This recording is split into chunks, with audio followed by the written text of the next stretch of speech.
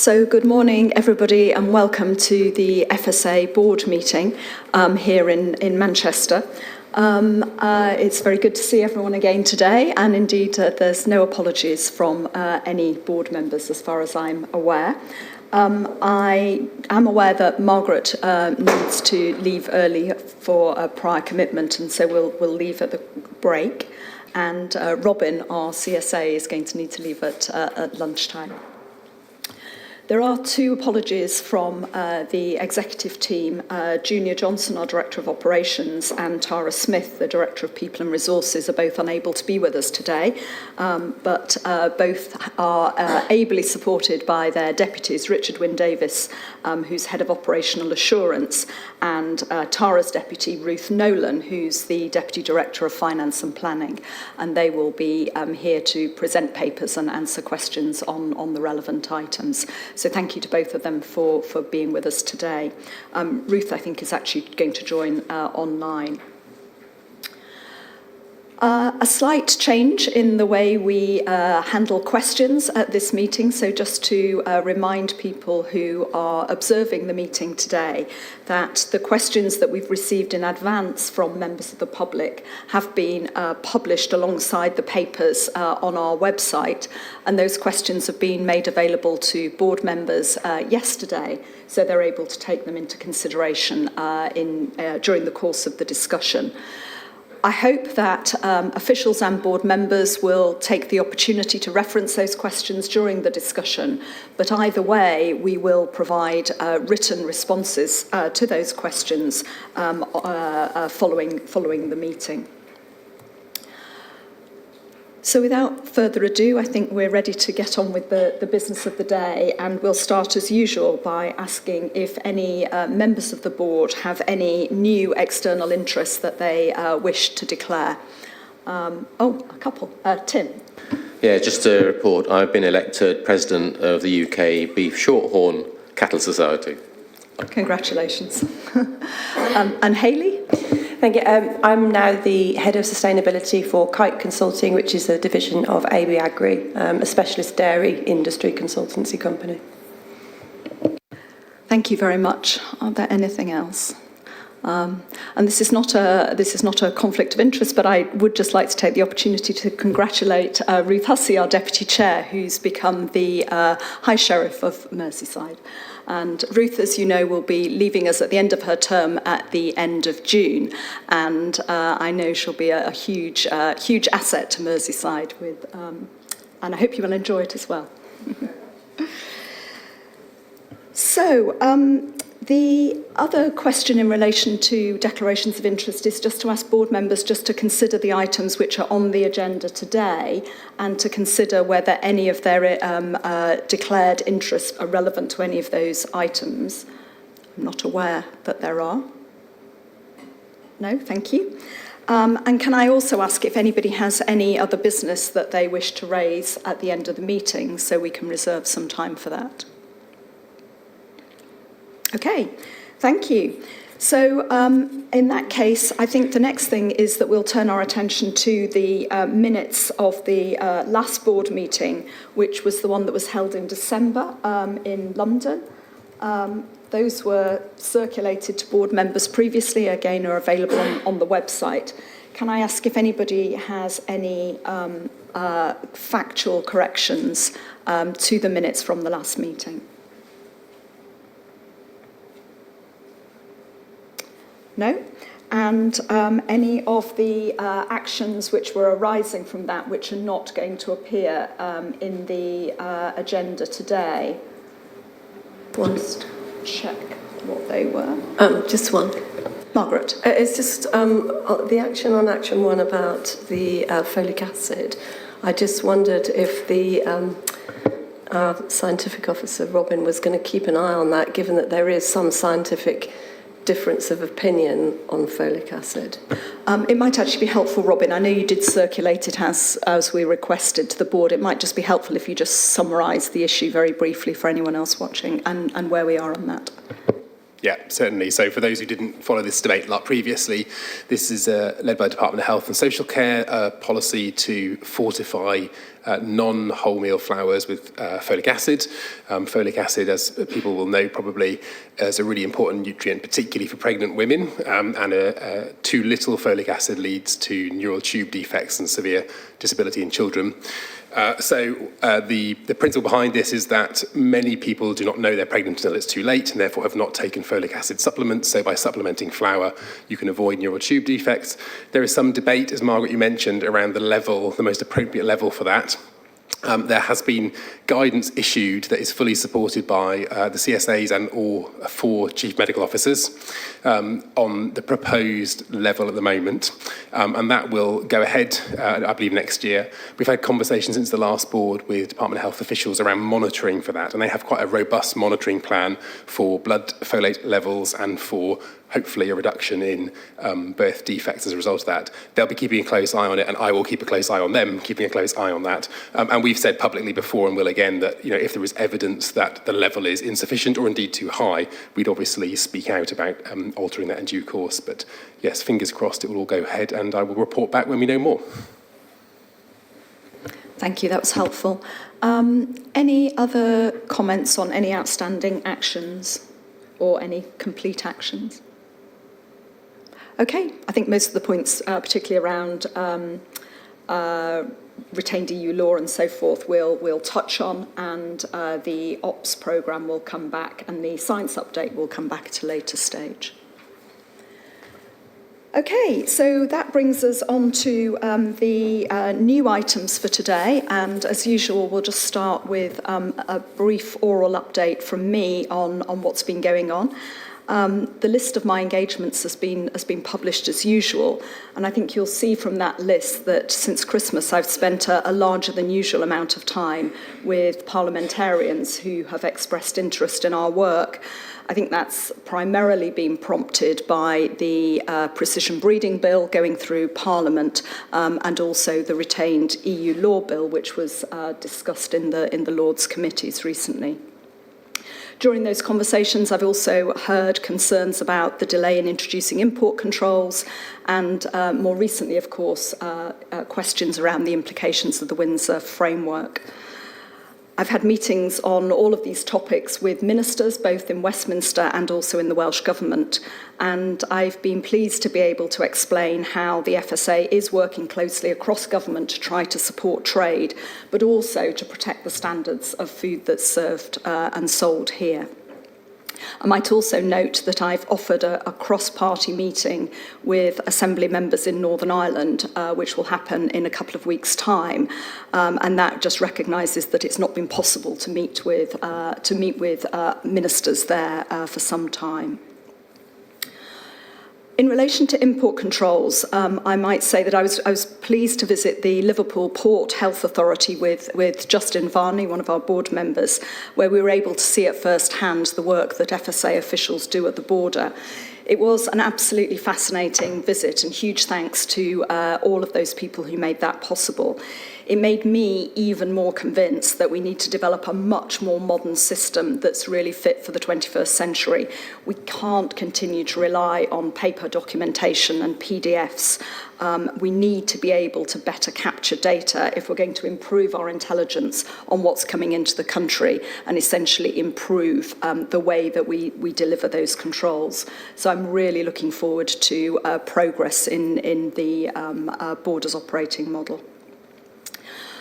Another important visit for me in the last couple of months has been to a Cranswick abattoir and cutting plant in Watton, and I was accompanied by Daniel Zeichner, the Shadow Minister for Food and Farming. As ever, I was hugely impressed by the dedicated work that our vets and MHIs do. But I also really came to appreciate what an important employer the site is in that local area. It has 1,200 jobs, which is really quite remarkable in what's a very rural area. The visit was a great opportunity to hear from the Chief Exec about the challenges they face, not only in relation to energy costs and labour shortages, but also things like planning laws. And it brought home to me that the huge complexity of their business, of which we see just one small part when we tend to focus on the work of our vets. But in thinking about the food system as a whole, there clearly are very major challenges that they're facing. At the opposite end of the scale, I also visited Perry's of Eccleshaw with Minister Spencer, which is a very small abattoir attached to a butcher's shop where the challenges are equally great but very, very different. And I was able to discuss with the Minister the plans that he announced at the NFU conference to provide support for small abattoirs. And I'm delighted that the FSA is working very actively in the partnership working group to really think how we can best improve the situation for small abattoirs. I'd also like to take this opportunity to thank the Minister for his interest and really close engagement with the work we're doing in the FSA across a range of topics. So the board spent quite a bit of time over the last few years, certainly whilst I've been chair, discussing the shortage of vets, especially those committed to a career in public health. And I had reason to feel optimistic, at least about the medium-term future, after a very inspiring visit to Keele University last Friday. It was the opening of their new dedicated vet school building as part of the Harper Keele Vet School. They enrolled their first cohort of students in 2021, and what's important for us is that they're placing particular emphasis on production animal medicine and veterinary public health careers. And I'm delighted that the FSA is going to be supporting that programme by offering placements as part of the extramural studies that the students do. That's the sort of overview, I guess, of what's been happening externally, but also to say internally, I've been trying to follow through on the actions arising from the board effectiveness review. I'll just mention three things. Last week, we held the first of the New Style Business Committee, and we'll discuss that later in the agenda. Second, as board members know, I've started more substantive annual appraisals for each board member, and those will be complete over the next 4 or 6 weeks. And thirdly, we've been developing our plans to enhance awareness and to take more action in relation both to diversity and inclusion of underrepresented groups. And I'd like to thank Hayley, who's really taking the lead on this for the board. And Hayley, you might want to say a word about that in a moment. Finally, absolutely delighted to be holding this meeting here in Manchester, which is my hometown, and better still at Lancashire Cricket Club, where I've got really happy memories of spending time here with my father and more recently with my son. The board took the opportunity whilst we were here to visit Kellogg's yesterday to hear more about their work in relation particularly to reformulation, very relevant to some of the work we do in Northern Ireland. And colleagues visited the co-op headquarters and also some of the scientists at Manchester Metropolitan University. Huge thanks to all of those partners who gave up their time. I had hoped that we might be able to meet with the mayor, but unfortunately he's wasn't available at the moment, but we have arranged to meet in the next few weeks. The standing orders of the FSA say that by the end of March we'll announce the dates of planned board meetings for the following year, and I'd like to note that those dates and likely locations have been published on our website. And I just, we're making a real effort to move around the country because I do think it provides a great opportunity for us to meet with people locally, to meet with stakeholders around the country, and I look forward to those visits over the coming year. Thank you. Hayley, I'm very happy to take questions, but maybe just before I do, Hayley, did you want to say anything more about the plans you've been developing? Thank you, Susan. Yes, it's... as a board, I think the first step is acknowledging on the back of the effectiveness review that we need to be more diverse, and one of the first steps is actually raising board awareness about what that means and what it looks like. So we've started off by having some general awareness raising sessions, and just based on the conversations I've had this morning and last night, we spent some time looking at how the FSA is a really good example of, at an organisational level, the successes and achievements you can have on diversity and inclusion, and the importance of those two things together. So obviously it's very different at a board level than it is at an organisational level, but we've already identified with work with the team and also some external opportunities to really embrace this. And I think some of the lessons we've learned from the FSA, there's so much you could go at, but I think actually having some targeted focuses on actions and taking those steps. But some of that will also be about us as board members talking about our experiences and how we've got onto the position of being a board, and that diversity of thought and experience that we bring. So there's lots of different forms that diversity and inclusion take, and we're sort of embarking on the journey. But I think the first important thing is having the awareness and setting the intention and the ambition to become more diverse in all of its forms. So thank you for asking me to take this on, and we'll keep you updated with progress and keep reporting on things as we achieve them. Thank you very much, Hayley. Any questions either for me or indeed Hayley? Ruth? Not a question, but just to thank the 3 members of staff, diversity inclusion champions that came to the dinner last night. It was really, really good. I think it was a very informal way of really getting into some of the issues, and I just want to record our thanks for their contribution and for Hayley for the work that she's doing. Thank you very much, Ruth. Our board dinners have really turned into, I think, great opportunities for us to have those conversations, and last night was no exception.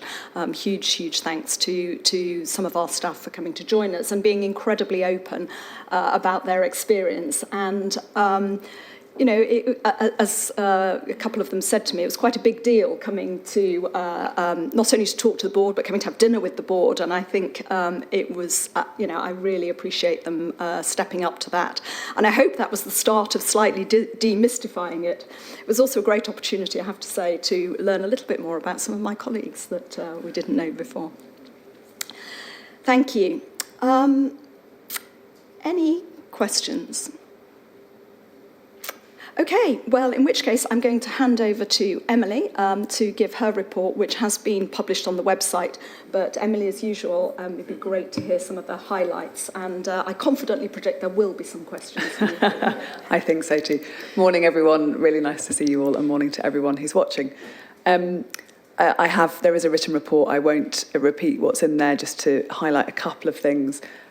First of all, you supported us in making some prioritisation decisions at our December board meeting. We have implemented those. It is feeling very necessary that we took those decisions because of the work that we are facing, particularly on retained EU law, on work around borders and import controls that the government is leading, the work to absorb and understand and then implement the Windsor framework, and the remaining work that we are doing on precision breeding, some of which is being discussed today. So just wanted to say that that prioritisation felt very live.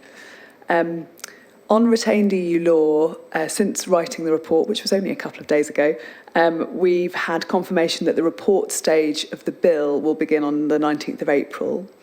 There's been quite a bit of discussion on food law in Parliament during the committee stage.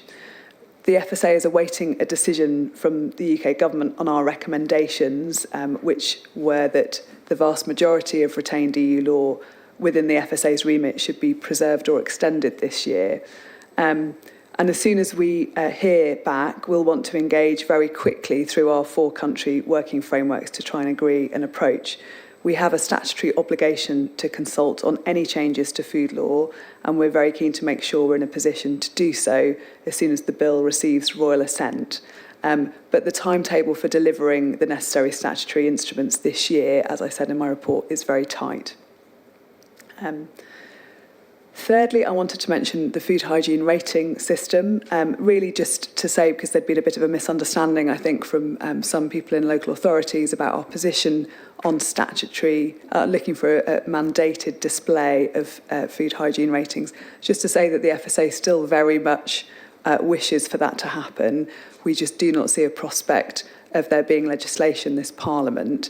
That is a matter for ministers. So in the meantime, we're continuing to promote the scheme, and as soon as we think the prospects are better, we will resubmit our case to ministers.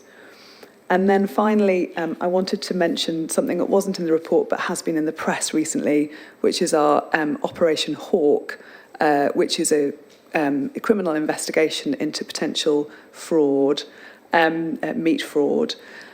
I just wanted to say a couple of things. The criminal investigations of this nature do take time. It takes us time to go through evidence and arrive at any informed outcome, including potential prosecutions.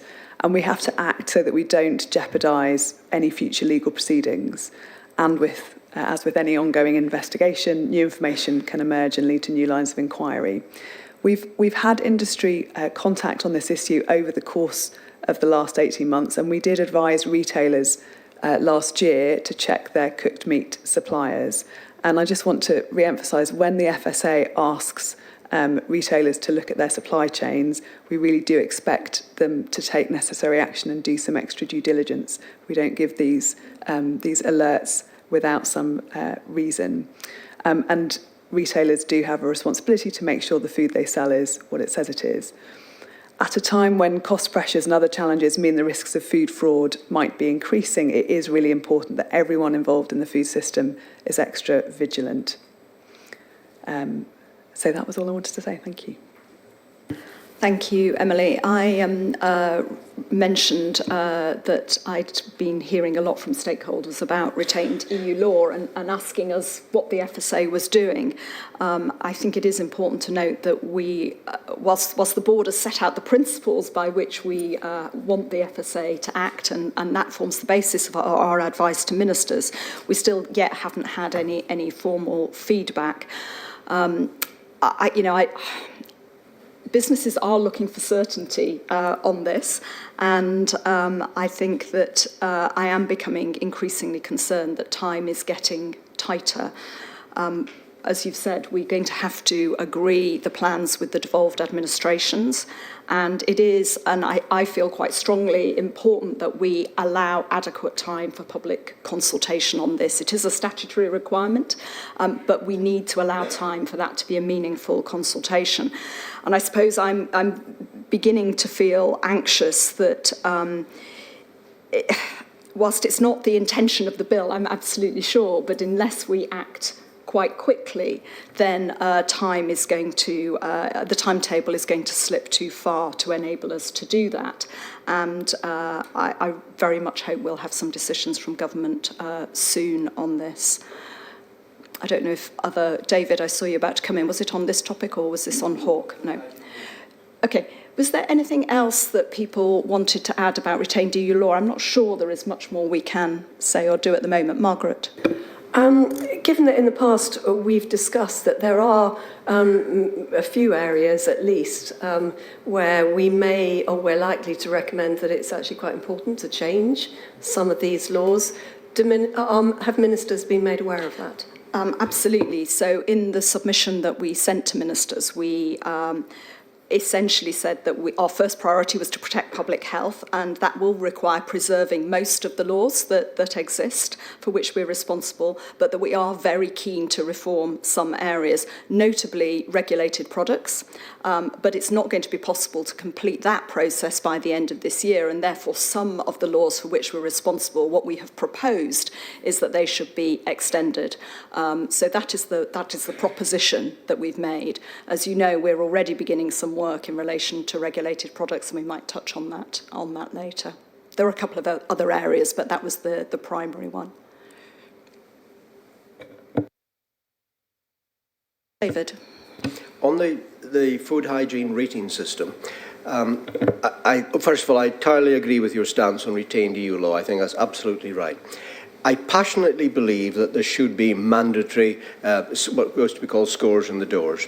However, since we cannot get legislation at the moment, is there any chance we can go back and revise the 6 meaningless rubbish categories we've got in England? And I say that because Scotland has got 3 categories: pass, needs improvement, or not relevant since it's a newsagent. We've got 6. And the top 5 hygiene standards are very good. That's great, that makes sense. But when you get to the bottom 3, 2, some improvements necessary, 1, major improvement is necessary, 0, urgent improvement is necessary.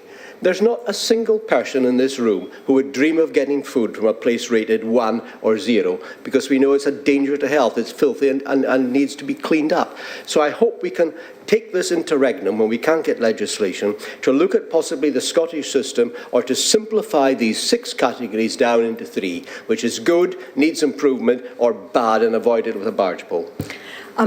Before I turn to officials to answer that, David, I suppose I just would remind you that when we did the prioritisation in December, we said we would sort of, reduce the work and effort on doing that. And whilst what you're proposing may sound like a sort of simple review, in reality, as you know, it will take a fair amount of time. So I'm not hugely supportive that we start doing that now, but I think we should log that as something, we might take account of in the future.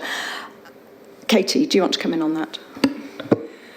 Thank you, Susan, and thank you, David. I think we're always in the market for thinking about how we make things simpler for consumers. On the food hygiene rating scheme, it's intrinsically linked to the way in which local authorities go in and do their food hygiene inspections, and we are going to come on in the ABC paper to talking about how we revise that. So as we revise it, we will be thinking very carefully about any implications for the food hygiene rating scheme.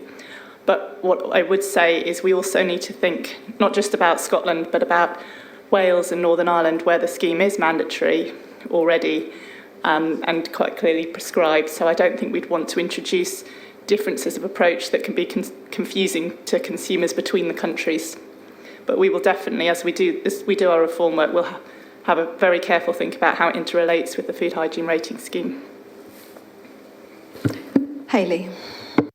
Just a brief addition to David's point. I think if we are having the opportunity to look again at the ask about mandatory display, whether we would extend that to online as well as physical, because I think given the work we're doing around aggregators and the food risk that presents, it could be a real opportunity to include that before it then gets to the parliamentary stage.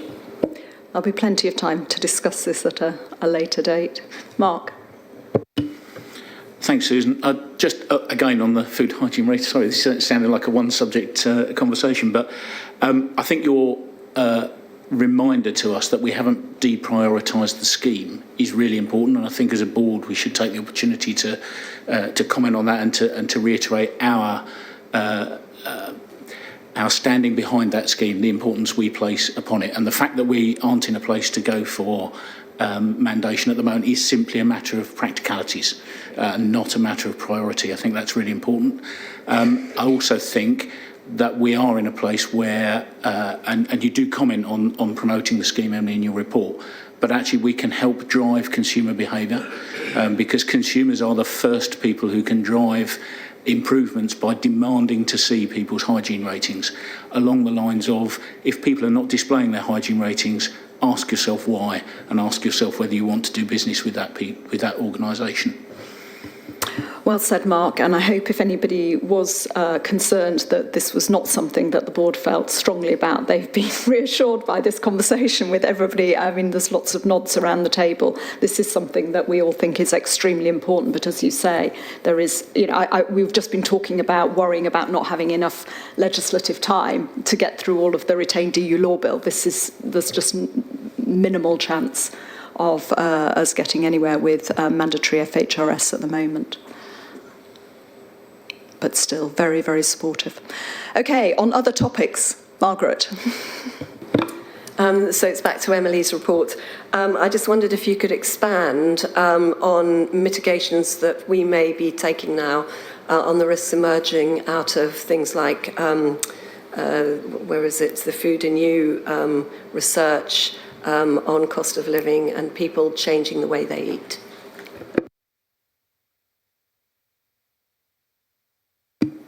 Shall I pick that up? The main thing that we do is collect the data through Food and You and share that with government partners to make sure that they're aware of the trends that we're seeing, and there are others collecting data and sharing that too. We also, as you know, looked and revised our guidance to organisations that do community food sharing, so that we made sure that nothing in our guidance was preventing or making that harder than it needed to be. We were conscious, particularly around use by and best before dates and how that was playing out to prevent food waste and ensure that community food sharing was possible. Katie, is there anything else you want to say in response to that? We've been proceeding in line with the discussion we had at the board last year about what we could do on household food insecurity. So the big new thing, as Emily said, was that we revised our guidance. But I think beyond that, we see our role primarily as being able to produce the evidence that helps to inform policymakers, and also to take that evidence and look at what it might mean for the way in which we do our own regulatory jobs. So should constantly being aware of whether there are increased risks from people and businesses being squeezed to food safety or food authenticity. When we talked about prioritisation, we were conscious that we didn't have the capacity to start large pieces of new work as much as we want to on household food insecurity and cost of living at the moment. But I think the key thing is that we are really using that evidence in our regulatory work, and we're putting it out there. And as an example, just to link the two conversations together, we did do a little bit of extra analysis last year when we were putting our business case forward for the mandation on food hygiene ratings, which showed that if you live in a more deprived area, your food businesses are likely to have a lower food hygiene rating. So raising that would make quite a difference to people who are living in more deprived areas and probably with more household food insecurity. So that's the sort of thing we will do as we do our regulatory work.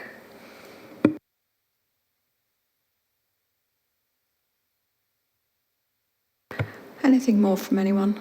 I wondered if you wanted to say anything more on the border target operating model, Emily.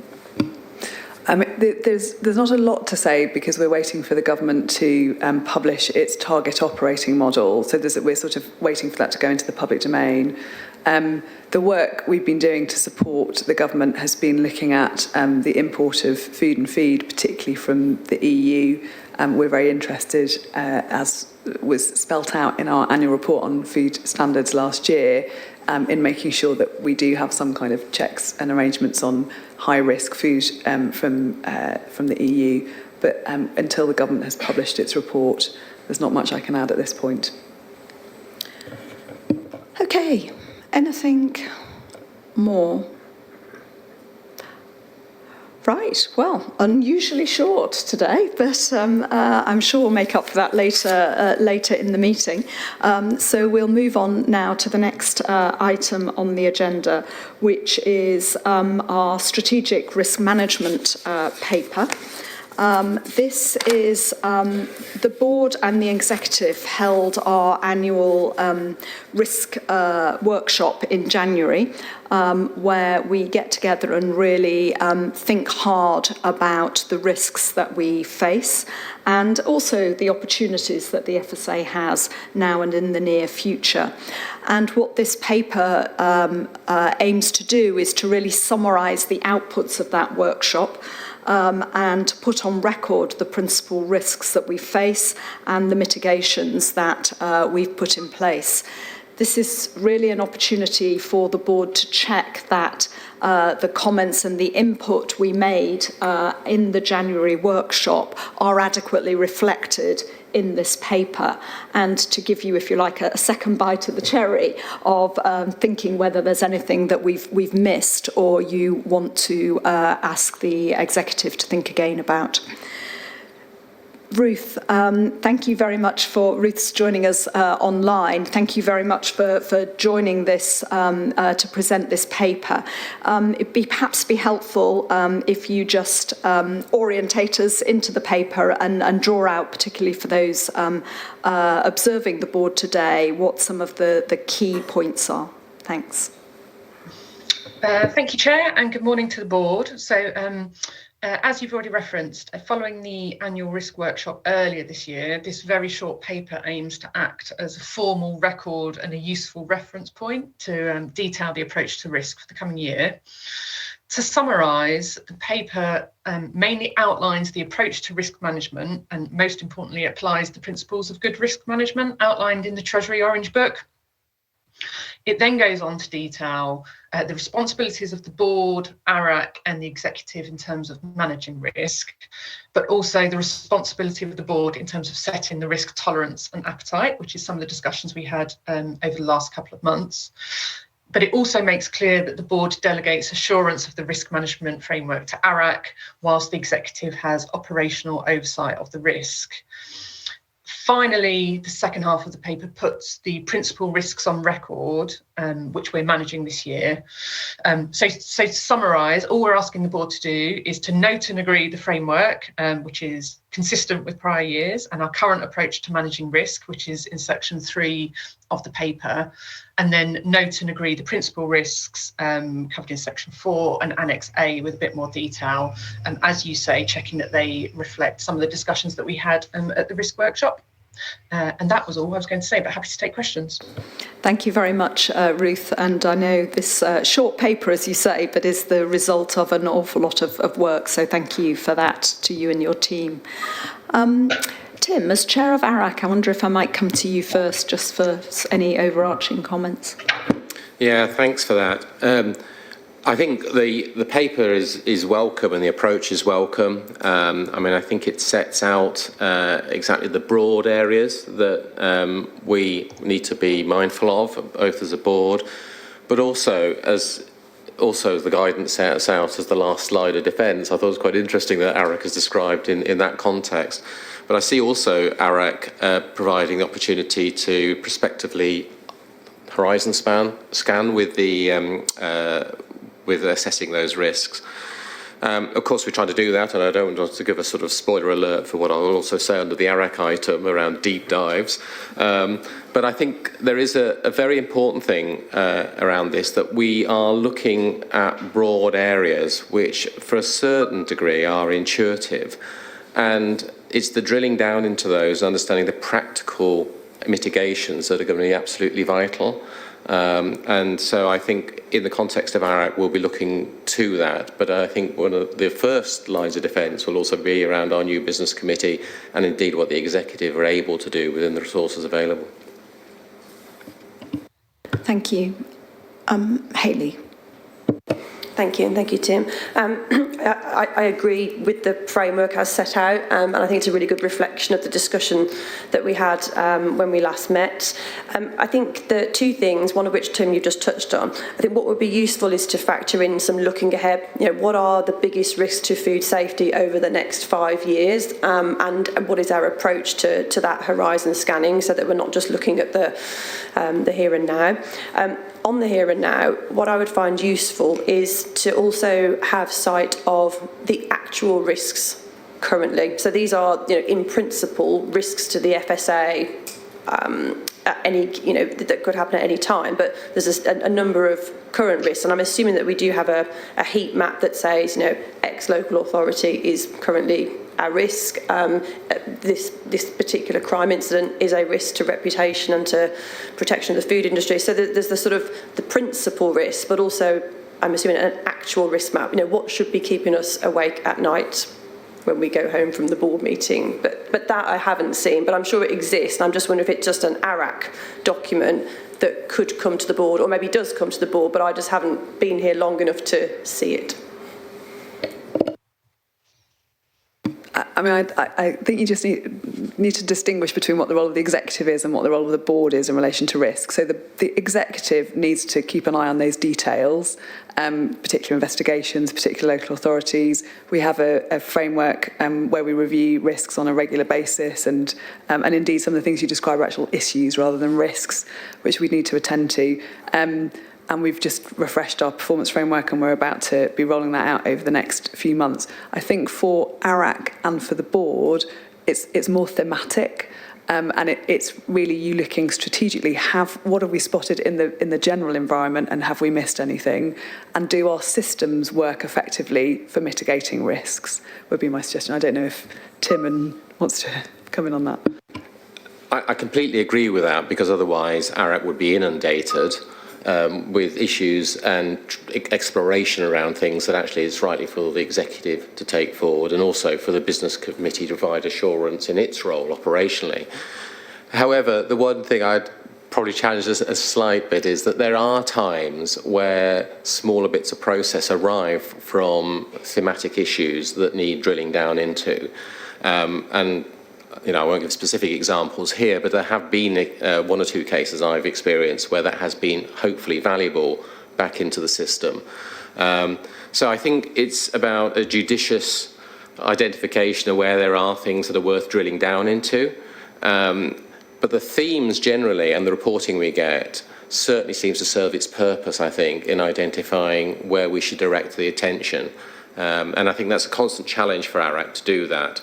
But I am keen that we keep things under review and look at the processes that we have, so that we are doing the best job we possibly can to provide that backstop in terms of risk and assurance.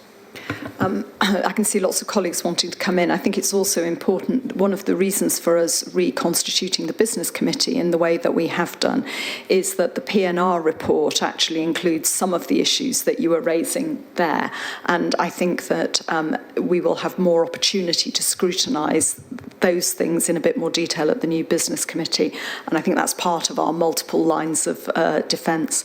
Now, I've got a whole series of people, so I'm going to start with Margaret, and then Mark, and then Anthony, and then Peter. But thank you. I thought this was a really clear, good paper, and just for the record, I note and agree our approach and the principal risks. And I have a couple of questions then about the principal risks that we've mentioned, which is kind of one way of bringing those overarching risks to the board. And yes, we have scrutinised them at ARAC as delegated by the board anyway. And they are, the two are this. First of all, the reputational risk that's raised when it comes to maintaining confidence. Are we inhibiting our ability to do this because of the fact we've had to stop or delay some work due to the increased prioritising workloads elsewhere? For example, I noted that some industry sectors have publicly been calling for clarity on allergen labelling, which we can't prioritise as yet. So that's the first area. And then the second area is divergence, which comes up time and time again, and which is really a matter for the board a lot of the time. And the risks do seem to be increasing with differing devolved views on things like, for example, precision breeding, and I just wondered whether how concerned we should now be at these increasing risks, which are clearly appearing on our risk registers. I'm going to scoop up all the questions and then come back. So it was Mark next. Thanks, Susan. Yeah, just a couple of reflections, if I may. Firstly, the paper, which I welcome and support the framework absolutely. It talks about food. It doesn't mention feed.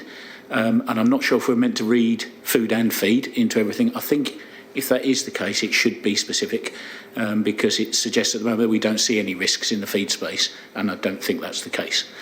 My other reflection is around the bits on local authority. We mention here a shortage of environmental health officers. We mention helping local authorities understand how they need to recruit environmental health officers. We don't mention trading standards. And the workforce survey suggests that the number of trading standards reduction since 2008, I think, is far in excess of the environmental health reduction. It is something I've raised before. I think we tend to conflate local authority with environmental health. Our trading standards colleagues support us in terms of food standards, in terms of contaminants and safety, but also critically in terms of feed. So I would like to see that reflected as well as one of the risks. I think those are, good to pull us up on those things, and those are sort of almost editorial, but actually they're symbolic of, I think, the way that we, important. Thanks. I should just say I do know that we're doing work with the trading standards profession as well. So I know we're not missing the issue, but I don't think we reflect it here. Absolutely, it's an issue. I guess that's why I say editorial. It's an issue of what's written rather than what's actually happening. But I think right to pull us up on it. Anthony. A comment and an observation. I think the document's grand. I think it sets out things at the right level, which is strategic. I think it is the role of the board to be at a strategic level with the operational side of it being managed by the executive team. But I do think there is a role for IRAC post-review of an incident or a risk, just to see that it was operating properly, that the mechanisms did carry through, to reassure Hayley that those processes are in place and are working. So it's a retrospective, but I don't think we should be in the operational space at any point in time. And Peter? Welsh Food Advisory Committee had a look at this last week and was content with the approach. The point is that it's a strategic view, and one of the issues noted amongst the principal risks, the fourth one, is working effectively and cohesively across multiple nations of the UK and administrations to ensure consumers are well protected despite the potential divergence between systems. And a lot of the issues, so far as Wales is concerned, is around that potential divergence, and therefore the fact that strategically the FSA is concerned about the risks of divergence and therefore it is followed through in the detail, that is reassuring to us, and I think at a strategic level we are very content with this paper. Thank you, Peter. That's encouraging to hear. Emily, do you want to come back on those, or shall I bring? I'll start, and then Ruth can supplement if she thinks I've missed anything crucial. So thank you for all those comments, really helpful. On the reputational risk one that Margaret raised, I think we knew when we took the prioritisation decisions that there would be knock-on consequences for our reputation. All of the things we were doing we thought were really important and we wanted to be doing. They weren't on the work programme just for our fancy. And I think we are now starting to feel the consequences of those decisions, and I think that will feel increasingly so over the next 3 to 6 months whilst we're doing all the work on retained EU law, borders, etc. On food hypersensitivity and allergen issues, we are doing a smaller amount of work which we will bring to the board in June. On the divergence question and whether risks are increasing, I think yes and no would be my answer. So I think in certain areas like precision breeding, it is clear that there is that England has taken one approach and Wales and Scotland aren't in that position at all, and that does feel more vivid than we had been in before. In a lot of other areas, though, particularly regulated products is the thing that comes to mind, we spend a lot of effort working across the 4 nations. And, for example, our timetables are slightly slower because we make sure that we go to ministers in Wales and Scotland at the same time as we go to ministers in England, that we do a common risk assessment, we do common advice to them, and so far we have been getting common decisions.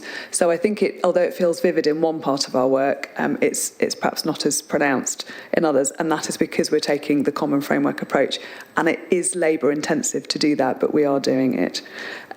Very much appreciate Mark's comments on feed and trading standards, and on the post-review of risk. I think that's a helpful suggestion, and not to steal Tim's thunder on the deep dives, but I wonder if that's one we can add to the list there. Ruth, was there anything that you wanted to add? No, Emily picked up my point on feed and trading standards, so we will go and make sure that is revised in line with Mark's comments. Thank you. So there are Fiona, I can see, is waiting to come in as well, and Ruth. Thank you, Susan. I just wanted to thank you for the paper, which I think is very good. And I think most importantly, it reflects the reprioritisation that we've had to do around external factors which are influencing our workload over the coming 18 months, 3 years. And I think that looking down the list of risks that we've got ahead of us, the one thing that is probably the most out of our control is a major incident. And I think that what the reprioritisation work has enabled you to do is to ensure that there's enough resource to fuel all of these work streams going forward. But this is the one that stands out as being probably the most exposed. And I wonder if you could just comment on that. Emily, that's a very specific thing. Why don't you take that right now? So if there were to be a major incident, it would completely throw our work programme. We would, and we saw that with COVID.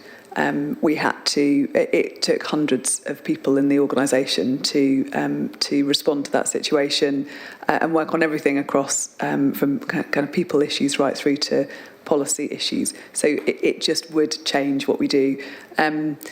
If it was particularly large and huge, I would hope to be reaching out to other parts of government to ask for assistance.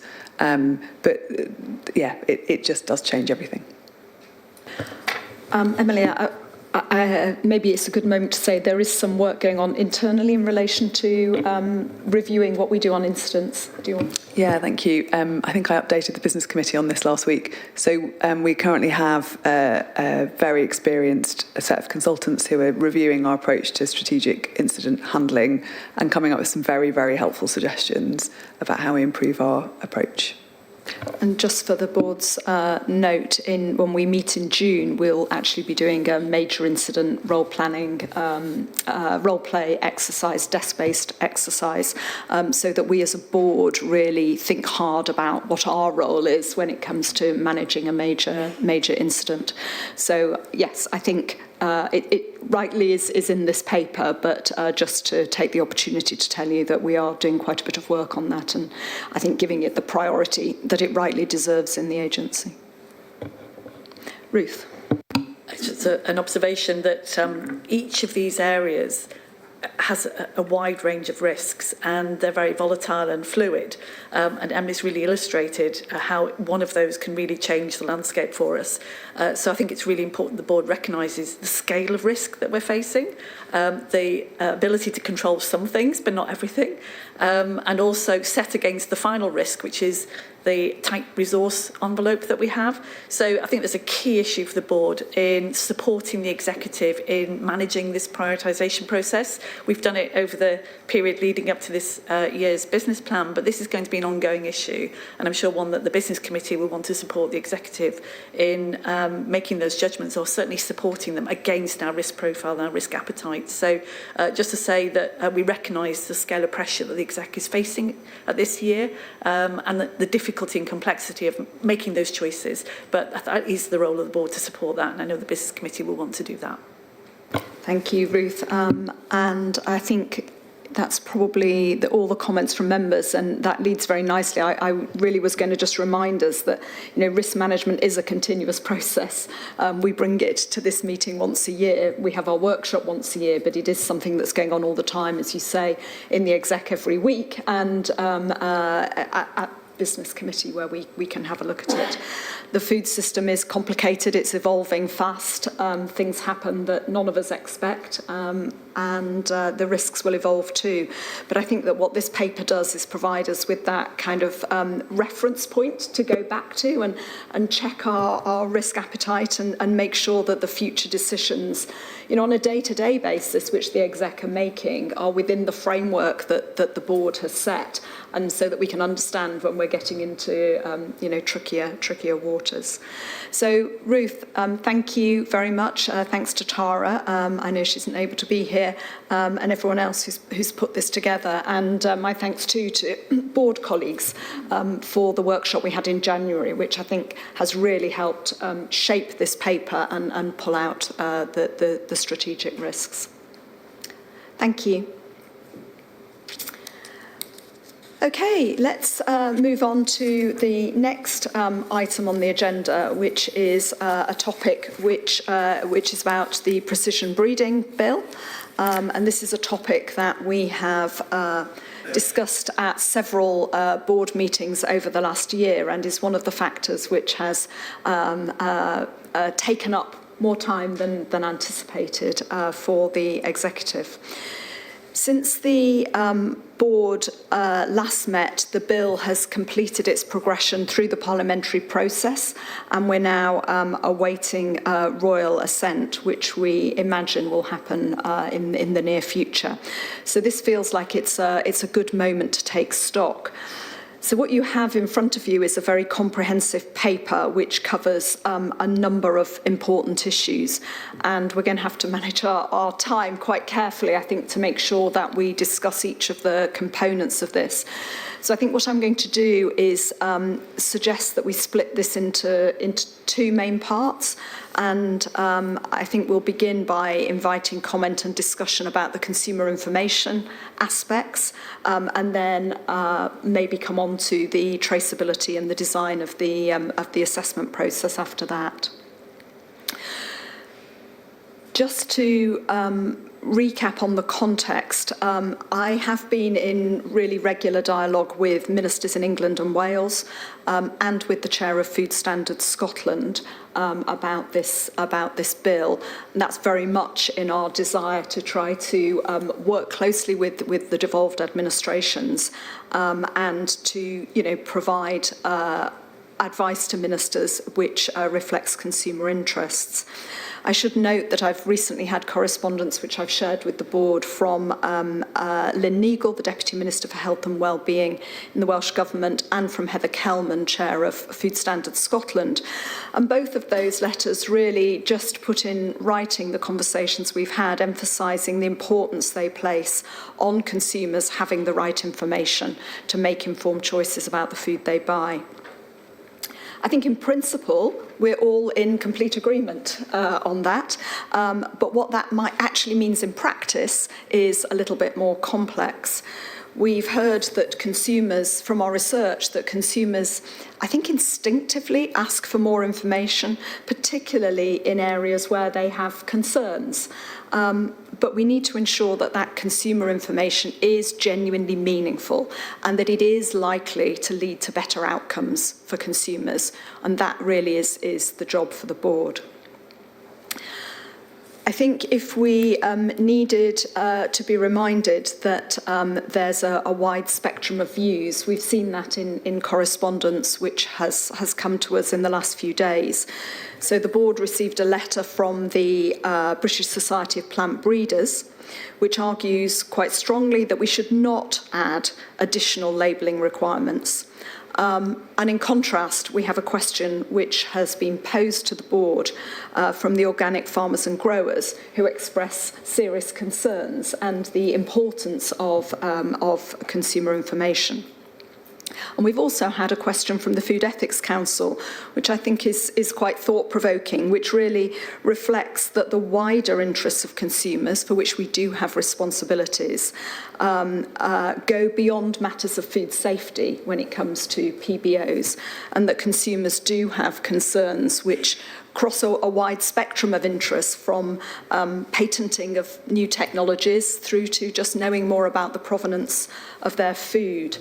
And I say all of that and realise that's at some length, just to emphasise that this is a topic on which there is a huge amount of interest and a huge amount of concerns from all of our different stakeholders, and the board really needs to be mindful and make quite thoughtful considerations in this area. I think the paper that the exec have prepared sets out some of these issues. Some of the letters are quite recent, but broadly sets out these issues and tries to convey the perspectives of different stakeholders.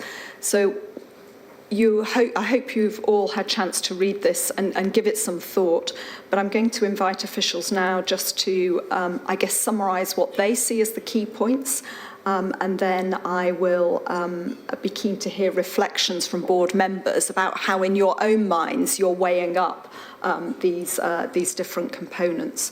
So Could I just say, can we literally split this conversation into two parts? And if I could ask officials really to introduce the first part around consumer information, and then we'll have some discussion, and then we'll come back to you to talk us through the second half of the paper on traceability and the work of ACNFP.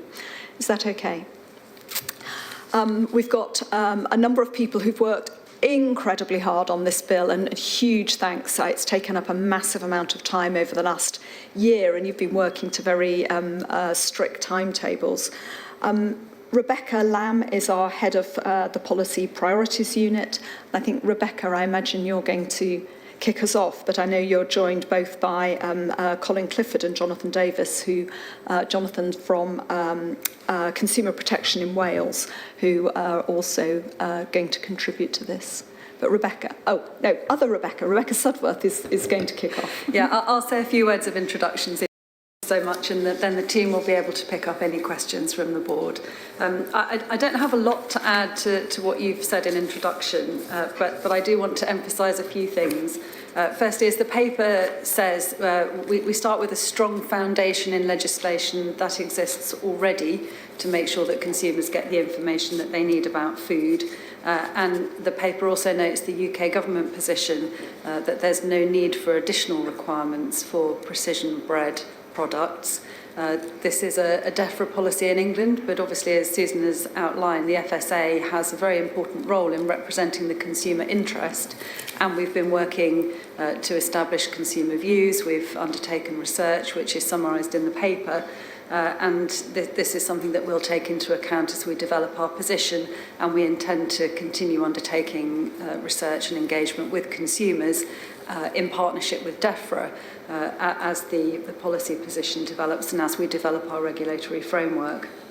So the paper recommends that we keep an open mind at this stage because of that further work that we'll be undertaking and because of a number of other things that we will learn more about in the coming months as we move forward, including the types of product that are likely to come to market, how consumer views may change over time, and also learning from the experience of other countries as international approaches change and develop.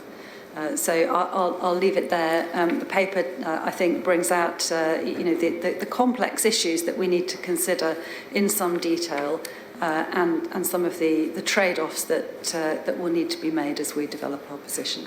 So I'm welcoming comments from board members and happy to answer any questions.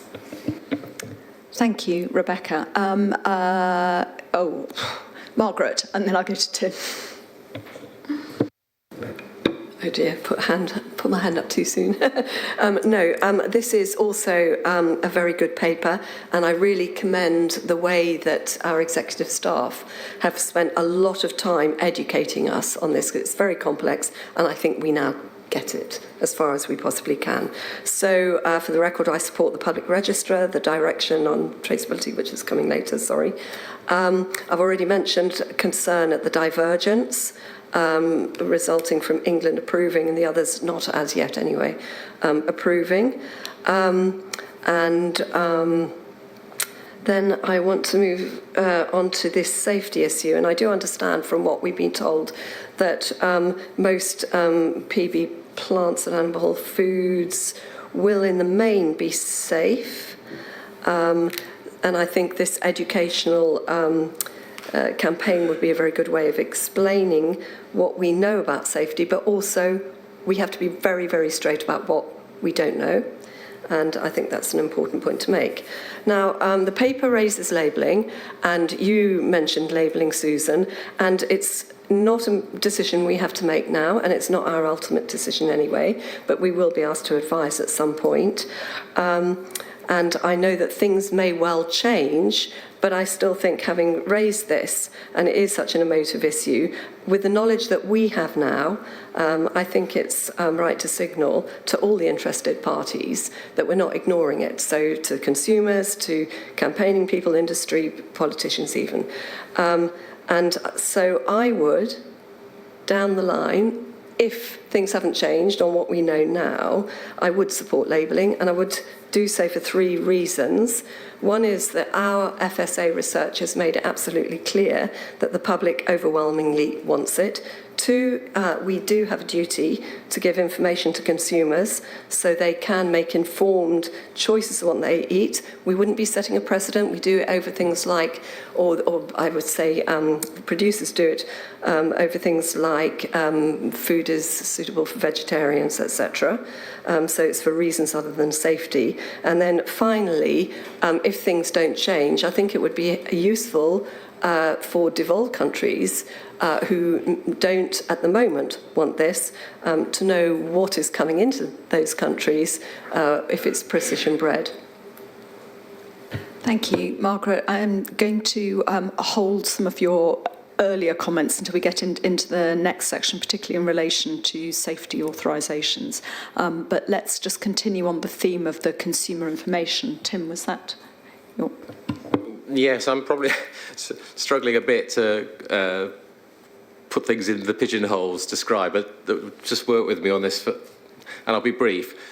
So I think my question that remains is making sure that we ask ourselves, have we tailored the language away from absolutes where we can't be sure about things? Because if we look back through FSA history, we've often looked at rare events that have happened and then have created a food concern. I'm not saying that's a problem here, but it's something in our role towards the consumer we just need to accommodate. So I'll pick up a specific piece of language. In 4.7, we say the pre-market authorisation system for PB food feed the FSA is developing will ensure that authorised PB food feed will pose no greater food safety risk than its conventional counterparts. I don't believe the science fully supports that, and that's not to say there's any tangible risk in plain English, but there are still a small probability of things we don't yet know. And I'll just support that. I mean, there have been 107 scientific papers written around non-specific edits. The argument is made, and here I'm just acting as devil's advocate, the argument's been made that because the probability of non-specific edits or non-target edits is actually really no different from what happens in natural mutation, then therefore we shouldn't really put any greater import on it, or rather that's the inference. And I think that's most likely to be true. However, we do know there are some key differences. One is that the science yet for detecting non-specific edits is very underdeveloped. So if we look through to a regulatory system in the future, we still have to have a little bit of wriggle room in that. And also, the technology that does exist is very much biased towards to look to where we think there might have been non-specific edits. So we don't know where some of the non-specific edits might be if they're outside our expected field of expectation. The other thing that we just need to concern ourselves with is that we're mostly interested in changing genes that encode proteins, DNA that encodes proteins, genes, and those are the functional components of making differences in the phenotype, the genotype and phenotype of the organism. But of course, unlike natural spontaneous mutations, our mutations are more likely to be in those proteins in other areas because they're like sequences. So I think we just need to think there is a slight difference in the risk element between natural mutation. We don't know that for certain, but certainly that's the direction of the science. So I think we just need to be careful in our language. I don't think we should be suggesting there is a greater risk. I don't believe there is. But I would suggest that when we say in 4.7, we will ensure, I think we should be honest and say we will aim to ensure. And I think that's quite important because otherwise those words may come back and haunt us later. And there's only one other brief thing to say, is that we use the phrase robust. And I think we talk about it in the context of using robust science, and it kind of gives an assurance that we know exactly what's going on and it's very serious and you can trust it. Actually, we're using the best available science at the moment. on what we know within the evidence base. And I think it's quite an important distinction. These might sound like semantics, but I can just imagine 5-10 years later, someone might come back and just revisit that. So that's all I need to say. Okay, so despite my very best efforts to talk about information, we've started talking about safety and authorisation. So I suggest we conclude that bit, and so I'm going to ask colleagues if they've got any more comments in relation to that. Then I'm going to turn probably to Robin, I think, to come in on this. But whilst Tim, I totally take your point about language. Gosh, you know, I'm a scientist. I think we need to recognise the uncertainties, and I think it is, you know, tempting. Yes, yeah. I totally agree. We should be careful in the language and really express the uncertainties more openly rather than determine positions. So I've got David and then Justin. It's on consumer information, Chair. So we're not doing consumer information? Well, I was originally, but can we just do the sort of safety risk assessment bits first, since we seem to have slipped into that? Sorry, Justin, are you going to offer on that, or are you going to... Yeah, so okay. I'm going to try and stay on topic. I mean, two things. One, I think it is hopefully gives confidence to the public that we are in this space having these discussions well ahead of these technologies becoming mainstream in society. And secondly, and I think as Tim highlighted, the science continues to emerge. And I think what this paper does and the approach that the FSA is taking is giving us confidence and hopefully giving the public confidence that we are continuing to review an emerging technology and an emerging way of being and its regulation as it evolves. And the board will continue to look at this as it goes forward, and I think that hopefully gives people confidence. I think the other point I want to make is credit to the FSA for exploring the consumer perception of this at this early stage. As we've said before, this is new and it is an emerging way of understanding the way that our food is created. So I think it is something that we should be honest about. This is going to be an ongoing conversation, and it is not a thing we have to get to a clear position on immediately, but we have to continue the conversation. Thank you. Peter, was yours in safety or information? Information. Information. Okay, before we come to that then, Ruth. Mine was on safety.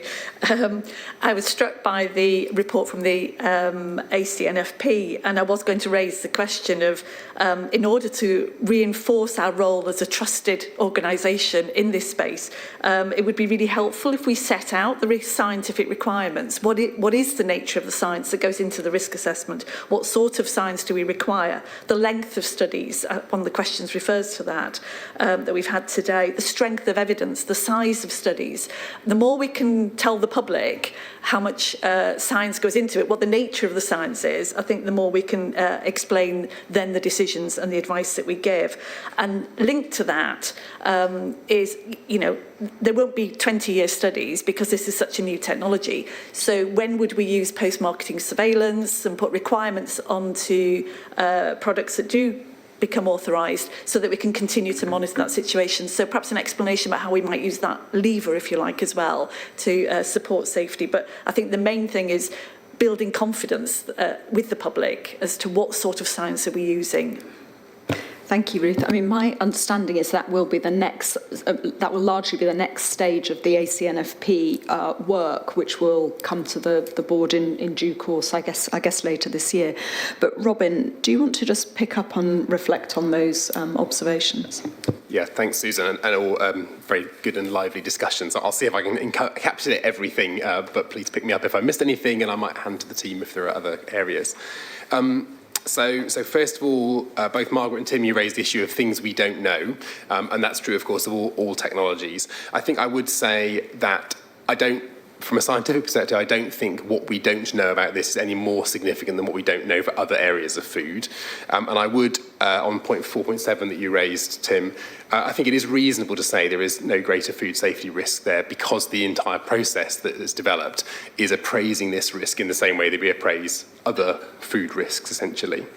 But you're absolutely right, the science is moving fast. And on that issue of detection of edits, that I think both on-target and off-target edits, that I'm sure we'll turn back to in the second part of the discussion in a minute, that is a movable feast, and we're very conscious of keeping our eyes on the technology there. I think in terms of the nature of the changes that are made, Tim, you mentioned about in protein coding genes. Actually, my understanding from industry so far is that many of these edits will not be in protein coding genes, because one of the big drivers they're looking at is changing the level of something rather than changing the nature of it. So they are in, for example, what's called promoter regions that control whether a gene is turned on or off rather than in the protein coding part itself. And in terms of the robustness of the science around here, I mean, absolutely the best. I'm very happy with the phrase best available science. That's what we always try and use, and I think we should absolutely be doing that. I would pick up on a couple of things around the science itself, and Ruth, this comes to your point about ACNFP. We have been very explicit and continue to be that what we will require in this regulatory process is going to be a bespoke set of science depending on what the product is and not what the nature of the initial method used is. There is no, and we're on record, and I think I'm very content to stand here as CSA and say there is no greater risk afforded by this technology than other technologies. The key thing about the food risk is the product you have made, not the way you have made it. And so what we are likely to ask for, and I definitely don't want to preempt ACNFP on this, the whole point of having an independent SAC is that the CSA shouldn't be able to kind of wade in and decide what happens. But they will decide, but I'm pretty confident that they will require details around the genetics of what has been done, so both what has been done and the likelihood of other things occurring. And this comes to your point, Tim, around off-target effects, for example. So they're likely to require sequence information, perhaps even whole genome sequence information, depending on the product. And then they will look very much at the product that has been created. So, for instance, if you have done a precision-bred, tomato to have a different level of a vitamin, we would expect to see information about what is the level of that vitamin, what is the variation in that, how high, how low, what other things may have changed, have you altered other vitamin content, and other associated information around the way the crop grows, identification, traceability, those kind of things. But it's really important to stress, I think, that those will be very much on a product-by-product basis. So what we might ask for a vitamin-enriched tomato will be different from a frost-tolerant strawberry, for example. And I would agree entirely with the board. It's really important that we get the language right here so that we can take advantage of the science as it progresses in this very fast-moving field. Thank you, Robin. And what that really brings home to me, firstly, it will be good to see ACNFP's next considerations, and I think that will be helpful for the board to understand in more detail, not just for this, but in fact across all of our risk assessment, to understand a little bit more about what goes into that. I think secondly, and I know the team are already doing this and you're having these conversations, talking with industry, so the board can get a better understanding of what the early products are likely to be, because certainly I always find it easier to think in some concrete terms, and we'll develop a bit of almost sort of case law over this rather than talking totally abstract. So I think that's something that will be helpful over the next year or so. Those are, I guess, my two thoughts. Tim, did you want to respond on? Sorry. Just thank you very much, Robin. That's enormously helpful. I guess just one bit I didn't want to get lost was it wasn't so much the question of comparative food safety at its fundamental level that I was questioning. It was just the use of the word ensure because of its absolute nature. I think we can aim to ensure, but ensure confers something different. Yeah, accepted. Yes. Okay, so let's move on. I'm going to now invite people to talk about the consumer information component. David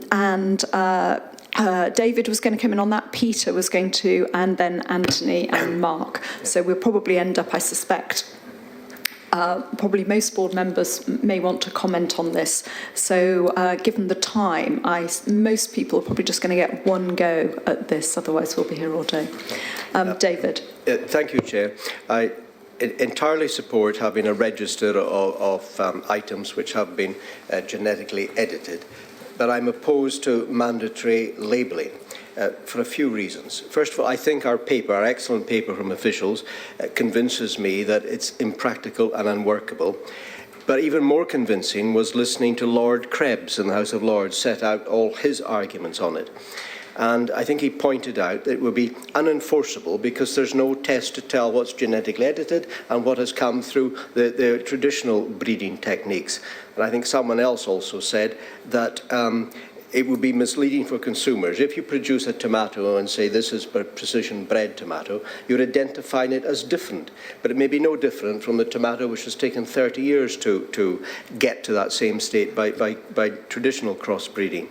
And I think Lord Krebs was also suggesting we then be in the nonsensical position of saying this tomato has been adapted over the last 3 years by gene editing to make it tastier and sweeter. And we're going to label it. This tomato has been adapted over the last 30 years by breeders to make it tastier and sweeter, and it has been brought about by crossbreeding and fertilization and grafting and so on.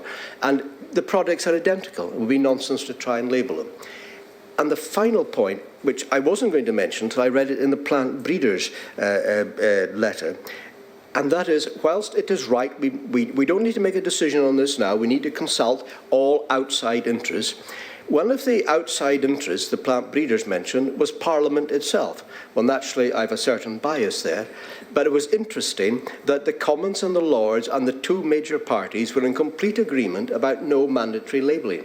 Now, yes, that's the government's view, but the government's view was not on the basis of using their parliamentary majority in the Commons to ride roughshod over the Labour Party and vote things down. The Labour Party and the Commons were not in favour of mandatory labelling either, and the same in the Lords. So I think we have the right to go our own way and do what we think, but I think when the two major parties in the Commons and Lords have agreed on this, it is something we should think about very carefully before we come to our own independent conclusion.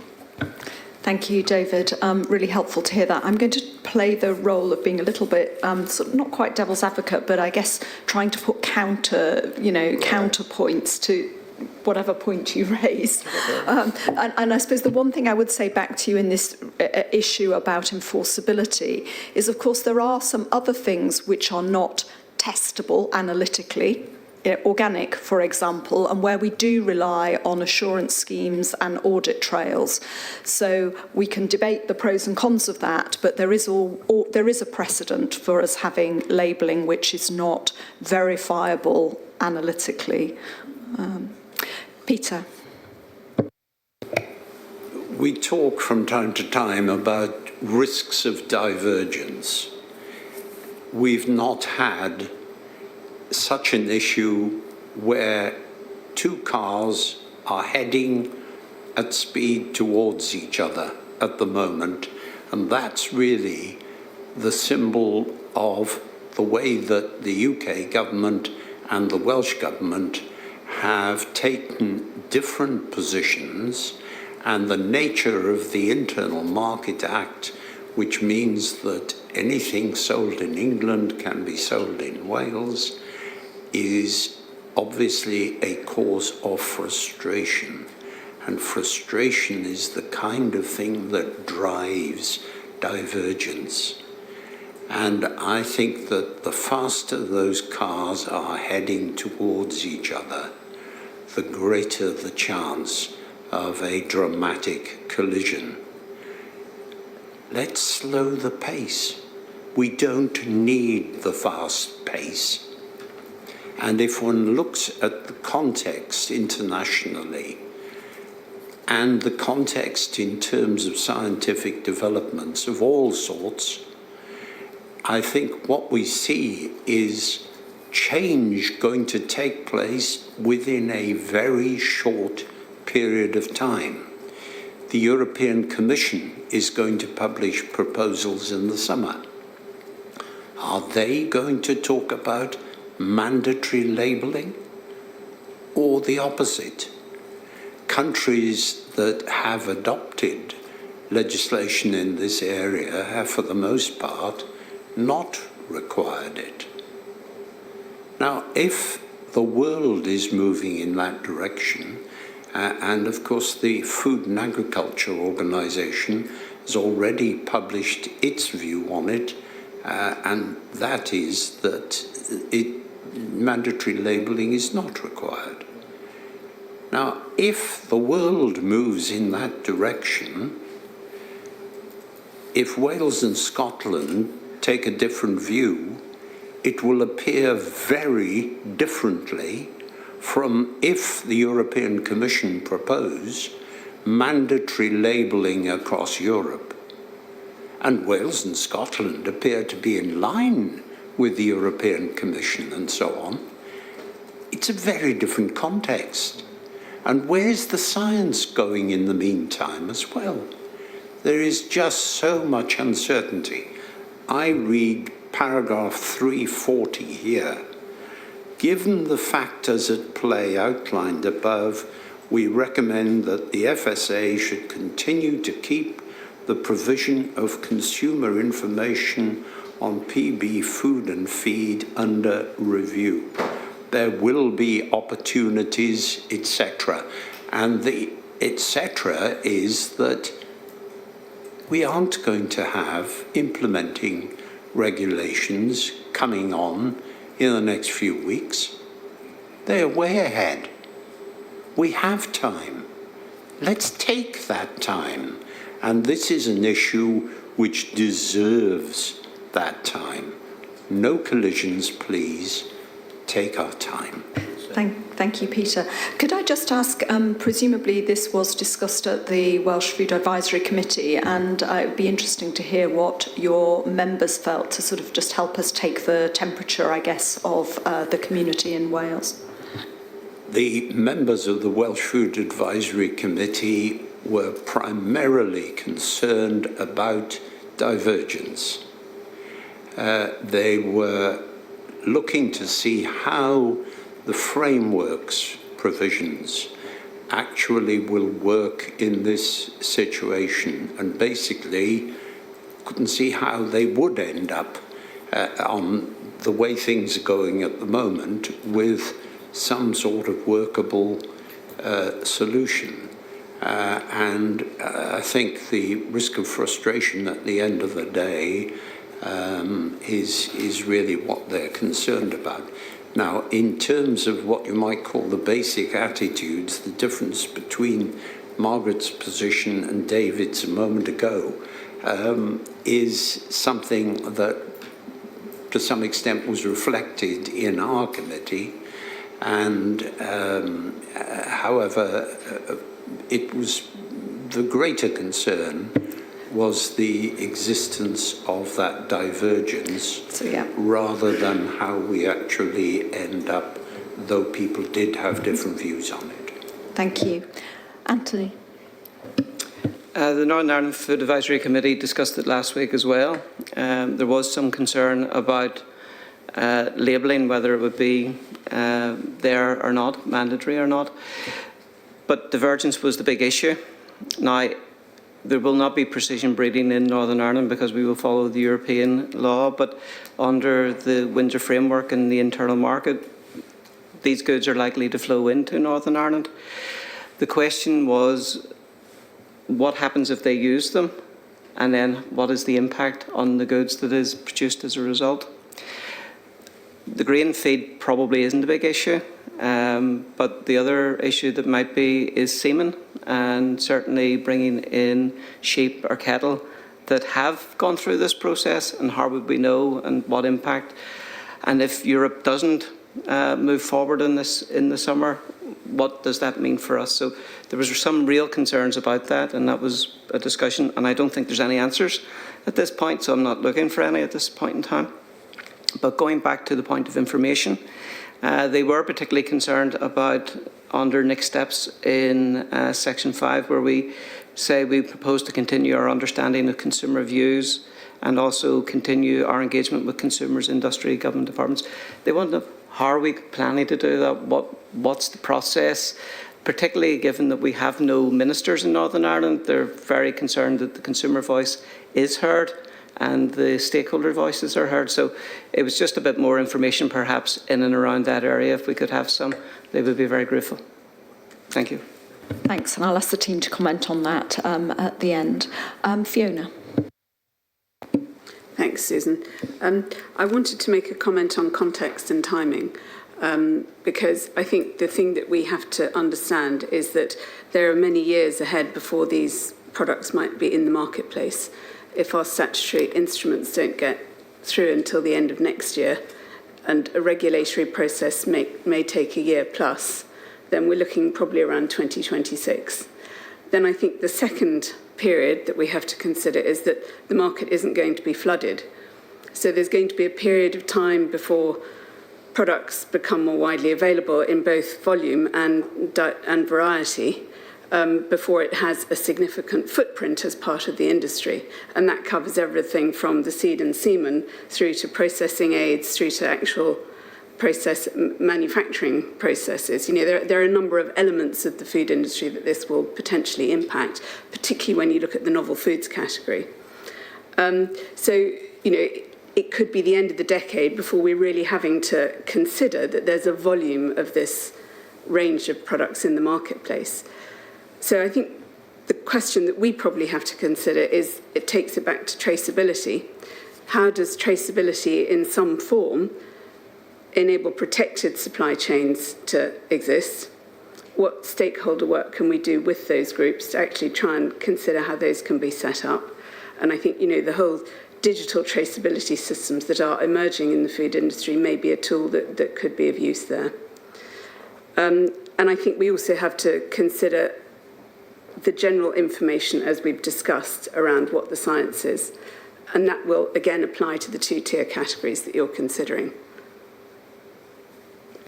Thank you, Fiona. That was really, really helpful. We'll come back to the issue about, I thought your good point about traceability. Can we find some way of protecting some supply chains that through the traceability work? Mark. Thanks, Susan. Just on the question of information again,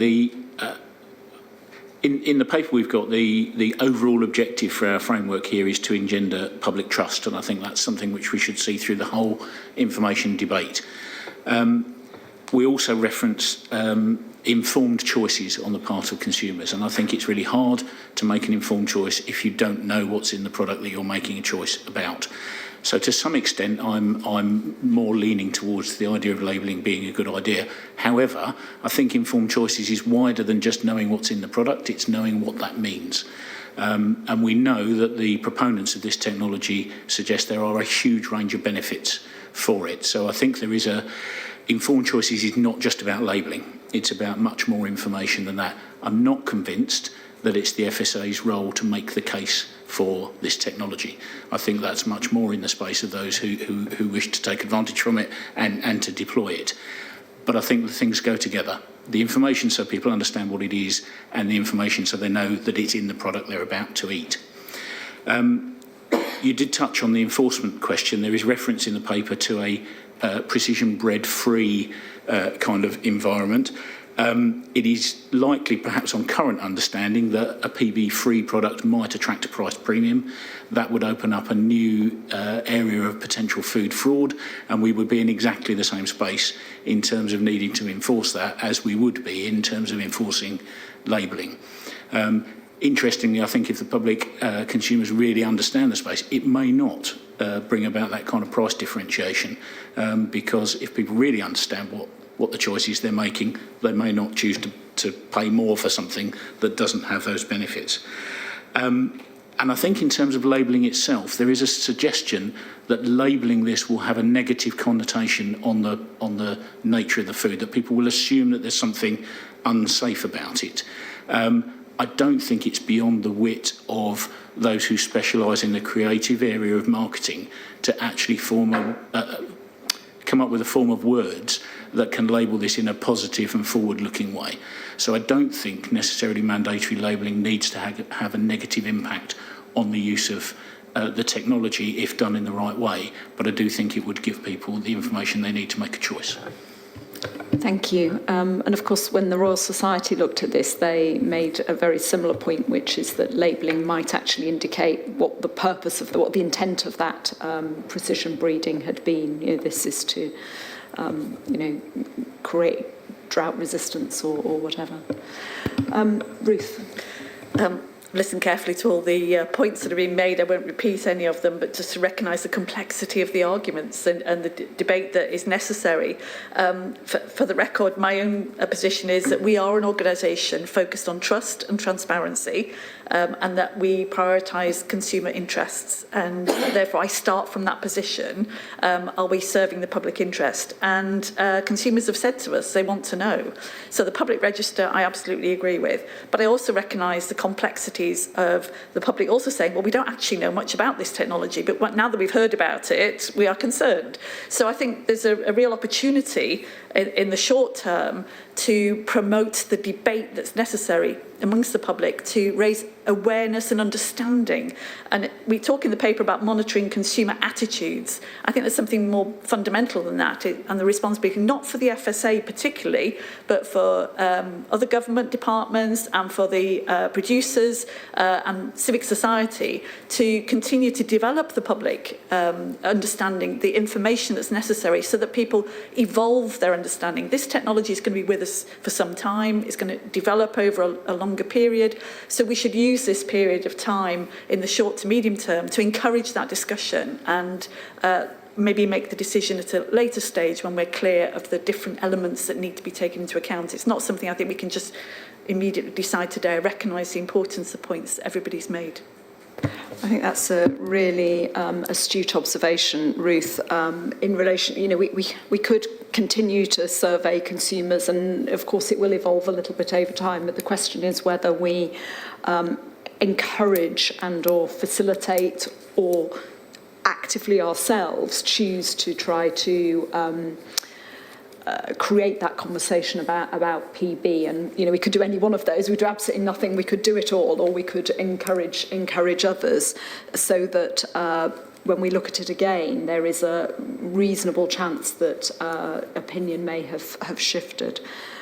So that's when I'll come to the team on in relation to, I guess, the stakeholder engagement, both consumers. How are we thinking of shaping the consumer dialogue? How much effort are we putting into that? How much responsibility do we think we're going to take for that? But also, what are the plans? How are we going to find out what other stakeholders plan to do in relation to raising awareness? And I know there are already conversations with DEFRA officials in thinking that through. Good, Hayley. Just to finish the entire board contribution on this one, I agree. I think it is too soon. I think the next steps in answer to the direct question in the paper are to follow the science, to follow the regulation elsewhere, to follow the evolving consumer attitude and opinion. I do want to come back to the point in the paper and to the comment you made in your introduction, Susan, about any information to consumers needs to be genuinely meaningful. And so, yes, there has to be information for consumers in whatever form. I lean against mandatory labelling for a couple of reasons. One is that we're talking about this at the moment and that it will be the exception, not the norm. It won't take very long for this to become the norm, and therefore you're just labelling everything, and I go to the logic in that. I also sort of feel for the consumer in all of this, because you've got your price on the pack, you've got your country of origin labelling, your nutritional information, potentially a carbon label on there, and now we're going to stick a label on to say, if you're interested, this is how the food was bred. So, coming back to the kind of practicalities and meaningfulness of what we provide, I don't think labelling fulfills that, but there has to be another form of register and traceability there. Thank you. Justin. Yeah, on this point, I think it is worth us reflecting with the relevant government departments some of the learning from COVID and anti-vax and the vaccine narrative, where very clear and transparent labelling was then used to undermine the public health intervention. And I think that's part of the opportunity of the time we've got to actually help the public understand what we're talking about and get to a level where that can't be undermined by bad science and so surfers. It is a real risk in this space that it gets destabilised by anecdote and opinion rather than by the science, and therefore entering this space is something we shouldn't do on our own as the FSA, but also getting clarity about our roles and responsibilities with government in terms of addressing the fake news and the challenges that will come as this continues to develop. That's a really good point. I think there's actually quite a few questions, quite a few comments in there which are really relevant to us thinking about our science agenda, particularly in the social science arena. I know Rick isn't here today. Robin, do you want to just pick up on that?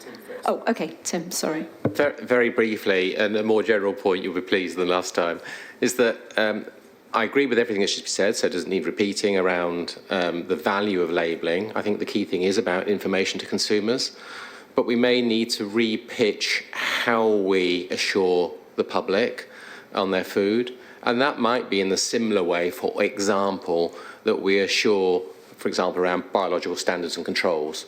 So there is almost an auditing approach on function and risk, but I think trying to anticipate it with believing that this is going to be kind of a single event for any organism, it possibly will be limited in its scope. So I think we have to be realistic about that, because I think we will be in a situation where there's going to be organisms that provide food for us that will have been probably gene edited many times, and we won't be able to track that, and we won't be able to assure the provenance, but we may be able to retrospectively, as science develops, and perhaps this is where we ought to be focusing, be able to assure that process in the future. Great. Yeah, I will pick up a couple of the science points, and then I'm going to joyfully turn to the team to pick up the tricky consumer ones.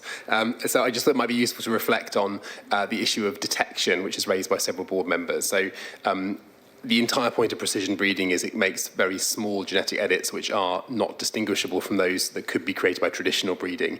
And as an example, if you're an arable farmer, for example, and have a couple of 100 acres of wheat, because of the spontaneous mutation rate, you will essentially have every single possible mutation present in your field of wheat somewhere. You just don't know which one has it.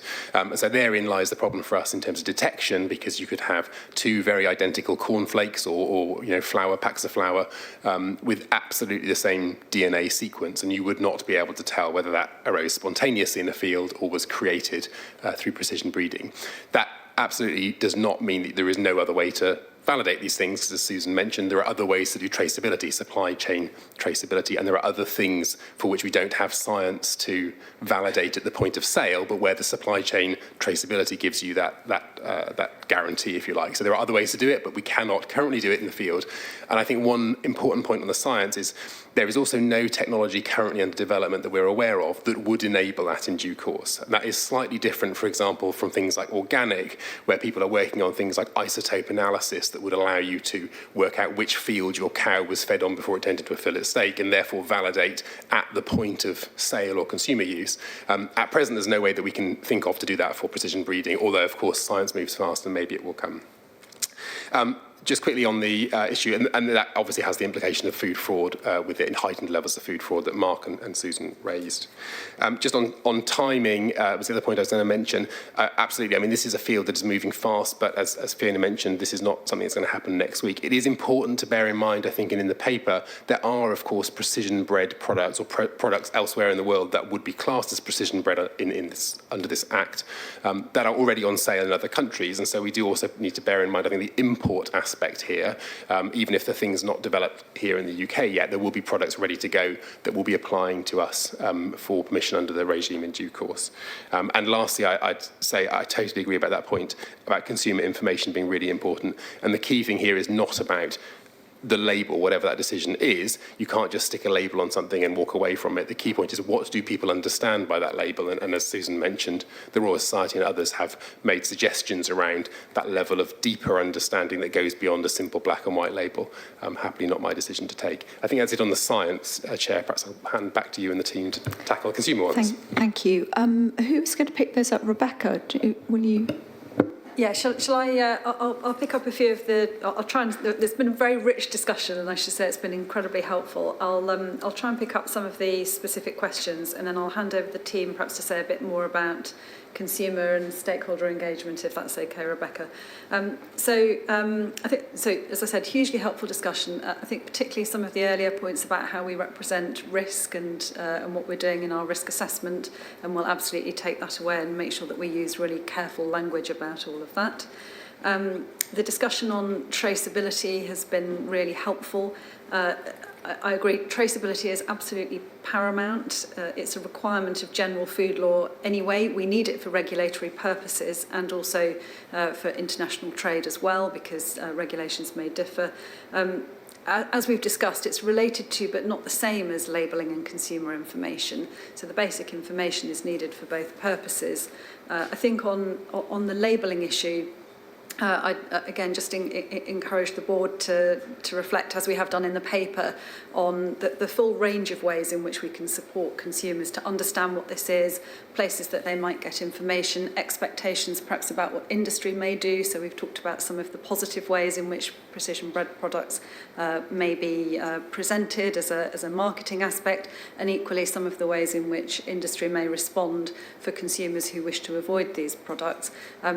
Considering regulation should always be done carefully, because changing the law isn't always the first thing that you might want to think about, but as we've said in the paper, it does remain an option, and I'm grateful for the board's general conclusion. I think that we do need to take our time about this, not least because of the risk of divergence and the need to consider that very, very carefully.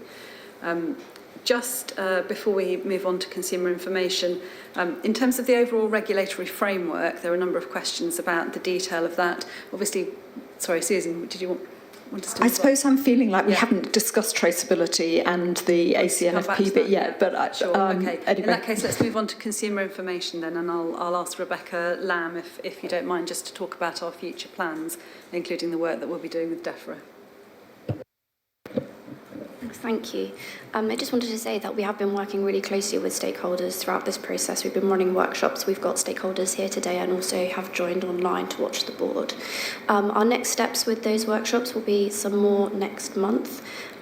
These ones will be focused more on the authorisation and application process, enforcement and the register, and they will be taking place across all 3 nations. We're also working closely with DEFRA on some of their plans to engage other stakeholders as well. Thank you. That's helpful. I'm conscious of time. We fortunately went rather quicker earlier on, so we have got a little bit of time in hand. So having tried to stop everybody talking about traceability and the work that ACNFP were doing earlier, I feel it's only right that I give you a chance if there's any additional comments people want to make on those parts of the paper. Having cut Rebecca off in her prime, it may be that actually nobody does want to come in, but let it not be said that I didn't give you the chance.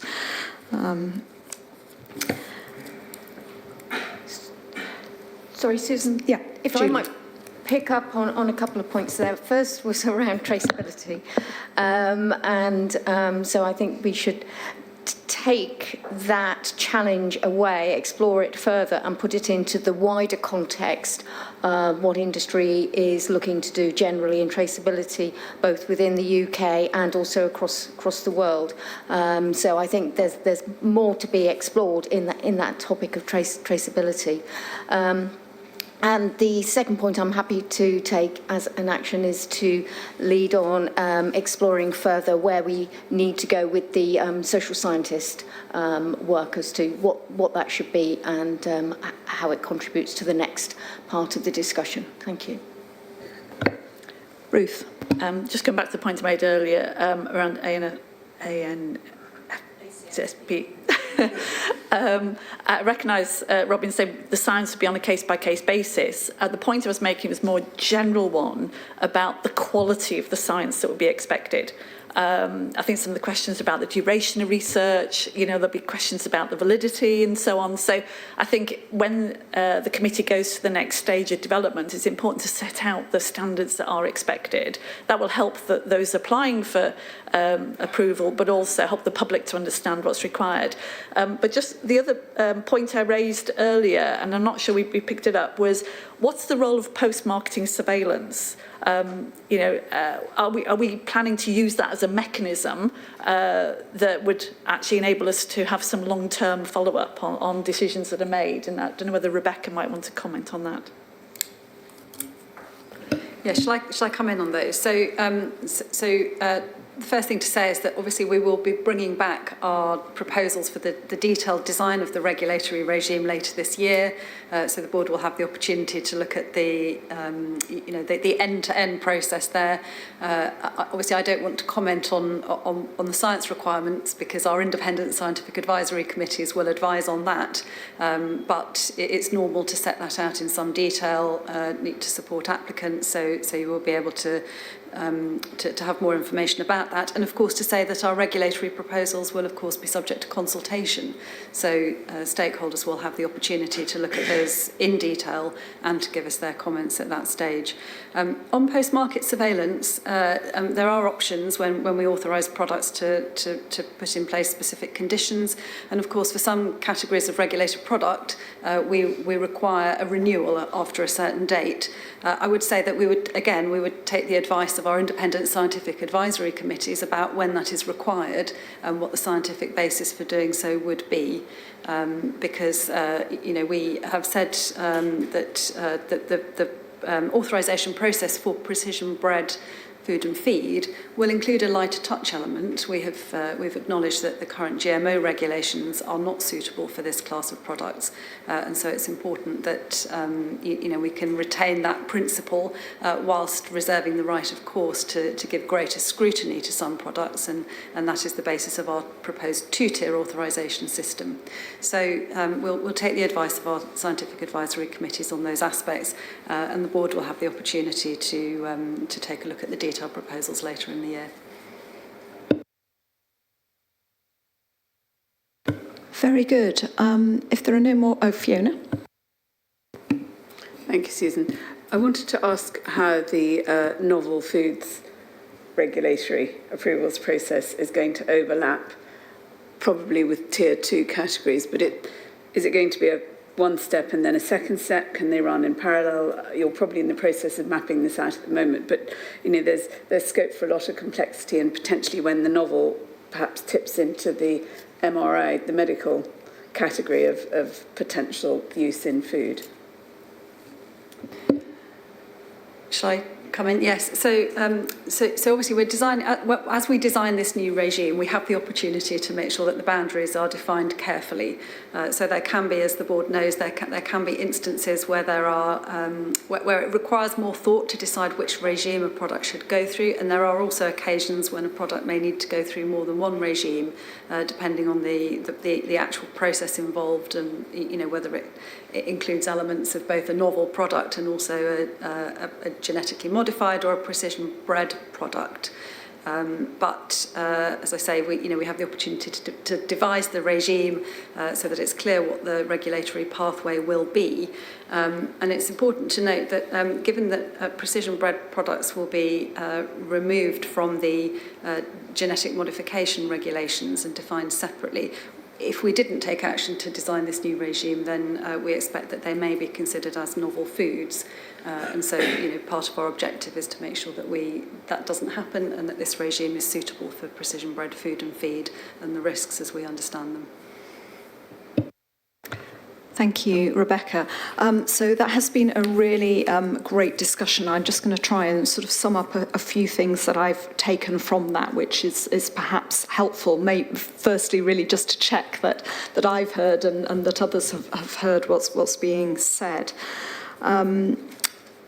There's been surprisingly little discussion about the pros and cons and the ins and outs of labelling, and I think that's simply because the paper set that out very clearly and expressed the views really from all sides. So I'm extremely grateful for that, and I think it is a useful point of reference. So I think the fact that people haven't got into the detail of that is simply because that was already very well presented, and I think the board accept those. I think what the discussion has shown is that board members members weigh those different factors slightly differently in their minds. And I'm actually rather encouraged that I suspect the sort of variations in views in this room are not unrepresentative of the variation in views that we see outside the board. And I'm encouraged by the level of scrutiny that we're giving this. I think we have all recognise that there's still an awful lot that we just don't know, and that hampers good decision making in this area. I think through our engagement, we really do need to try to get a better understanding of the type and range of products that are likely to seek authorisations. We haven't mentioned it, but I think it is important, and I spoke when we visited Kellogg's yesterday with them about how retailers and manufacturers plan to approach this. I'm not sure that I've really heard from them what their views are, because they have the potential to be very influential in the system. We also know, as many people have said, these products are not about to be authorised, and therefore I think there's a strong feeling in the room that we do need to keep this under careful review and return to it in due course. That is not an opportunity for us just to kick this into the long grass and not think about it. And I think board members have been very clear that we need to use the time we have to best effect. I think there's two elements to that. There's the point that Justin made very astutely about planning for the counter-narratives and really understanding how we can best help consumers to have access to reliable, evidence-based information. The second thing is, how can we most usefully help consumers develop their understanding of precision breeding? Whilst the research we've done was very clear that most people were in favour of labelling, it was also equally clear that most people didn't know what we were talking about in relation to precision breeding. And, you know, in terms of people's general understanding of food and where their food comes from and how it's produced, I think we do have responsibilities in that area. It's absolutely not, as we've said, something that we can do alone. And I think our conversations and the engagement that Rebecca mentioned with all of our stakeholders needs to actually perhaps go a little bit further and really press them about how they intend to inform consumers. And I think we need to then consider what is our role as the FSA. We don't have the resources to do all of this. It's not our job to do all of this, but it is our job, I think, to keep a watchful eye to ensure that the way the conversation unfolds is informed, is evidence-based, and that consumers are not being misled.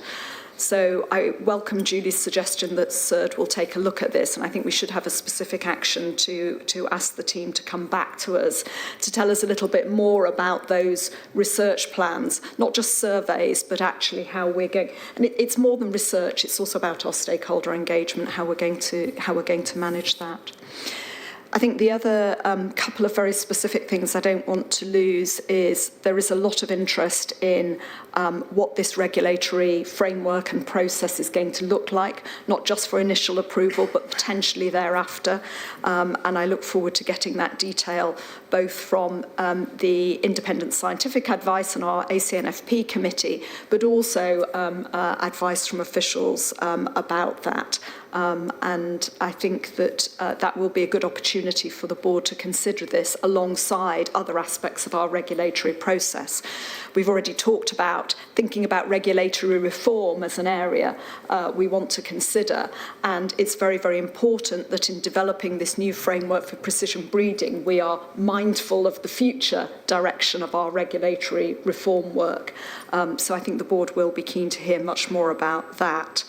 And then finally, but not least, Tim's early comment that in our language, in our written documentation, let's just be very careful that we are reflecting the levels of uncertainty and not, in a way, overstepping what we can possibly ever know or what we can possibly ever do. Being a little bit humble about what we have control of is probably quite important. Is that a fair setting out of the position that we're in, a couple of actions specifically for the team.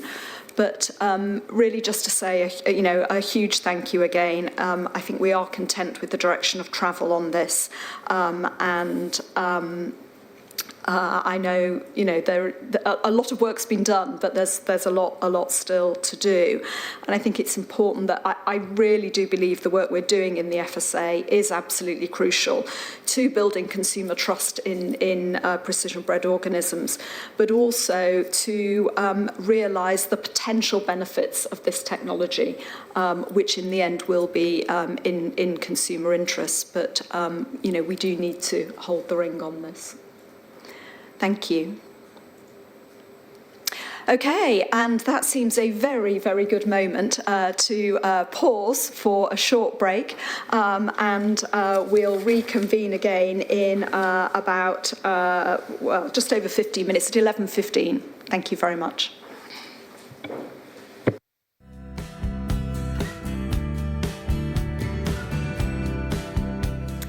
So welcome back, everyone. Apologies to those who are watching us online that we're a few minutes late. It turns out that the coffee machine here didn't know we only had 15 minutes.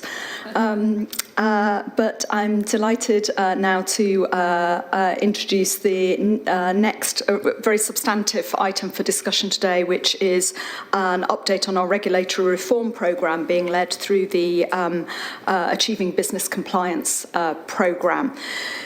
This is actually the first ABC report since we moved the transformation of the meat hygiene assurance system into this programme. But we discussed meat assurance at some length at our previous meeting, and so it's not the focus of this paper today, although in the future the ABC updates will cover the full spectrum of that work. But instead today our focus in this paper is on the work to support local authorities. The board has been very concerned about the pressure on local authority resourcing, and some of the projects which are described in this paper are really intended to help address those pressures, and most of all to deliver on the strategic goal that I know the board are keen on, which is that we ensure our processes and systems help local authority food teams to spend their time and energies in the areas of the greatest risk, because it's only in that way that we're going to get the best outcomes in the system. This is a big paper, and I trust Katie and her team will lead us through it, but really just to cite to you from the start that the big decision for the board today is around the timetable for the implementation of the new food standards delivery model in England and Northern Ireland. There's lots more in the paper as well, not least the trial of enterprise level regulation with the large retailers in England. But I think probably the best thing is Katie, if I just hand over to you.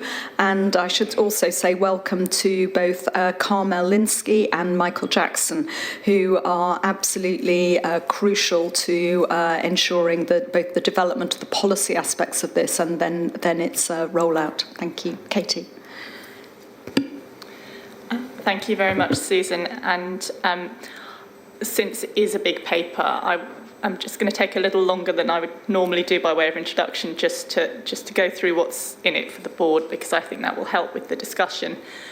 As Susan says, it's the first time we've come with an update since we have refreshed the scope of the programme and brought in some elements of our operational transformation programme, and also since we've made prioritisation decisions last year. So we are bringing back to you a slightly revised programme scope, just to check the board's happy with it. And we've reordered the programme into three buckets of work. And by far the most pressing of those at the moment is the work on local authority delivery modernisation. As Susan said, the really big decision for the board in here, I think, is to endorse the rollout of the new food standards model, which we've been piloting already and are ready to roll out across England and Northern Ireland. We think it is, from the pilots, very clearly the right thing to do, and the work we've been doing is effectively to make sure that we're confident we can implement the model and that we understand the potential implications for local authorities, particularly in terms of the sort of IT changes and any costs that might fall on them. We're also pleased that that is now going to be piloted in Wales in May. That model changes what local authorities do, so it will change the sort of frequency and nature of the interventions that they carry out so that they can put their activity where the risk is and where it's going to make the most difference. But it also changes how we measure their performance. And you will see, attached to the paper, we have a set of proposed key performance indicators that would sit with the new model, which are designed to enable us to look at outcomes, so whether what local authorities are doing is actually making a difference, rather than to measure solely on whether they are doing the things we told them to do at the time we told them to do it. So it is a real step change for us as well. We're hoping to follow a similar approach then with the food hygiene scheme and aiming to pilot that next year, which is another of the projects set out in the paper. And we have also brought within the programme our local authority data project, which is developing mechanisms for collecting the data we would need in order to assess performance against these new KPIs.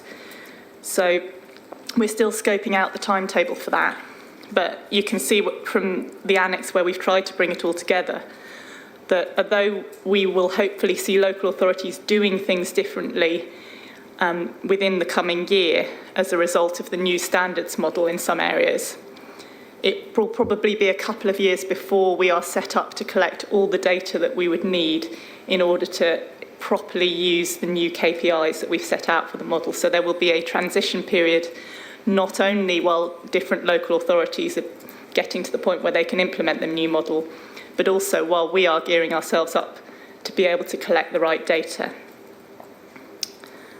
Finally, on the local authority modernisation piece, we've brought into the programme a project on local authority capability and capacity, which is looking at how we can support local authorities with some of the workforce challenges that we know they are facing at the moment. That's the biggest area I expect that we'll be discussing, but we also have a really significant project that we've updated on in our work on testing out new regulatory approaches, which is the fact that we are now ready to move to the formal pilots of enterprise-level regulation with some of the large retailers. Now, this is a really significant step for us at the FSA because it is testing out a new form of regulation for us. We're doing it safely alongside the existing system, but what we're essentially testing out is whether we can regulate big businesses through looking at their systems and processes, rather than solely through looking at what the outcomes are in their individual stores and assuring their entire system and process model. So it's a different way of regulation, but it is still very much regulation. And finally, what we're doing, and we've said in the paper, is starting to try and bring this all together. So looking across the local authority delivery landscape, the controls that we deliver directly in industries like the meat industry, and effectively starting the policy work on what a future assurance model might look like in the longer term. Now, that's a piece of policy work that will continue for a while, but I think it is a really important piece of thinking for us as an organisation. So as I said, this is a longer intro than usual, but I hope that's helpful in sort of situating things in the paper. We're very happy to take any questions.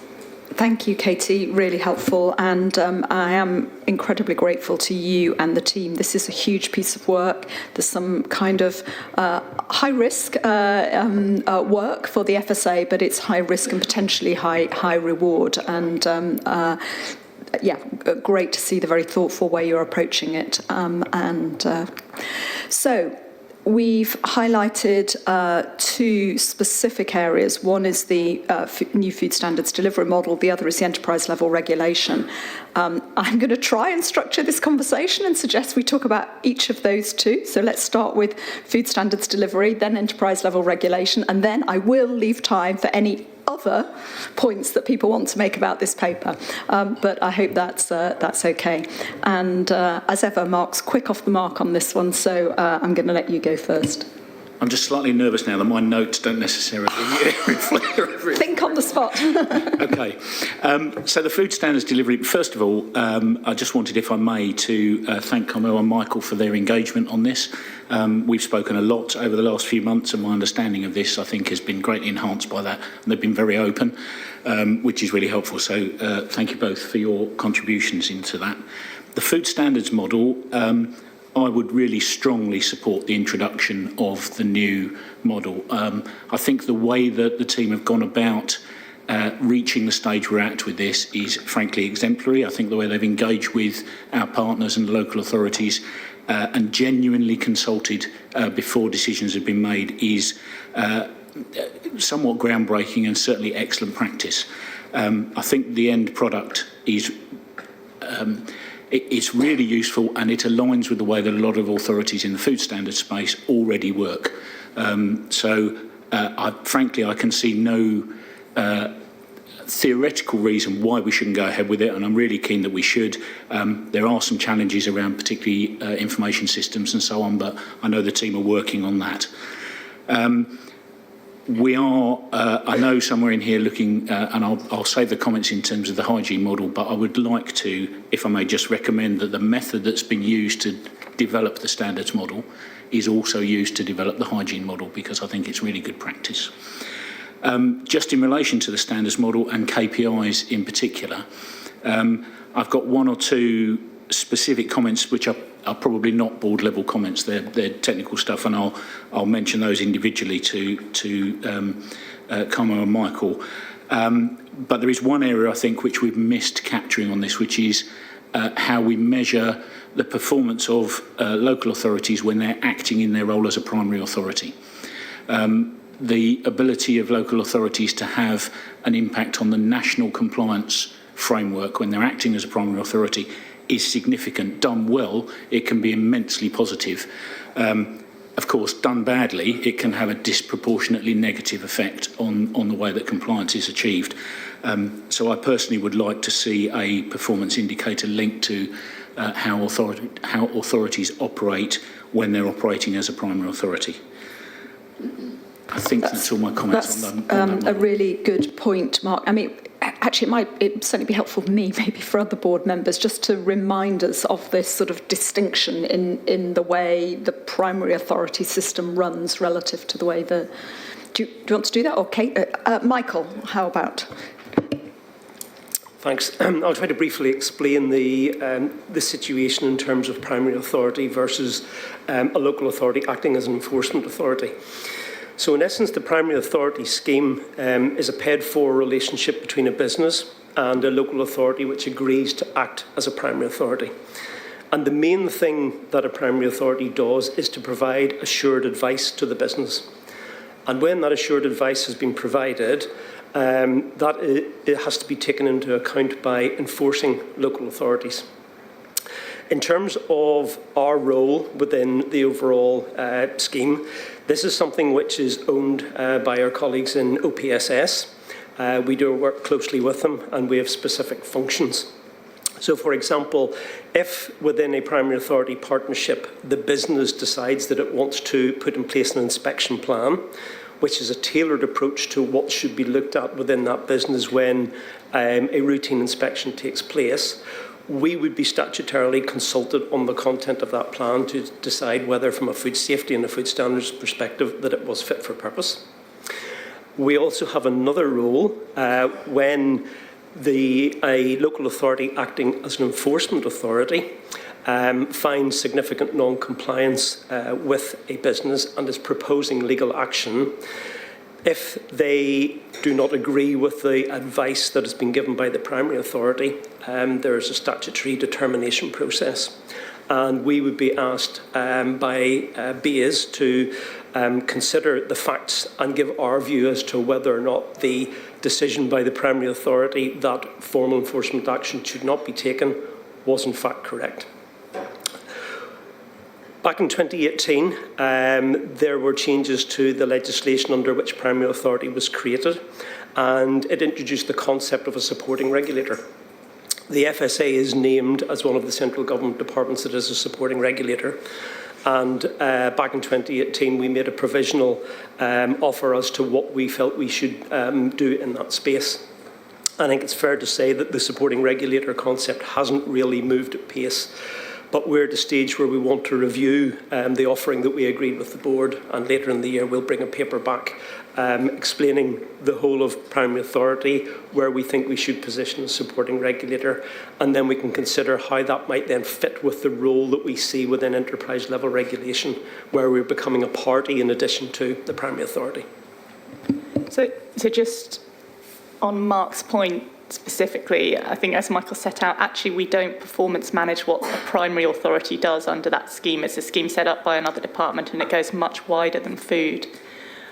So we can certainly have discussions with them about how we can feed in, but I don't think it's something that we do in the performance management of local authorities routinely. Thank you. Peter, and then, Mark.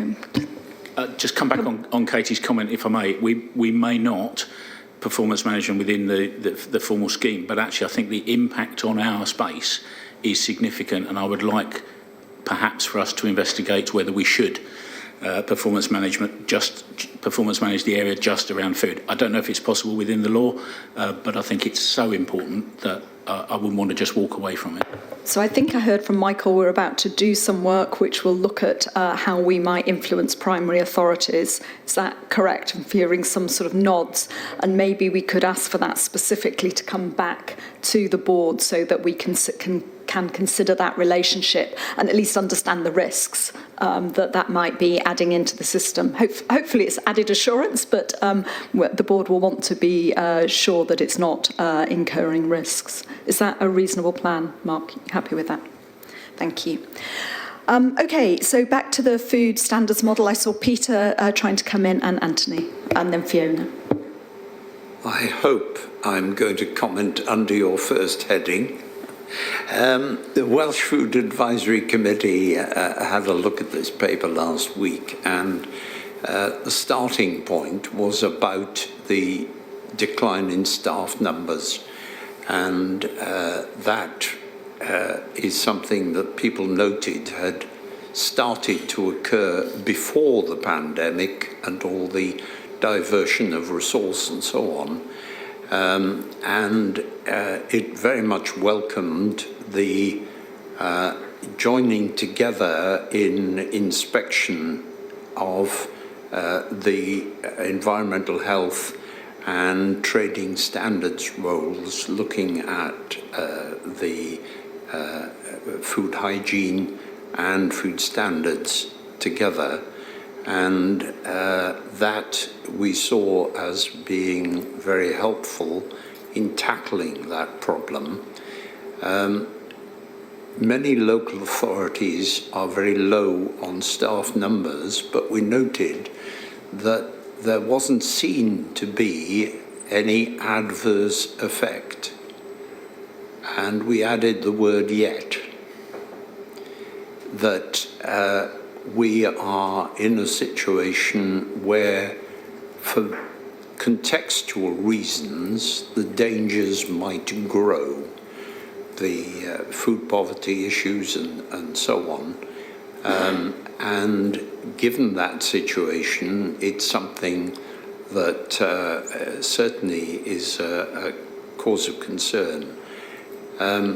We were also noting the issue of training, that the people who are going to be doing this work, we know that with a scarce resource, there can sometimes be problems in terms of training, and the committee wanted to emphasize the need for correct training to be carried out.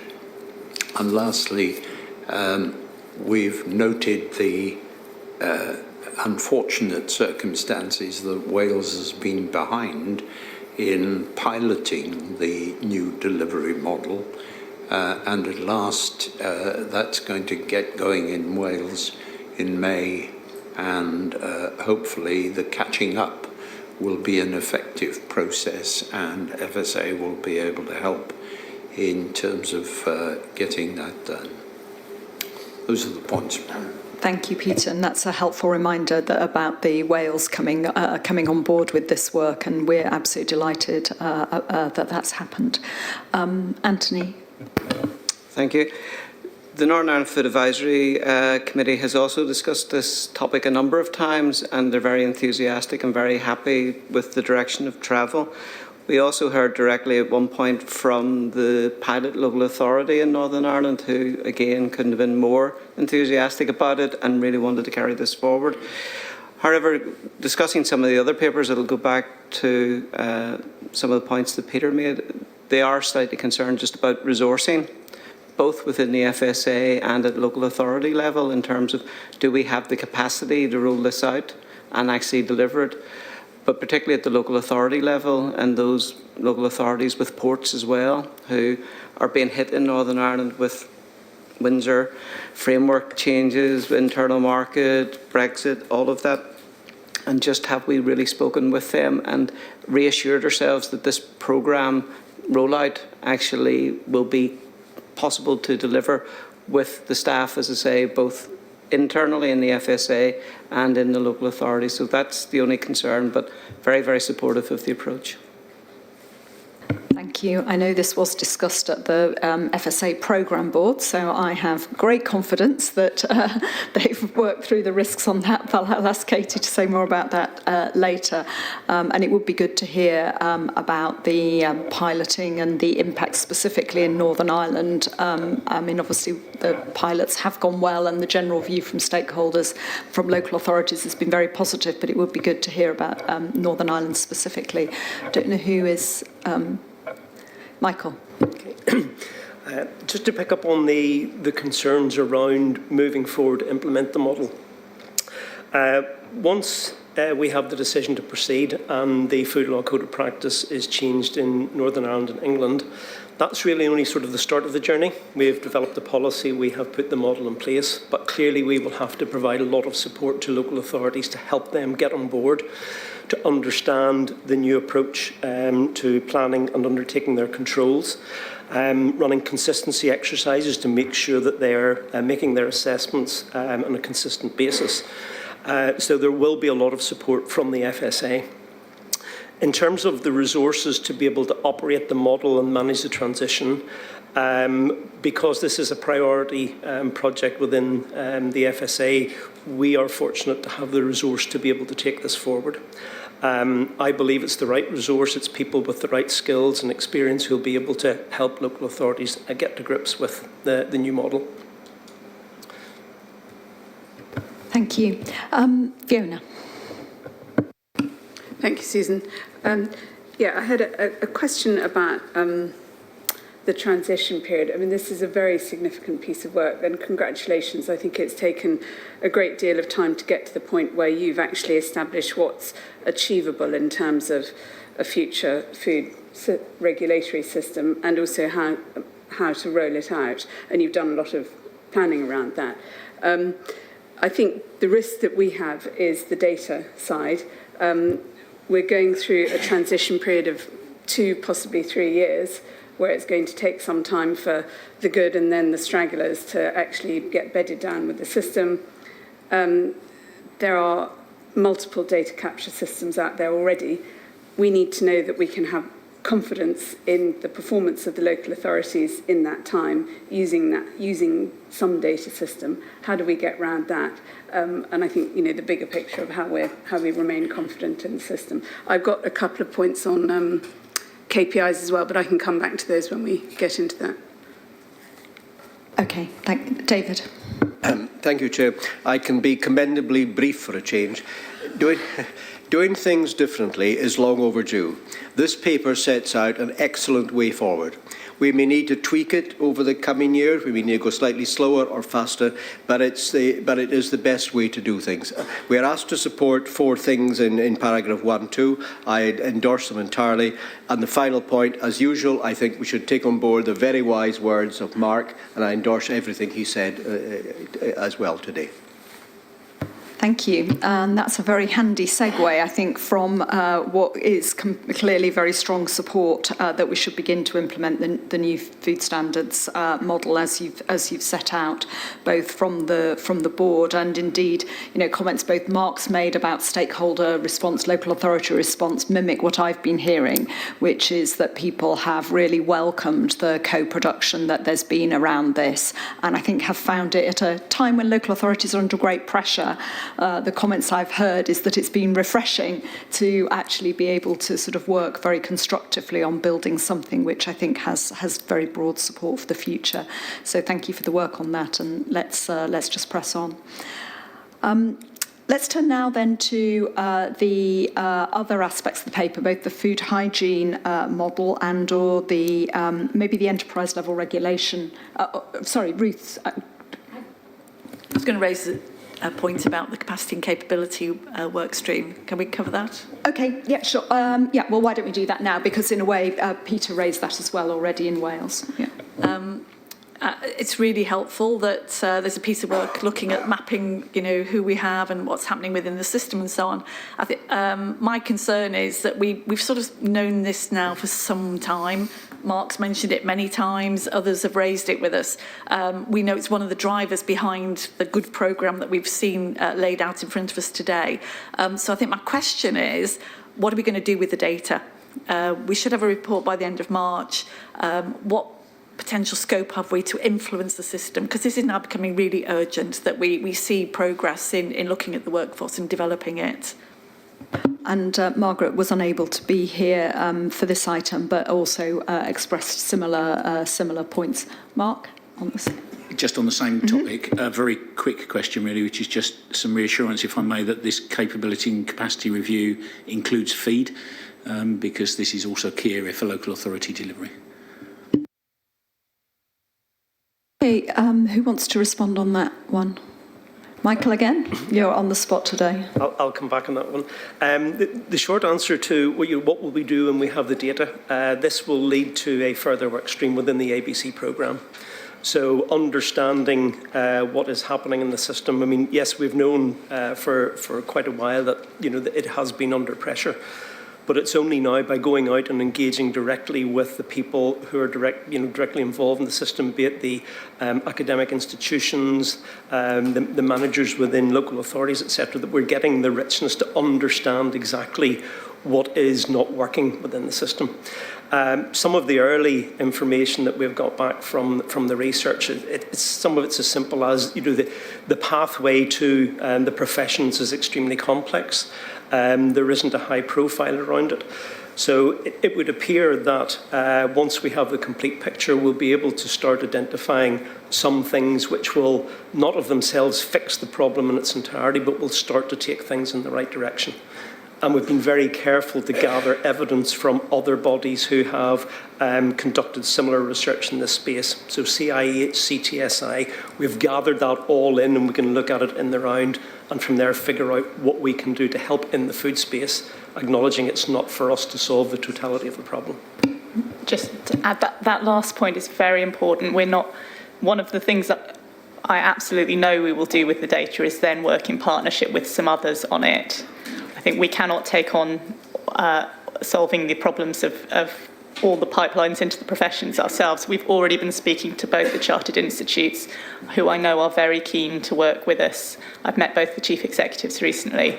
And so once we've got the good evidence picture, I think the next step for us is building some alliances and some joint work on this. Again, I think this is FSA doing its generating the evidence and then, working with the people who probably are in a better position to deliver, change than we are, but calling it out. Michael? Just to come back on Mark's point in relation to feed, there is a dedicated area of work within this that is focusing on the challenges specifically in the feed space. We're working very closely with national trading standards to understand the specific challenges there. So again, just to give the confidence that we're looking at the entirety of local authority delivery, all parts of the chain and the different people who are involved in undertaking the activities. Thank you. I can see Tim and Fiona. I am keen at some point we get onto the enterprise level regulation, but let's take these two comments first. I'll keep it brief. Thank you, Chair. Well, just to underscore support, very reassured that when we're talking about data, actually I think we're using the term also to cover information, what we deduce from it. And that's really important in terms of the human intelligence, I think, that Michael's described around the performance management and relationship with the local authorities. And I think it's quite important we recognise that component as being vital. I'm also conscious that that is quite resource intense and we need to be judicious about how we deploy it. So I think keeping a weather eye on how much resource we have to use and that we're truly acting as a catalyst rather than actually putting so much commitment in that the boundaries get blurred. I'm not suggesting that is to happen, but that's something to look out to. And the other thing is just about feed. I'm very pleased that Mark said what he said and also what Michael's responded. But I do think that since, and I know that since COVID, the agricultural feed industry has undergone some shifts. And some of those have been around expediences to try and keep supply chain going. So I think it is time to look at what we're doing around feed and its regulation. Thank you. Fiona, you were going to come in next and then I'll... Thank you, Susan. One of the opportunities I think this new programme presents, both for the standards and the hygiene, is the chance to engage directly with local authorities and the network, and also with local government. And I think there's a need for a significant and regular engagement programme to do that, to announce the changes and the package that we're going to be introducing, but also to then seek more ways of engaging to get stakeholders involved in actually adopting the new standards that we're looking, or the new approach that we're looking to introduce, and take ownership and build it in as part of their business model. And that then leads me on to KPIs. One of the things that we talked about in the margins of the workshop last autumn was whether there could be a KPI for senior management at local authorities to actually bed it into their business planning for the year. It could just be a one-liner. They're obliged through the Food Law Code of Practice to deliver this service, but if it's not in there in writing, then a lot of people don't even know about it at the top. So I think that's something for investigation and a request to cover the engagement. Thank you. Any other comments on the KPIs? And then, so those are in Annex 2 of the paper. Katie, did you just want to respond to Fiona's point then? Yes, I absolutely agree on the programme of engagement, and I think we will take away the question of how we raise at senior levels in local authority awareness and feelings of responsibility for this work. I did also just want to respond to what Fiona said earlier about data during the transition, because I think this is a really important point. Over the next couple of years, we will have some local authorities working on an old model, some working on a new model for standards, and then hopefully the same for hygiene. And during that period, we'll be continuing to collect quarterly, in the way that we do at the moment, data about performance against two different models. And for the new ones, we'll be collecting a sort of approximation of performance against the new KPIs, because we won't be able to get all the data that's needed for that. So we will have quite a complex picture over the next couple of years. And our data project is the thing which hopefully unlocks a way for us to collect all the data we need in the longer term, but that is a couple of years away. So I think it is just worth making sure that that is clear for the board, that during the transition period it's going to be a bit messy, and the data that we're going to have about performance will not be as full as we would want, even for those on the new model. Justin. Thank you, Chair. And I didn't declare it because I don't manage environmental health or training standards, but I do work for a local authority. So it's a vague conflict, I suppose, in this. It was just to get some clarity, because given the concerns around the workforce and the workforce ratio to businesses, that's not an explicit KPI, although it's implied. And I think from what Mark's described, it would be the kind of second stage conversation would be, we can see the numbers are changing, we want confidence about your workforce, but I would like some reflection from officers about whether in this transition phase that should be carried from the old to the new as a holding position to give up the board reassurance that we're not losing sight of that workforce issue. We're going to continue to gather that information and to use it in our performance management. Okay, enterprise level regulation, we will get there. Mark, are you about to come in on this one? Yeah. Yeah, if I may, thank you. I think this pilot is an immensely exciting project within the whole ABC programme and stands, I think, every opportunity for us to learn some really important lessons. It is restricted to hygiene, but I think some of the lessons we're likely to learn actually might have wider implications than just in the space of hygiene. Briefly, I think just a couple of points that are important. The validation process is touched on in the paper. That's going to be really critical in understanding whether this new system that we're proposing to trial has any impact on the food safety outcomes, either positive or negative. So I think I'd look forward to hearing much more about the validation process and how we're going to understand the impact of the trial. I think wrapped up in this is the opportunity for us to understand better the role of the primary authority. We've already touched on that, so I don't want to go into that in any more detail, but they are mentioned in here and they are a critical part of the infrastructure. My last point is that I think we need to be really clear that this is a pilot. I'm very excited about the fact we've got some very major retailers who want to be part of this pilot, and I think that's great, and without them we wouldn't be able to learn. But we and they need to understand that this is a pilot, and the learning from the pilot could mean all sorts of things, including the fact that we don't take it any further. Hopefully it will learn much more than that, but just taking part doesn't mean this is going to be the way forward from now on. Absolutely, and I was going to make a similar point. Fiona. Thank you, Susan. I endorse completely the point about the primary authorities. I think there's potential confusion as to who's in charge in this new system. And then I have a question about the data. 2 points, really.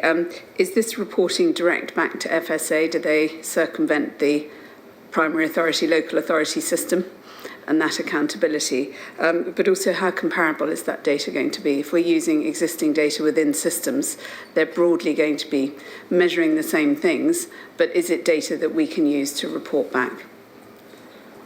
Thank you.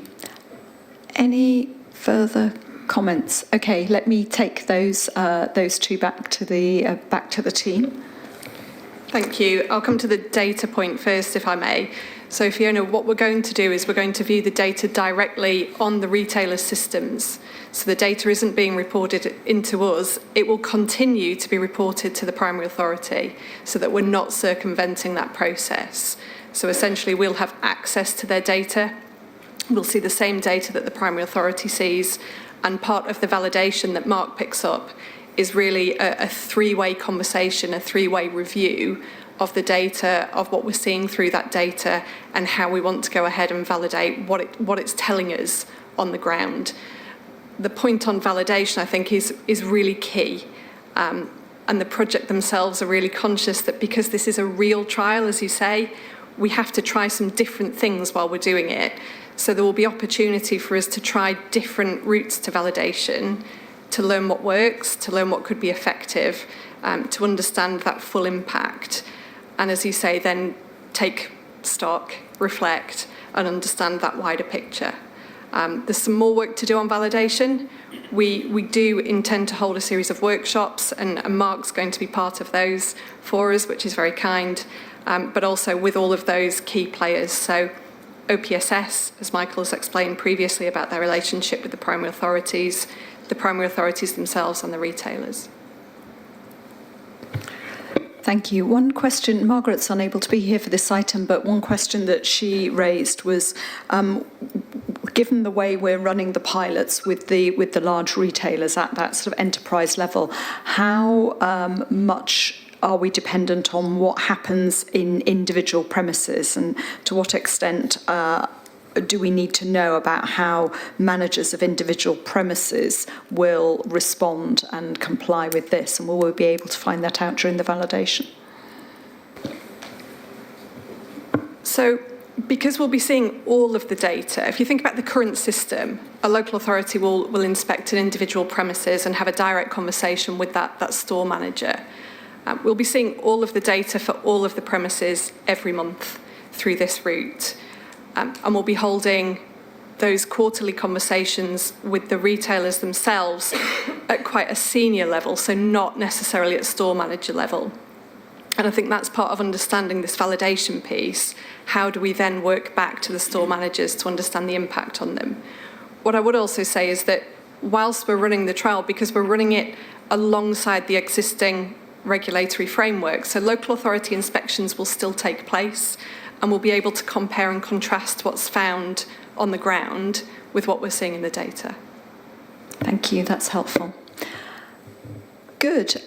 I'm feeling sort of broad support for this, excitement about the pilots. I think it's FSA doing a really good job in terms of being that sort of science and evidence-led organisation. And as I said, I totally concur with Mark that we also need to see this as a learning opportunity rather than thinking this is the answer to all our prayers, because it may or may not be. But I am absolutely confident we'll be an awful lot wiser by the end of it. And, if... yes, maybe we'll have a better system too. Any other questions on any other aspects of this paper, or indeed about the progress on the ABC programme?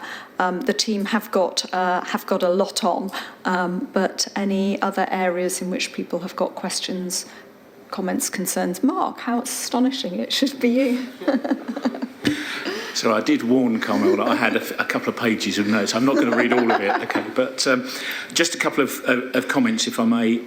There is a thing in the paper about the blueprint for regulatory assurance system and developing that. And I'm just looking to be reassured that the consumer interest is absolutely at the heart of that. The risk with developing something around regulation is that the business influence might take over. So just looking to be reassured that we're not going to lose our focus on the consumer interest. I'm interested to know why feed is outside of the scope, which is mentioned in the paper, because it is a critical part of what we do. In relation to the work on the food hygiene model, I would just encourage us to be ambitious when we're looking at this. I think we were ambitious with the standards model. I detect a little bit of that the case isn't so pressing, perhaps with the hygiene model, and I would just encourage us to be ambitious and to take this opportunity to move it forwards as much as we can. I note a comment in here about activities for people who don't hold, competent people who don't hold a qualification. I think that's really important to understand and make sure that we don't dumb down the quality of the regulation in doing that. But it is a barrier currently, and there might be other barriers that we can explore in this as well. And my last comment is on the data project. That the data that comes from that project could and should, in my view, be a really important contributor to the intelligence picture that the new standards model, certainly, and maybe the new hygiene model when we get to the end of it, absolutely rely on. So I just want to be reassured that local authorities will have really good access to the outputs from that project. Good. So a few things there which I'll ask the team to respond to, and I'm quite sure you'll pass on your more detailed comments to them outside of the meeting, and hopefully they can be picked up as we go forward. Katie, did you want to sum up or... Yes, so all very helpful comments from Mark at the end. On feed, when we set up the ABC programme, feed was not in the scope of the programme. We were looking at modernising and reforming the way we regulate the food system, feed having already been looked at through a sort of modernisation process before. As we go through, there are areas of this work where we are picking up feed as well, and Michael's talked about the capability and capacity, and I think it's very important that we don't sort of refuse to look at feed and say it's outside the scope of the programme where it makes sense to do so. But at the moment, we're not set up and resourced to embark on a sort of wholesale review of the feed regulatory system as well. I think it's a point that we should take away and reflect on as we think about what the long-term model looks like in that policy work. And we'll also very much take that steer to be ambitious. if I may, if I'm summing up, I just wanted to also just pay tribute to the role that Michael has played in delivering a huge amount of this work programme. He's leaving us at the end of next week, and we're going to miss him greatly. His team is excellent and have also been hugely instrumental in it, but Michael will be very much missed. And I just wanted to say that to the board. Absolutely. And Michael, we spoke yesterday, but thank you so much for all the work you've done on behalf of the FSA over many, many years, and really for all you've done to improve, make food safer for people and safer and more trusted. That's, there's been an awful lot of detail along the way, but I know you're very, very driven by that doing the right thing for consumers. And thank you for doing that on behalf of the board and indeed on behalf of the public. Thank you. So that, I think there's no need for me to do further summing up on that. We've had a number of sort of concluding comments as we've gone through.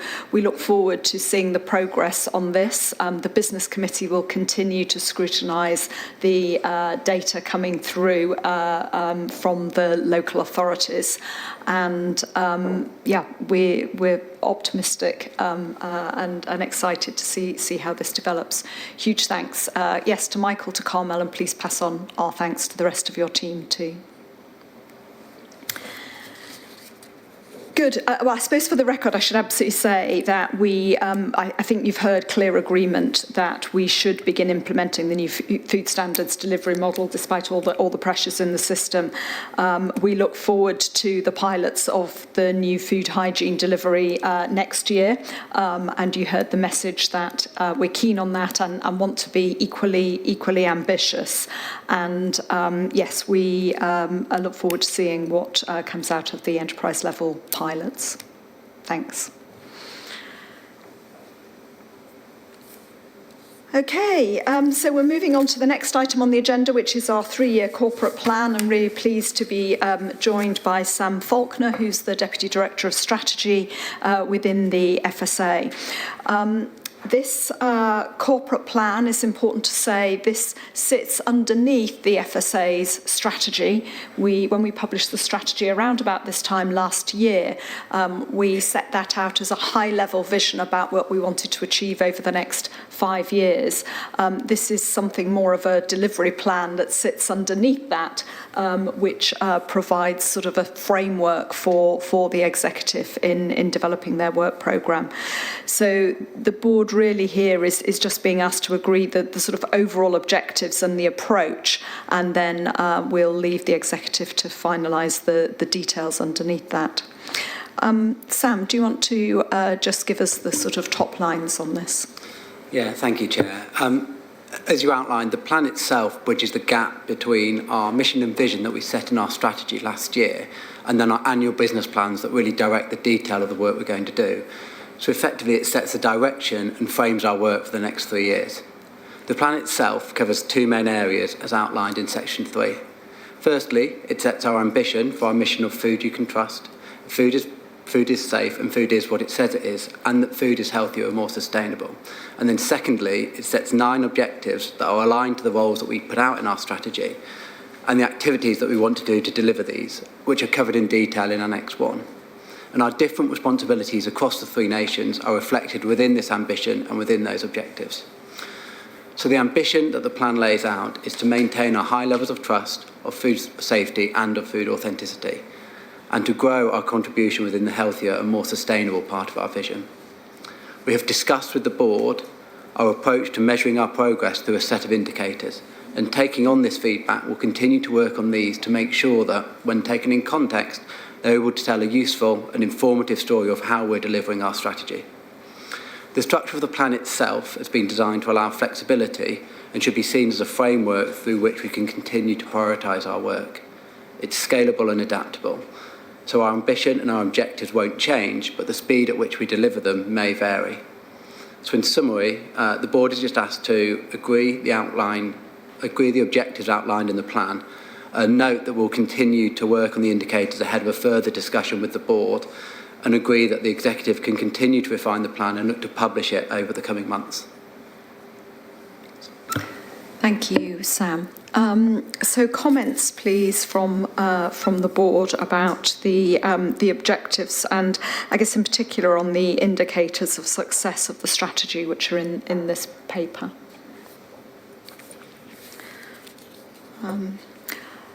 I've got a couple from Margaret, in particular around the evidence generator role, and she was questioning whether these plans might mean more sampling, and if so, are we on track to have enough lab capacity to be able to do that? Maybe that's more than just lab capacity, that's resourcing. That was one. Robin, do you want to? Yeah, I can respond to that one. I mean, I think so the short answer is yes, we have good lab capacity. The issue, as always, is the on the ground. The sampling cost is always much more than the lab aspect of that. That obviously we're very often reliant on third parties, local authorities, port health authorities, and similar for that sampling. But I don't have any concerns that we don't have the relevant lab capacity to do more sampling if we need that. David. Thank you, Chair. Let me be slightly controversial, and I hope I don't have to issue a trigger warning. I'm interested in the policy maker role. I think when I suggested some changes last year, I was told that we don't make policy, only the government does. So I'm fascinated by the policymaker changes I see here. The things we must do, I agree. There's a couple of things we should do. And then I come to things we could do on page 8 of the brief. One is review and strengthen FSA capability to take into account environmental and health benefits and risk when considering other legitimate factors as part of risk analysis. And the second could influence thinking inside and outside government about eco-labelling to ensure consumer interests are protected. A couple of good aspirations. But the biggest threat we face to health in this country is obesity. The government recommendations are, 2,000 calories per day, and yet on average we're guzzling 3,300 per day. We're all sitting here getting fatter and waiting for an NHS injection so we can carry on overeating. Can't we, if we're in a policy-making mode, could we not try and influence thinking inside and outside government to do something more on obesity? Now, I know we don't have that technical role in this country, but we don't have a technical role in eco-labelling either. So if we want to influence something that really matters to consumers about health, we should be looking at our inadequate red, amber, green labelling system, because I'm afraid the French have got a far better one. We should be looking at the calorie intake recommendations of government, which haven't changed in 30 years since we were a highly active population, not sitting on our bums all the time now, as I am most of the time. And there are a whole range of other things we could do to influence food health, in healthier eating in this country, not necessarily the food itself, but the better diets. And if we can do policy, if we can influence other things on policy, I think we should be influencing that too, if I may say so. So, David, that's a fair challenge. I'm going to declare something of a declaration of interest, because, of course, in my academic life, when I'm not being chair, obesity is a major focus of my research, both prevention and treatment. So I'm going to just hand this over to Emily, I think, because this is a pretty high-order consideration as to why, I suppose, the sustainability, opening up the policy space on sustainability is in there, but health appears not to be. Accepting that they're both in the coulds, which might mean, given our resources, we're probably not going to get there. Yeah, I mean, so first of all, on what is, you're right to describe the policymaker role as one where we are looking to advise or influence. So we're coming up with suggestions for ministers who take these things forward. The eco-labelling piece was in there because we were looking for things where for sustainable food we might be able to make a difference, and we could see that was a very live discussion in government at the moment. It doesn't exist at all, eco-labelling. So we thought if that was going to be being pursued, it would be useful to put the consumer interest piece in. The other things you describe are obviously much more long-standing discussions where I think we assumed we would potentially have less impact on the decisions of other departments. That's not to say, though, that you're right that we should consider whether there's more we could do. And I think in these could spaces where they're not on the priority list for this year, or we're doing them in quite a small way, I think we need to keep them under review. And just as we took a decision over the food hygiene rating and what was going to be possible legislatively in the next year because of the context, we need to see what the context is and see where we can put, if we do have some discretionary effort, whether that might make a difference. Peter. Welsh Food Advisory Committee again considered this paper and broadly was happy with it. And the key point was that it showed how the three-nation approach is working in setting this corporate plan. It noted the consideration of the Wales Act, the Wellbeing of Future Generations Act, and there was quite a lot of discussion about how this applies to the third pillar of the FSA strategy, food is healthier and more sustainable. And we thought there was sort of scope for a bit more thinking about the integration of that act, what it implies and so on. And we're interested in taking that a little further.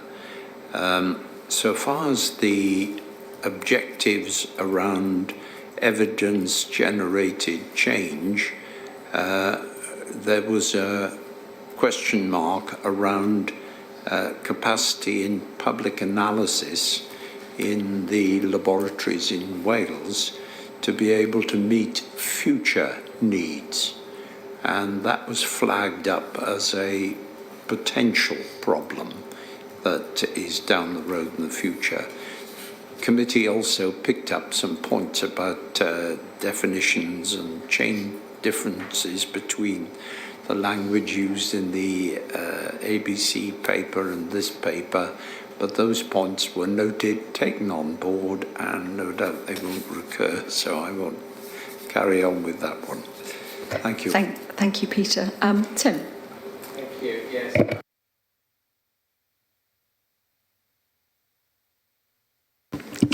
Or hear me. So what I said was, I hope what I'm about to say isn't overstepping some boundary. This is fantastic. I think the sentiment we would, how could you disagree with? If you were going to walk into the shop of food standards, this is what you'd want to do. I like the idea that the activities are categorised into must, should, etc., and could. But I don't know what it's going to cost us. I don't know what resources we're going to allocate against particular areas.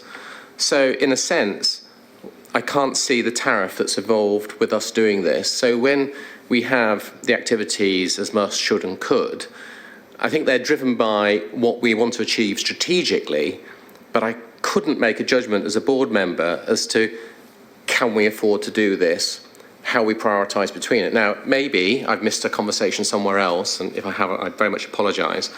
But I think it would be useful at some point to understand how we're going to do our resource allocation against this, so that I have a better understanding of what we're buying into. Yeah, I'm going to take Anthony and then I'll let Emily come in. Thank you, Chair. Again, the Northern Ireland Food Advisory Committee was very supportive of the paper. They thought it was really going in the right direction.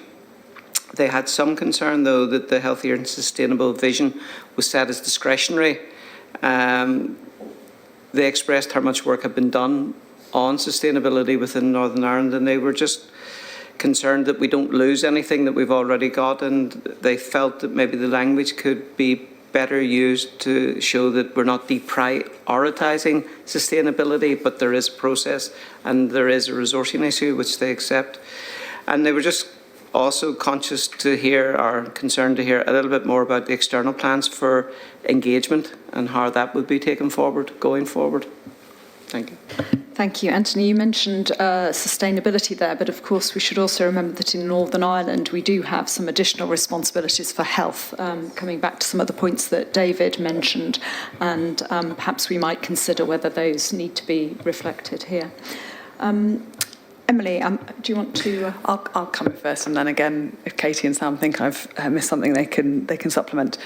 So the way I see this is that it's basically a framework. What we're looking for is a steer from you about whether we have categorised the sub-bits of work in the right places.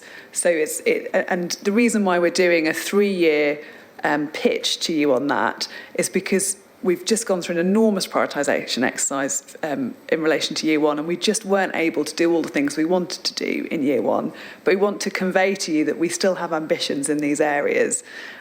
So the question for you is not so much can we afford to do this full set of work, it's more, could you give us the confirmation that this is right in terms of our understanding of these are the absolute must-haves, these are the ones that we really should be getting on with in the next 3 years, and these are the ones that we could be getting on with. Because once we have that categorisation, it helps us do our annual planning. The annual planning is where you will get a costed kind of, right, this is how much we're spending on this, that and the other, which you've just looked at in the business committee last week for this financial year. And so this, in effect, is a framework that flows into the annual plan. So I hope that helps. Thank you. Ruth? Wanted to reflect on the indicators and, well, first of all, say that I think this is a really helpful way of setting out the issues, and it really does help in terms of that longer term prioritisation process, and it's almost like sets out the thinking, doesn't it, in a way that the board can then sort of comment on and help that prioritisation going forward. So that's really helpful. On the indicators, I think we're caught between the proposal is the indicators of the whole food system, but this is our 3-year plan. And I think as you develop the indicators, it'd be really helpful to almost have a mapping of these are the broad food system ones, these are the things we can actually influence with our resources, and we'll be focusing on our own performance, which will be followed up through the business committee. But so we don't end up sort of almost caught with, you said these were the indicators, but they haven't changed or they've gone the wrong direction, where we haven't got that many levers to do something about it. We may have a few, but it may be through other parties. So just in developing those indicators, just really be very explicit about the differentiation. But in terms of the broad areas set out, then I think they're very sensible. But I do think we need to be careful we don't sort of overcommit in areas that we really can't influence directly. Thank you. Any other comments? So did you want to come back? Oh, Fiona. Thank you, Susan. A couple of specifics. I think it's under the second last objective, convener and collaborator. I think we must be continuing to build our international reputation and influence. You know, we're making lots of changes to our food system and the way that we regulate it. We're bringing in new processes to address future challenges to the sector. And it's really important that we keep confidence in the way that we do that as an independent nation after leaving the EU. I think that's really critical. So Fiona, are you suggest that at the moment is in there as a could? Are you suggesting that should perhaps move into we should be doing that? I think it's a should, and I mean obviously I appreciate that it's a question of how much and how much can we afford to do, but I think we have to keep doing the basics there. And not lose sight of the fact that as we change our systems, we've got to keep people on side with the way that we're making those changes, particularly when it plays into the way that we change food law, the possible significant changes that might be coming down the track in 3 years' time or so with REUL. And indeed that sort of fits with, the conversation we just had earlier about precision breeding. We are one of the sort of earliest to move on this. It will impact on international trade and so forth. So I think that perhaps warrants a little bit more attention, and it relates a little bit to Tim's point. This isn't about this isn't about the exact resourcing on it, and we should be doing some. How much we do perhaps has a bit more flexibility. And there are some things that we just do anyway, like work on trade and market access requests and codex and so on. This was about us trying to be a global leader, which I think is a sort of step beyond what the basics are. Anjali, do you want to add anything on that? Thank you. So Fiona, to reassure you, we absolutely are still working on this. I think given the prioritisation conversations we've had, it's much more targeted and focused. And what we're not trying to do is take over the world in one go. We're also reaching out and using others. So the chair of Codex, Steve Wern, we're working with him, we're working with other devolved administrations, Whitehall, on targeting the specific countries where we can both learn best practice but also horizon scan. Thank you. And the other point I wanted to make is I just feel science isn't visible in this document at all. We spend quite a lot of money on it. We do some really important work to provide evidence, but also to scope new systems. And I just feel it's completely missing in the document. That's a really interesting point, because I suspect what the sense is that somehow science underpins everything we do, but on the other hand, if we don't express that in a tangible way, that's perhaps not very helpful. Robin, do you want to comment on that? Yeah, I think that's a really helpful steer, Fiona. Thanks. I mean, one example of that is that comes to Peter's point that he raised about the lab capacity. I mean, so for example, under that developing future capability, we've just made quite major investments actually in equipment in PSREs, public sector research establishments. And we've leveraged money that's not FSA money, but coming from Central Treasury to invest in sort of future-looking technology. So we do it, but you're right that it's not as explicit as it should be in this document. So there's a few specific things that we've scooped up here to consider. The sort of how do we reflect our science work, which we absolutely do and must do. How do we what do we do? Do we have some aspirations around long-term health? You know, at the moment it's not even in could. Should it be? You know, should it be there? We have heard a comment to just think a little bit and perhaps refine the comments in relation to international and think where that sits. Given that we are investing in it the whole time, there's a must element to some of it. So we maybe need to just be clearer what's coming where. And a point that Margaret made is around the point on food hypersensitivity, where her concern was actually perhaps Margaret's great champion for the work we've done on food hypersensitivity, but her comment was that we had had a very rigorous conversation about prioritisation and recognised that we were going to do some very particular things like precautionary allergen labelling, and her worry was that the way this was framed was rather too broad, and what we could do is, so can you just have another look again at the wording so that we're just very consistent between the prioritisation decisions we've made and this corporate plan. So what I'm hearing is general support. I do think the way this is laid out I find very helpful, and there's just those few specific areas where people I think just are suggesting you might just look again before finalising this. Emily, anything more you wanted to say, or Sam or Katie? I just wondered if Sam might say what we're planning to do on public engagement, because it particularly picks up some of the Pillar 3 stuff that people have been talking about here. Yeah, thank you. So engagement is touched briefly in the plan here. And firstly, I want to say thank you for both Peter and Anthony for the offers from the advisory committees to use them to help do some engagement locally in Wales and Northern Ireland. So we'll definitely be coming back to you on that. So thank you very much. I think the engagement where we want to do it will focus on the things that are different in this plan. So if you recall, we didn't do a large-scale consultation or engagement on our strategy. We said when we had more to say about what we wanted to do, we'd do that this year. So we'll use this both to talk to others around the food system about the different things that we talked about within our work. So healthier and more sustainable, our role as a convener and collaborator, for example. But it's also really important that we use this to engage and talk to colleagues around the FSA. So I think from reflecting from the strategy last year and to where it is now, it's really a good time for us to take this back out and talk to people about what it means for them, and to help draw a clear line between the work that they do and then how that fits with our strategy. So we're working through the detail of what that engagement looks like at the moment, but we'll certainly come back and take you back on the office to help. So thank you. And I mean, I absolutely expect there to be good internal engagement, but I'm very, very keen to see what we are going to do in terms of public engagement. The fact that we have these conversations at the board is a real effort to be open and transparent in our decision making.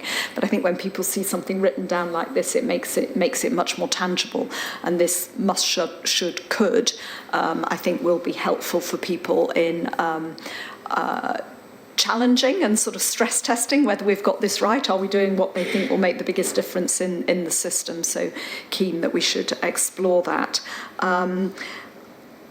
What I think, we were asked to really approve the 3-year objectives. I haven't heard anything which is markedly different from that. I think we would like you to reflect a bit on the conversation and some of those specifics before finalising the paper and taking it out to broader sort of, not exactly consultation, but engagement and a bit of a listening exercise, which will help us develop it a bit further. So I'm just trying to think, we certainly don't need it to come back here. I'm just wondering, maybe it's the kind of thing that I can do on behalf of the board offline is just review the revised version of this before we start taking it out externally. Thank you very much, and thanks to all the team for the work that's gone into this. Actually, it's been a sort of, I know there's been a lot of engagement across the FSA already, even just to get to this point. And whilst we on the board might feel frustrated that we're not able to do all of the coulds, I know that's shared by officials as well. So people are ambitious to do more. Thank you. So we move on to the next item on our agenda, which is the risk analysis process and the regulated products update. This is a regular item. It's one of the things that we previously have been considering in the business committee, but when we restructured the board and business committee, we felt that this topic was sufficiently important to the board and is such an area of strategic development, because it's something we've taken on post-Brexit, that we wanted this to come to a full board meeting. So we have this paper, which is largely what would previously have gone to the business committee, which is an update on where we are. I should say that looking ahead to June, we're already considering that actually the paper in June will be a more fulsome update and a little bit more strategic, I suppose, about where we see this this whole service progressing. But this is really an update on where we are as of now. Really pleased to welcome to the table Lexi Rees, who's the head of the Regulatory Services Delivery, and also Ruth, who's head of Regulated Products. And I guess I'll just hand straight over to you to just give us maybe a couple of highlights of the things you want the board's input on today. Thank you. Thank you, and good afternoon, everyone. We continue to make progress in regulatory services delivery. Section 3 of the paper advises that we have seen 4 new issues added to the risk analysis register since we last reported. And on regulated products, I'm pleased to report that following consultation, we've received agreement from ministers across the nations to authorise 15 applications, and the statutory instruments will come into force in the coming months. And I should flag here that it is 15 and not 16 as indicated in the supporting slide, and would be great for this to be recorded in the minutes along with our apologies for this error. So 2 years since it was established, we have taken stock and reflected on the service. And section 4 of the paper advises that year 1 included a large number of inherited EU applications and a peak of CBD applications, and that this year was not typical. Year 2, we have seen a broader spectrum of applications, enabling us to gain a better understanding of the flow into the service, develop and improve the process, and work in partnership with stakeholders and applicants.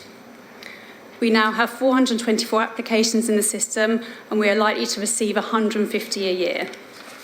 We expect the peak of applications from year 1 to work their way through the system to authorisation over the next 2 years. In the first 2 years of service, we authorised 31 applications. This year, we expect to authorise 56. Now, Section 5 outlines the risk to service delivery, and in particular, risk assessment is the stage of the process that is most resource intensive and takes the longest time to complete, and therefore carries the most risk of building up a backlog if resources do not match demand. If there was a surge in applications similar to CBD, pressures would emerge over the next 6 to 12 months at the validation and the risk assessment stage. And we are reviewing the available data to build a more accurate model of the future demand on resources. And as the Chair advised, we'll provide the results of this analysis to the June board. However, this will remain highly dependent on assumptions for future years. It should be noticed that forecasting does remain challenging due to an uncertainty of the quantity and the type of future applications which are influenced by commercial decisions and market trends. So we've also outlined a number of mitigations in that paper to help address these risks, including increasing resource, upskilling, use of others' regulators' opinions, maximising efficiencies in the system, including batching by regime, and the imminent launch of the new case management system. And they give us reasonable assurance that we will continue to make authorisations to the expected timescales over the next 12 to 18 months. However, it is our reform agenda that presents real opportunities, and I refer to Section 6, which advises you that the review of the novel foods regulatory framework is progressing well, and we're expecting the conclusions from the review this spring. And as you're aware, we're considering opportunities presented by powers created in the retained EU law bill to streamline the process for approving regulated products. And whilst this presents significant benefits, they would not come into effect until 2026 at the earliest due to the legislative change required. So in conclusion, we're asking the board to note the status on regulatory services, the risks to delivery, the mitigations and the progress being made on regulatory reform. So I'll stop there and invite any comments. Thank you very much, Lexi. Anthony. I appreciate the pressure on the team and I appreciate the difficulties with the legislative timetable. But 3 years seems like quite a long time and it's not even guaranteed. It's 26 at the earliest. So I'm just wondering, is there any way to speed up that process or that timescale, or at least to have a fixed point which we're aiming for as opposed to at the earliest? It just seems a bit vague. This is in relation specifically to, the reform. Yes.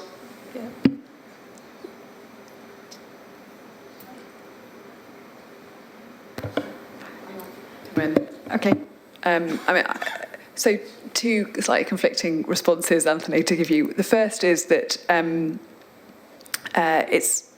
we've still got a lot of work to do to work out timescales and so on. So in a way, I wouldn't take the 2026 date as set in stone. The second response is just in terms of being realistic. If we're going to be reforming an authorisation process, we've just described this morning what we are looking to do on precision breeding.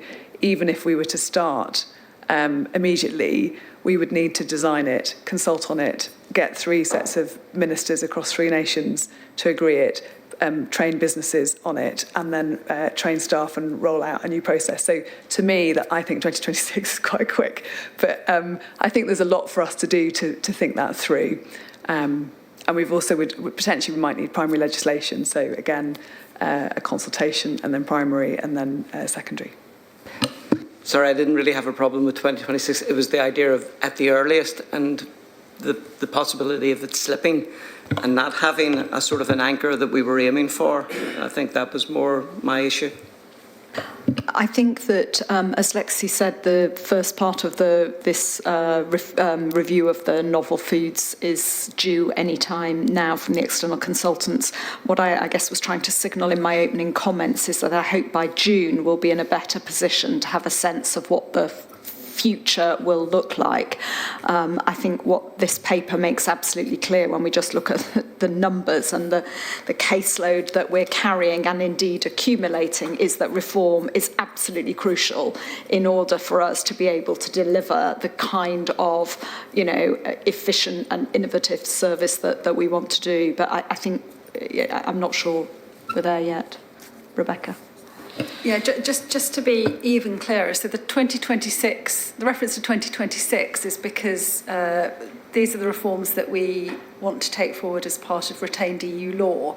And obviously, we're awaiting ministers' decisions about that and about the approach that we have proposed. But just to remind the board that as part of that work on retained EU law, we also have to make sure that the entire regulatory framework lands safely and that we don't lose the current protections and our ability to regulate products that come onto the UK market. But we have been really as ambitious as we think is safe in terms of what we can achieve through the retained EU law process. So that's stage one.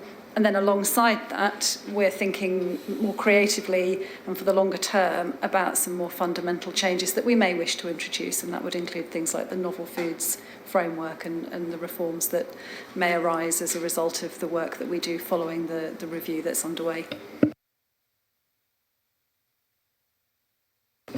Thank you, Chair, and thank you for an excellent briefing, Lexi. I have a couple of questions based on my ignorance of the matter. The pre-validation applications, we have an awful lot of applications for feed additives and novel foods. How many of those are people submitting an application and it's only half thought out? Are we able to give them a criteria to say don't bother applying until you've ticked all these boxes to simplify things? I think we were working on that. I'm not sure how far advanced we are on it. And secondly, on feed additives, and I appreciate you may not be able to tell me if it's confidential, there's an awful lot of applications there. How many of them are for completely different feed additives of the 146, or how many are different companies applying for the similar sort of thing to be added, if you know what I mean? I'll start on that, thank you, and then perhaps if you can come in, Ruth. So I think it's a mix in terms of your first point around validation, how much sat with us and how much sat with or not even suitable. So we do have a number of applications that come in with our current system that aren't even suitable and they don't even pass that suitability phase, and the launch of the new case management system will hopefully sift a number of those out. When we move into validation, it's a mixed bag, so they are with us, but we're often waiting on information from the applicants in order for it, to ensure that it can then progress into risk assessment. So it's very much mixed, and that's where we use the stop the clock to maximise the efficiency. So, Ruth, do you want to say a bit more about the specifics around feed additives? Thank you. So around feed additives, a lot of the people who are applying for feed additives are quite experienced in using that system. They've used it in Europe for quite a long time. So generally speaking, the feed additives tend to be the slightly higher quality end of some of the dossiers that we receive. Obviously, some of them will be renewals because they're coming up to their 10-year point, and that's also factored into our thinking around how best to manage them. In terms of how many of them are brand new things versus different companies seeking very similar applications, I think we have a range, is the honest answer. There are some things in there that are brand new that we would have to think from the beginning about how best to assess them, because they are maybe new mechanisms or into new areas, but some are more common, and of course where that happens we're getting more and more experience in doing those and allowing us to standardise that where possible. Ruth. It's really helpful to have the progress report, and I really welcome the paper in June looking at it in more depth at what we might need to do in terms of two elements really: process improvement, what else can we do that makes it more streamlined and so on, but also consideration of what we need to do in terms of the scientific risk assessment element of it as well, so that we look at both elements separately and don't sort of confuse the two, because I think there are opportunities to look at quality improvements in both elements. The question I had was around the stop the clock, and I wasn't quite sure the sort of how many months, days it represents really in terms of people being stopped. But specifically, if an applicant doesn't come back for months and months and months, I mean, is there an element where we just say it's fallen away and that application now is it's had its chance and it clearly didn't have the evidence?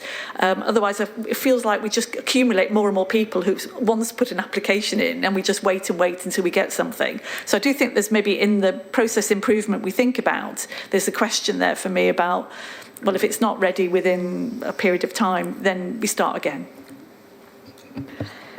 Very specific point there. Do you want to, who's Ruth or Lexi, who do you want? I think a combination, if that's okay, Chair. I think, with the stop the clock, it's very much, it really does depend on the application itself. And Ruth, perhaps you can say a bit more, but I think it's very, it really just depends, exactly the quality. In terms of those falling out of the system, the answer is yes, because they sometimes do. Sometimes an applicant will just withdraw the application because they're not able to provide the additional information, and we're not necessarily informed of that. But again, I go back to the case management system where, we have a lot of high hopes for that, because we'll be able to provide a lot more guidance to the application. Step by step, we'll be able to have a lot more detail around how the stage the application is in the system, measures around stop the clock, etc. So, Ruth, I'll hand over. So it does vary how long somebody might be in stop the clock, but we do always agree a date by which they have to provide the information when we go out to request it. So we have that dialogue with them and set a deadline for when they're going to provide that information. It will obviously depend on the nature of the information we're looking for. So if we're looking for a 90-day study, for example, it's not unreasonable that will take them a year because they need the time to do that study. So we do have that discussion and we do pin down a deadline at that point. So it's not an indefinite situation. Occasionally we do have applicants... Ruth, sorry, just to pursue that. So you set a deadline, that's great. And then if they don't adhere to that, do they just come off they come out of our numbers? So we work, we have a process that we've agreed with legal around how we then would remove them from the system. So it does depend on which phase we're in. If it's at validation, we'll be very clear that we'd be reasonable if there's a reason for why that has been delayed, but if they are not communicating with us, we do have a process for removing those from the system. If it's in the kind of analytical assessment phase, there are certain levers within the regulation that we would have to use to remove them from the system. And we can explore that depending on the individual situations for those applicants. We were talking around... Thank you. So we do occasionally have applicants that do disappear, and we have actually a process that we worked out between the two teams to manage that. We work from the beginning to be very clear that they need to abide by the deadlines and the consequences of not abiding by those deadlines, so that we then can activate that process and minimise the use of resource in applicants that perhaps are not actively engaging in the process. Rebecca? I just want to say Ruth raises a very important issue here about the best use of our resources and, taking a step back and thinking about what we're trying to achieve here, because it is in everyone's interest that we provide support to applicants and that, key products, particularly when it's renewals, can be safely assessed and that we don't create unnecessary disruption to the market, but equally, as I think is implied in the question, we need to make sure that we're using our resources to the best of our ability and not stepping in and doing things that really are the responsibilities of the applicants. So there is an important balance here, and it's something I think we'll want to return to in June when we look at the system overall. Thank you. All good points. I'm slightly concerned. We haven't really honed in on what for me is the key feature of this paper, which is that we are still not yet progressing applications as quickly as we need to through the system. So the caseload is building up. Now, the paper sets out a number of mitigations, a number of reasons why we expect that pace to increase.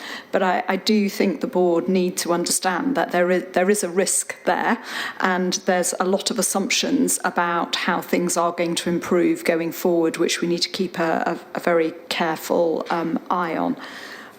For me, what it does is absolutely reinforce that we need to take the opportunities of retained EU law bill to make whatever changes we can to streamline, particularly the later stages of the process. But I am keen that we do start to look at these more fundamental reforms, and I hope we can begin to consider that in June, because sooner rather than later, we've got to get to a better balance between what's coming in and what's going out at the other end, because it's not in our interest to have things in the system for a long time, and it's not in the interests of businesses either. So there is a sort of shared interest, really, that we need to find a good solution to. As I said, we'll have a more substantive discussion on this in June. I can see Fiona and then Peter are going to come in, and then we'll close this item.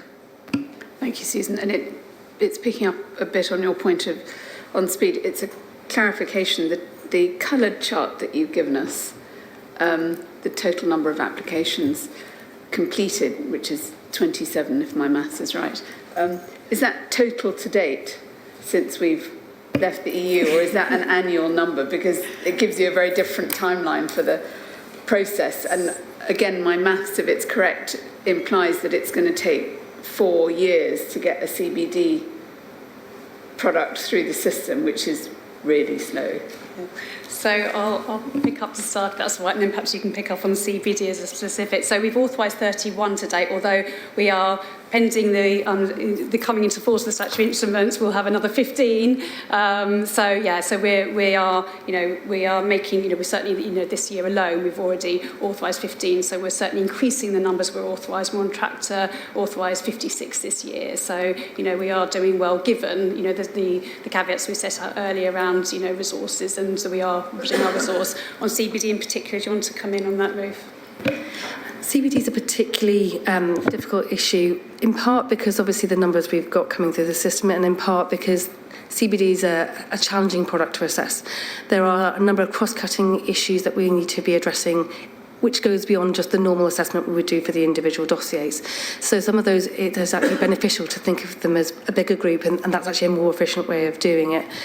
We are making progress on some of those cross-cutting issues, and we should have more information for the board and our applicants as well in the next few months around that. But it is a bit more challenging way of having to deal with them, because they have some challenging areas that we need to be looking at that obviously have interlinkages with other legislation, for example.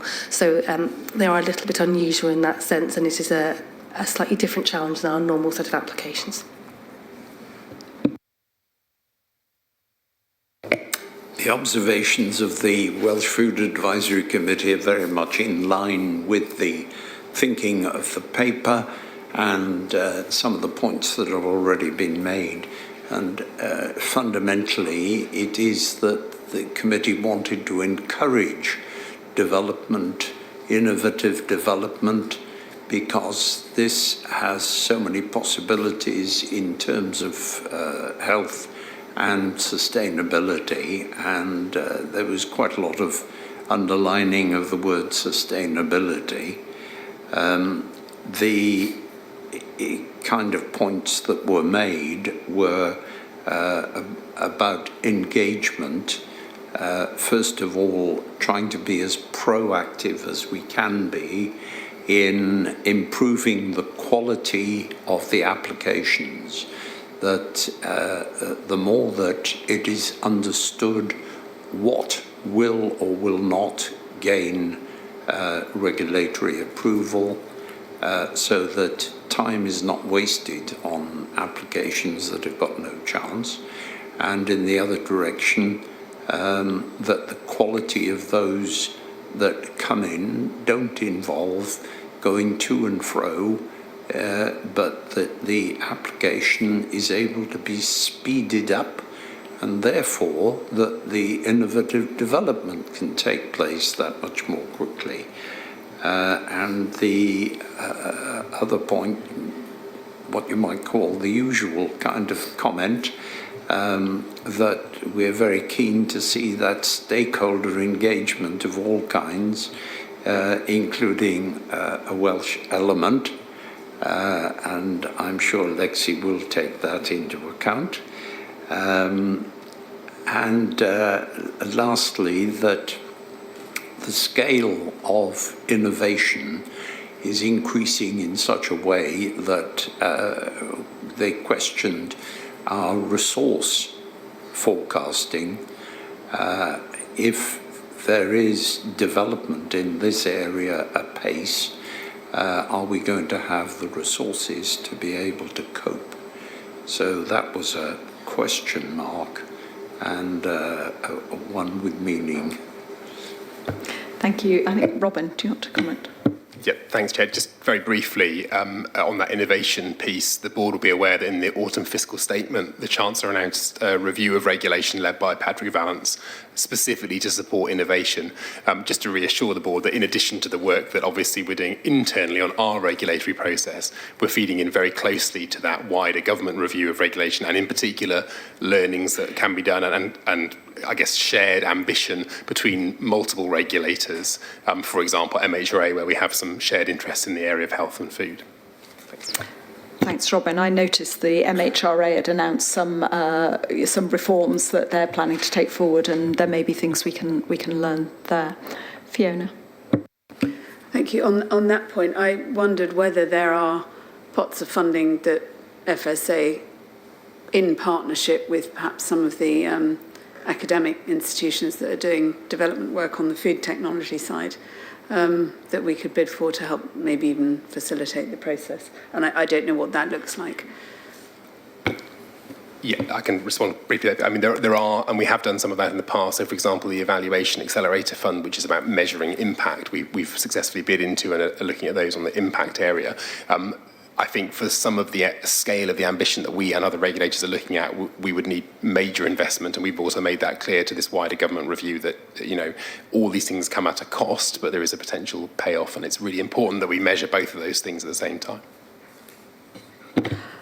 Thank you. That's been a really, really good discussion, and I've made quite a lot of notes of some of the points that have been raised, which I hope that we'll be able to pick up on in June. I suppose a few specific ones I'd just highlight. I don't think these are comprehensive, but ones that have particularly struck me.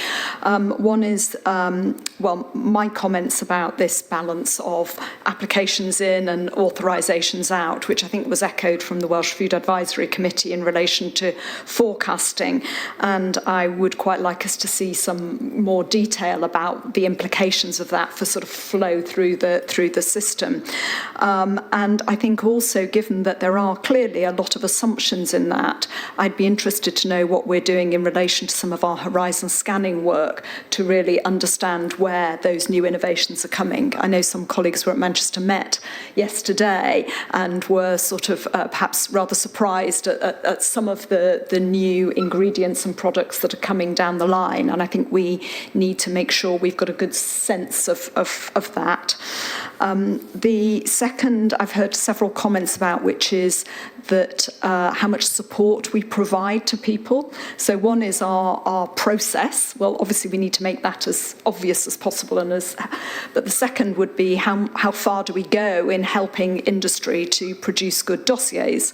And on the one hand, that would be great, and on the other, that is a resource investment, and I think the board needs to think carefully about how much of that is our responsibility and quite bluntly how much of that we can actually afford to do. And then I think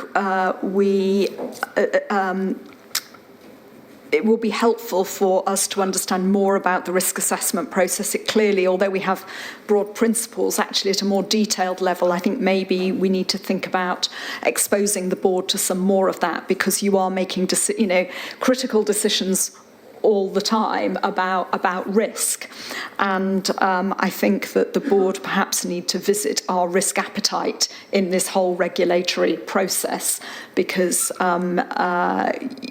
we do have an opportunity to do it differently. At the moment, we are very, very precautionary, and this relates to whether we take opinions from other regulators and so forth, how we treat traditional foods.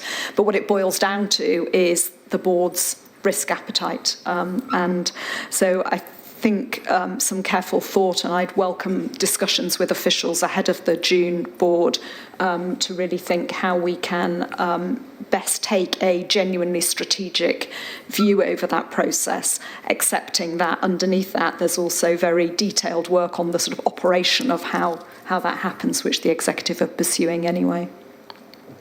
Rebecca, does that sound reasonable? Yeah, that's really, really clear and very helpful. Just coming back to this question of the risk appetite, I think there are two things. There's our risk appetite for how we run the process, where, you mentioned use of other regulators' opinions, where I think that there is definitely a conversation we need to have with the board.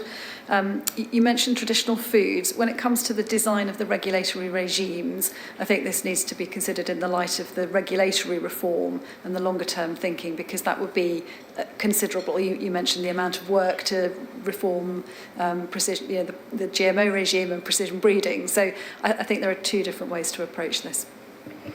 Ruth. Just to emphasise, I think it would be helpful if the board had an opportunity before looking at what the future model might look like to actually really get into some detail about how the scientific assessment process works now, what is taken into account, what judgments are made on it. So I think that will help the board then to understand what's being proposed in terms of different risk appetite and so on. So I think some briefing beforehand would be really helpful. That's a really good suggestion, and we might think about when and how we might be able to do that. Tim? Thank you. I was just conscious as I was listening to this, particularly around the feed supplement, that we should not forget an awful lot of work was done by Advisory Committee on Animal Feeds on feed supplements that could well provide an opportunity to develop some framework around some of the pre-authorisation, market authorisation work. And I think that so easily could get lost in the past, where there's some applicability to the future. I see in my day-to-day life what happens with animal feed supplements, and it's a fairly straightforward business for the most part, often done by lots of local businesses. So it's quite interesting to see how we can streamline that process, because certainly from here, that is occupying a fair bit of our resource, if I've read the graphs correctly. Great. And perhaps then when we look at the June paper, we might have specific consideration about whether there are some particular aspects in relation to feed additives that we can think of perhaps in a slightly different or more proportionate way. Great, that's been a really helpful discussion. In a way, we've noted rather quickly the contents of the paper, but thank you for that. Really helpful to have this sort of light shone, I think, on where we're up to. And thank you to colleagues for all the contributions, which I think will really help to frame and shape up a more substantive discussion about the future at our next board meeting. Great. So on that note, I'm going to close this morning's session. We'll break for lunch now. We will start again at 1:35. Thank you.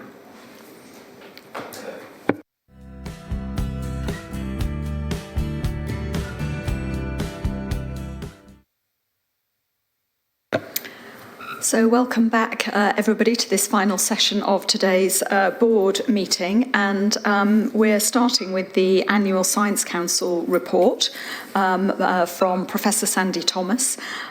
This is a real opportunity for the board to review the work of the Science Council over the last year and to ask Sandy some of the questions about the work that they've been doing.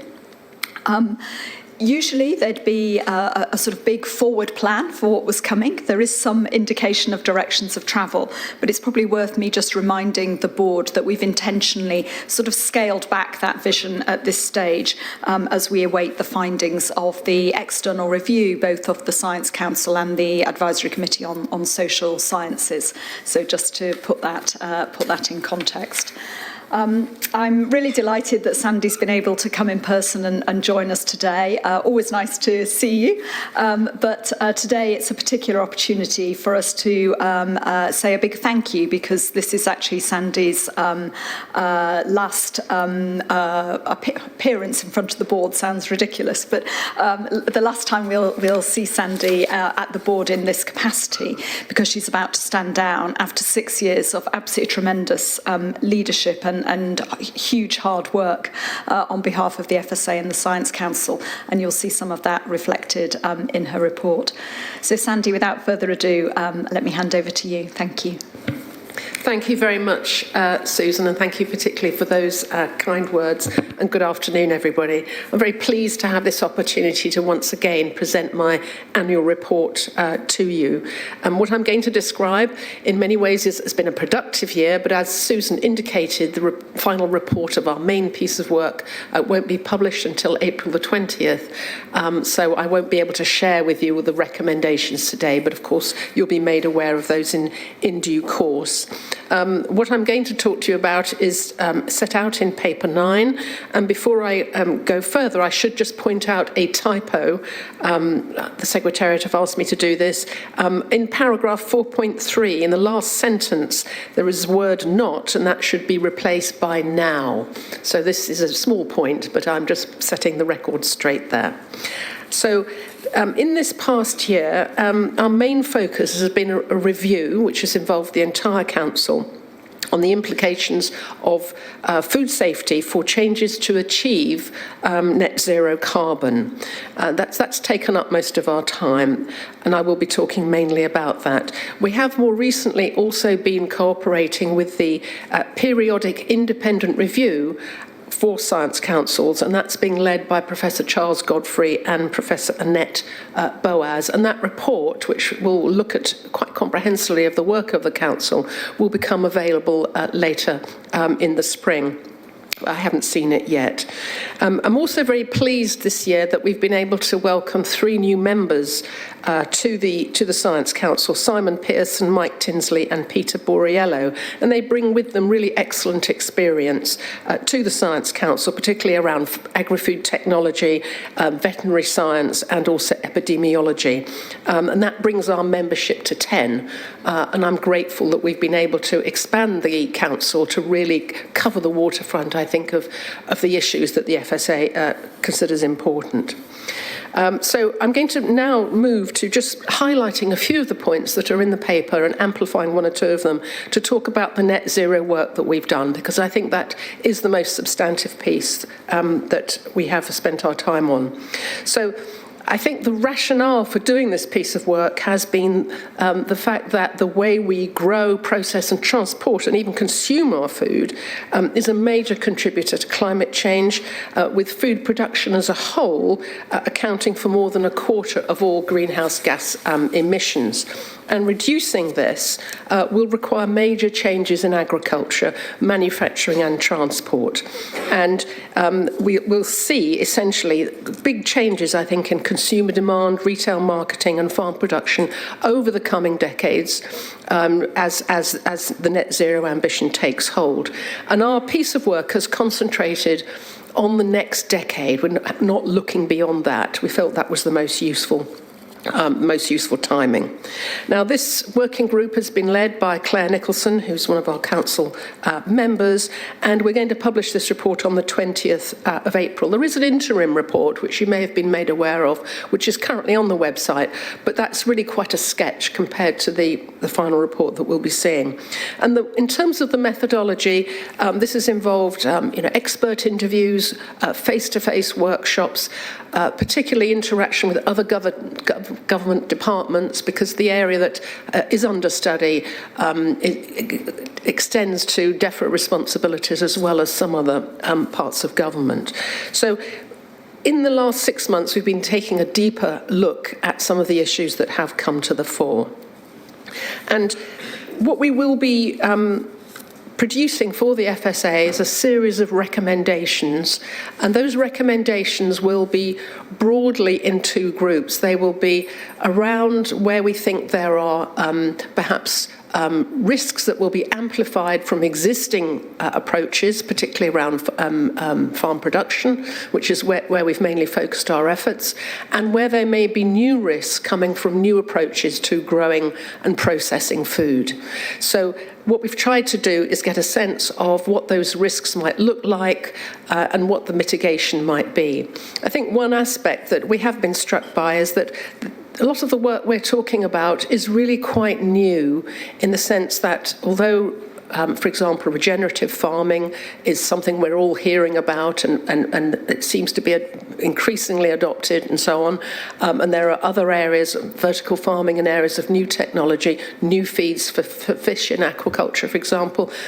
To actually try and quantify these risks at this point is very, very difficult, because there's very little published material. Most of this is changing practice as we speak, and there's been quite a bit of investment in some of the newer areas.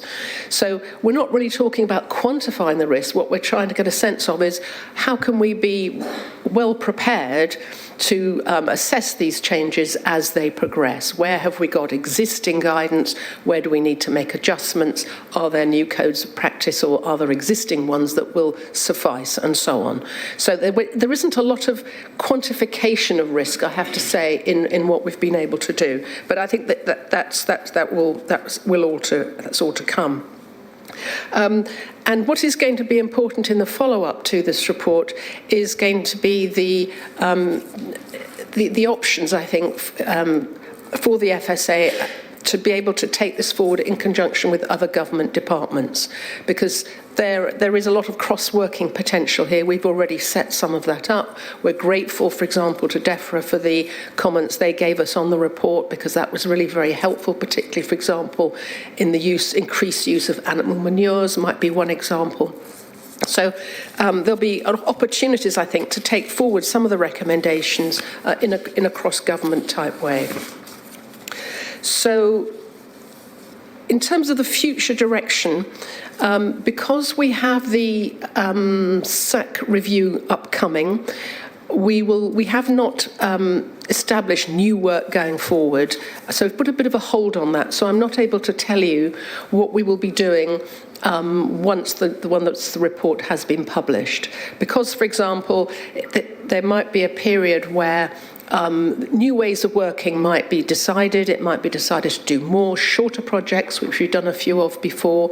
So there's going to be a little bit of a pause. So when the review becomes available in the spring, I think there'll be an assessment of that with the CSA and other colleagues, and then we'll think about how the Science Council might perhaps change its working practices a bit.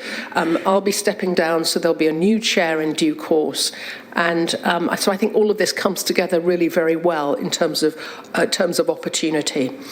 And I think my hope is that what will be retained will be what we do best, but there'll also be some perhaps new and exciting ideas about ways in which improvements and new opportunities can be taken forward.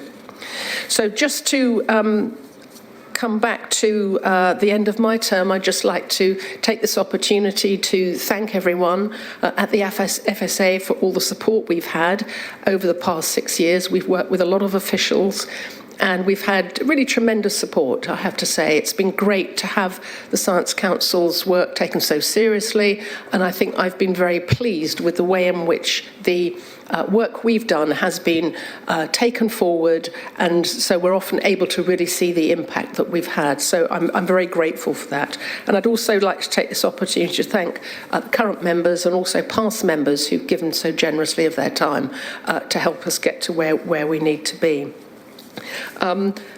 It has been an honour and a privilege to chair the Science Council, and I think in many ways it's been one of the most rewarding experiences of my career. So I'll stop there, Susan. Thank you very much. Wow, Sandy, thank you so much for that. And, really, I just want to put on the record how grateful the board is for all your hard work on behalf of the FSA, your leadership of the Science Council, and indeed your contributions more broadly in the FSA. When we have people like you as chair, I think your contribution goes beyond just chairing the committee. And I'm thinking in particular of the work you've done in helping us establish the horizon scanning function, which now we see of as an integral part of FSA. But I think your guidance and support was really valuable in getting that going. So thank you very, very much indeed. Let me open this up to colleagues now. I guess, whether it's, as Sandy said, we don't really want to sort of get into discussing the recommendations from the net zero carbon report, but there may be more general questions you have on that work. And although we haven't yet determined the sort of future for the Science Council, I think if there are topics that members think, oh, this is an important issue, that now would be a good opportunity for us to sort of pose those ideas to Sandy, and just to get the benefit of her thoughts on that without sort of prejudicing the outcome of the review. Oh gosh, everybody in. Ruth, let's come down this side and I'll sweep round. Let's start with Ruth. Thank you very much, and I would absolutely echo the comments about your leadership and the expertise that you've brought to the FSA, so thank you. I've acquired Margaret's questions and comments as well as my own. So just to start with Margaret, she's very pleased to see the work you've been doing on net zero and obviously looks forward to the report. Had raised the point about the difficulty of assessing the size of risk and therefore how to prioritise. And you mentioned that that's actually quite difficult given where the science is at the moment. So whether you can say any more about that. But my comment or question was sort of linked to that really, which I noticed you said that there was it was difficult to find sufficient peer-reviewed literature on the food safety implications of net zero. So I guess my question would be, what can we do? And will your report comment on what sort of research is needed so we can encourage the research councils and other research bodies to fill the gaps, if you like, as we go forward? Because there's plenty more work that needs doing. So those are the two questions somewhat linked. Thank you very much, Ruth. Well, in terms of the size of the risk, I think it's quite difficult to do that at the moment because you're looking at some very rapid developments, which in many ways are have a certain amount in common, but there's quite a range. But I think that surveillance and monitoring of these changes alongside other bodies will be important. There is quite a lot that can be looked back to. So, for example, around regenerative agriculture, there are some of the approaches that are being taken are based on existing practices or practices that have fallen away. So there are going to be some codes of practice, even some regulations where those risks can be quite quickly assessed as we begin to see those developments in terms of adoption rates and in terms of the kinds of ways in which consumer uptake takes place. So I think as long as one is aware of that, and obviously it'll be for the FSA to decide how much priority to give this area as a whole. But I think where you're talking about, for example, particular microorganisms, then there's a lot out there, there's a lot of existing practice. Where you are dealing with, going perhaps onto your question about the aspect of the lack of peer review evidence and the need for perhaps investment by even research councils in some of these areas. I mean, I think here, for example, in vertical farming, and I'm sure Robin, if he was here, would have something to say about this. There's a lot of investment, as I understand it, going into vertical farming, and some of the people going into it are quite new, I might say, to the field. So, for example, the reuse of some of the water, for example, or the appearance of biofilms on the surfaces. These are things about which we don't know very much. So again, I think that there will be opportunities to, perhaps by taking this work a bit more forward, highlighting those areas where you really do need your research, and it's not a matter of really being able to perhaps do even further excavation of the research base. Then I think there's lots of opportunities for collaboration here. I think that this is something where conversations with the research councils or other funders could be very fruitful. So I think this report will enable those kind of reflections, and there are opportunities to I think, really get confidence in this area. Thank you. I think Tim and then Anthony, that was it. Yeah. Thank you very much. Well, Sandy, it fills me with hope listening to what you were saying, because I think one of the things I struggle with is just trying to understand what are the practical things we can do based on good evidence.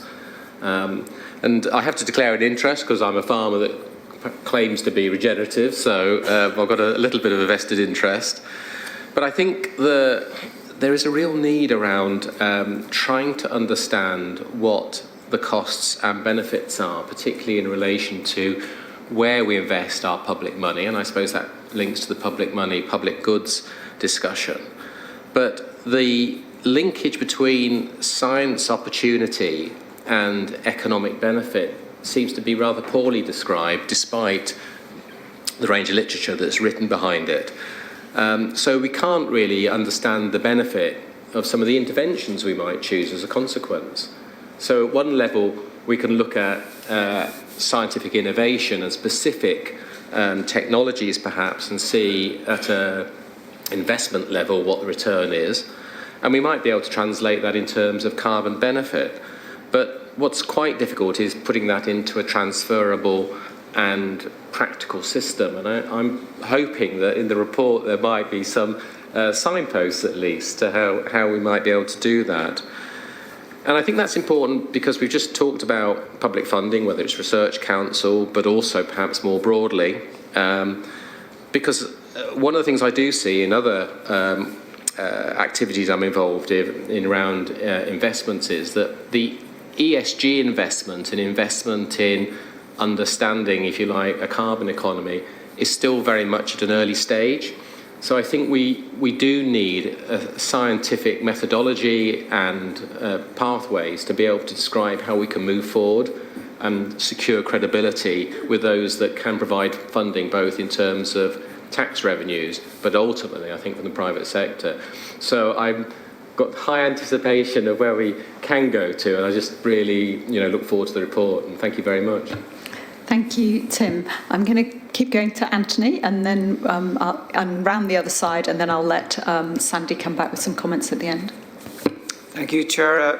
Sandy, I really welcome the work that you've done here, because in my previous role I had responsibility for Northern Ireland for trying to move us to net zero. And the difficulties for us is agriculture accounts for about 27% of all greenhouse gas emissions in Northern Ireland. It's the largest sector by about twice the next biggest.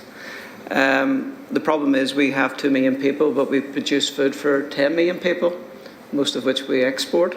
I just noticed in the report the departments you've mentioned that you've worked with and talked to have all been central Whitehall departments, and I just wonder if you have been working with the devolved administrations, because Northern Ireland needs help, particularly given the fact that we no longer have a functioning government, that ministers can make decisions. Now, I know we are producing a range of innovative approaches like feed and everything else to try and reduce it, but agriculture will be the single biggest area of difficulty to reduce to a particularly low standard. In fact, it's gone up by 6% over the last 30 years. So any work you can do, I would encourage you to share with the executive within Northern Ireland and try and work with them. And certainly I'm sure that we can work with DAERA in taking this forward.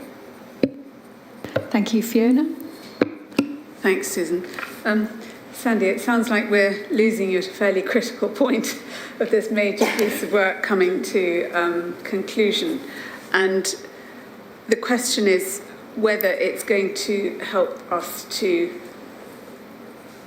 build a policy programme of work under the pillar that we have around health and sustainability, because it's an area of ambition for the organisation that we are going to be having to set out and start to look at how we structure it over the next 3 years or so. And I also wondered if there were any other smaller projects that were carried out by the council that are worth mentioning in addition to that. Okay. And then let's scoop around this side. So Peter, then. The theme of net zero carbon and the work the Science Council has been doing in this area fits very well with Wellbeing of Future Generations Act in Wales. And so generally the committee was content with the report and the work you're doing, and added just a couple of points of detail. The first is that being gluttons for work, they wanted to know where it's referred to that there are 2 open plenary meetings a year. They would be glad if members of the advisory committees could be alerted to the dates of those meetings, assuming that they are online meetings, so that they can actually observe and learn from them. And the second thought was a very specific thing, and that is noting some of the points about carbon reduction, that there is work apparently going on in Bangor University on grazing, animal grazing, which feeds into this topic of carbon reduction. How? I'm not sure, but at any rate, it's flagged up that it may be of interest to pursue and find out. Thank you. David? Oh, not for you, Hayley, and then Justin. Thank you. Thank you, Sandy. I wasn't here when this project kicked off, so I suppose one of my questions is, as the board didn't commission it directly, I understand what happens next in terms of, do we just get it circulated or do we discuss it and blah, blah. I'm looking forward to seeing what the report tells us. I think it's a really good example of horizon scanning in relation to risk to food safety that we were talking about earlier.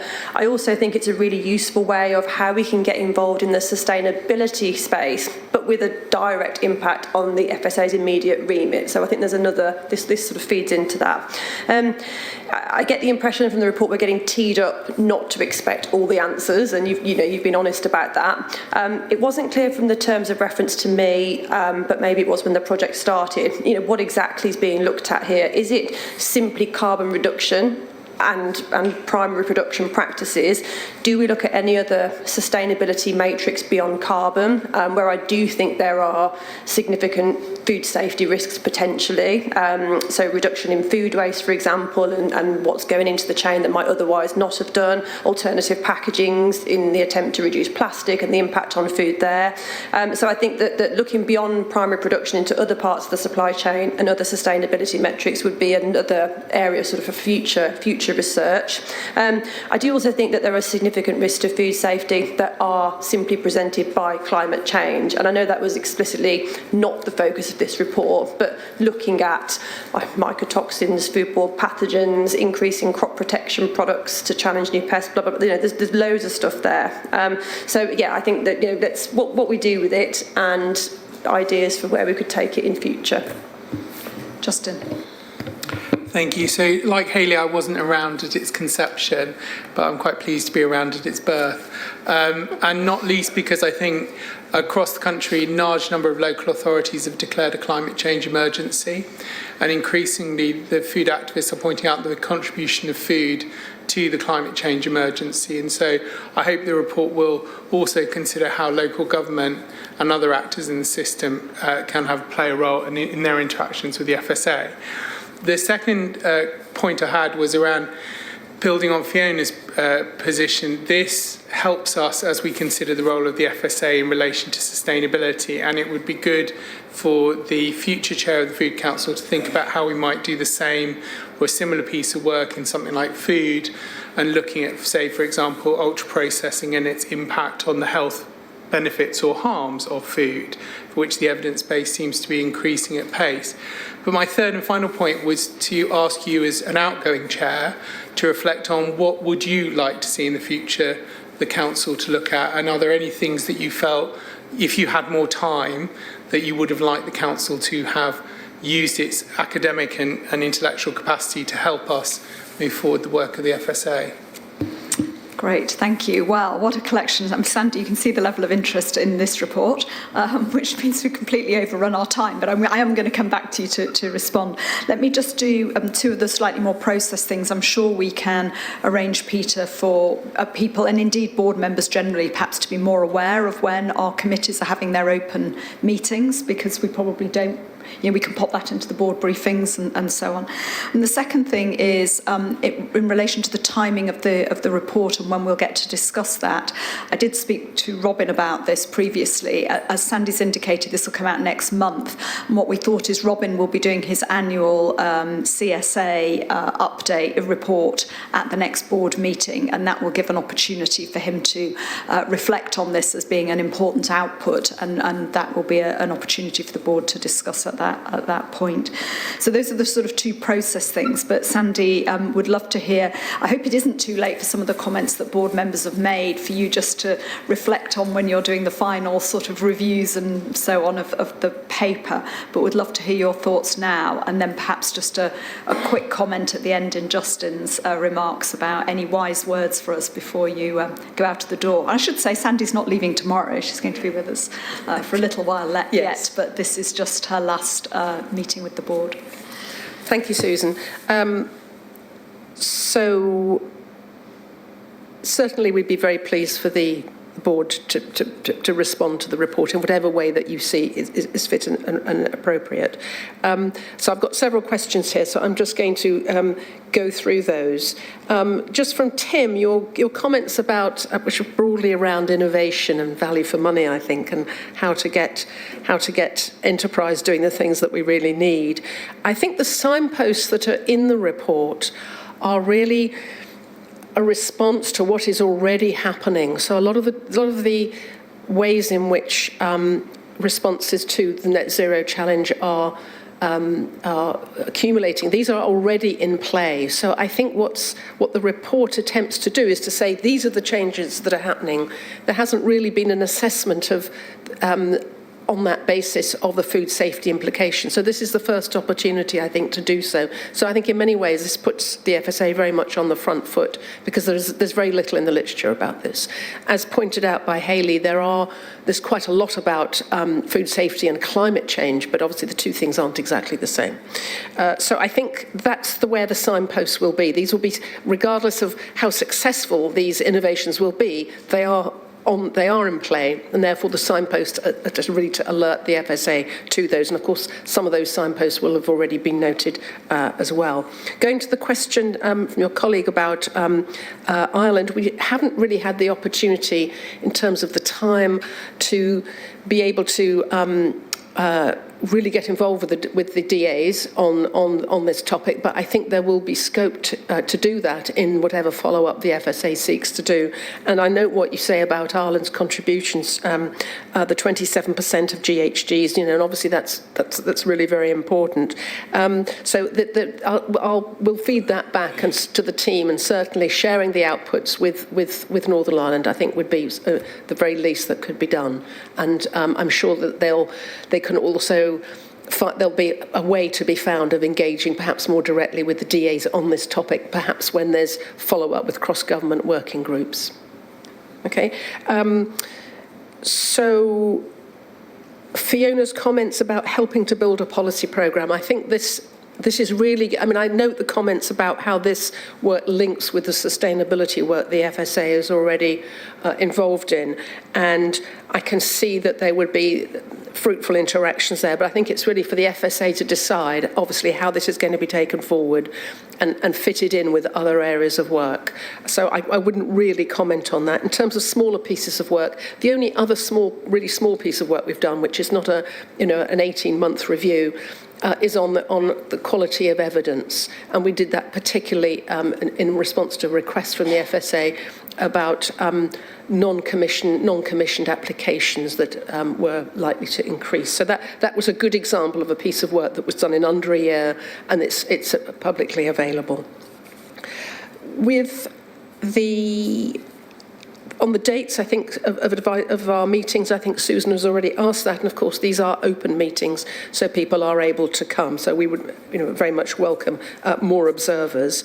And the work in Bangor, yes, we'll take note of that.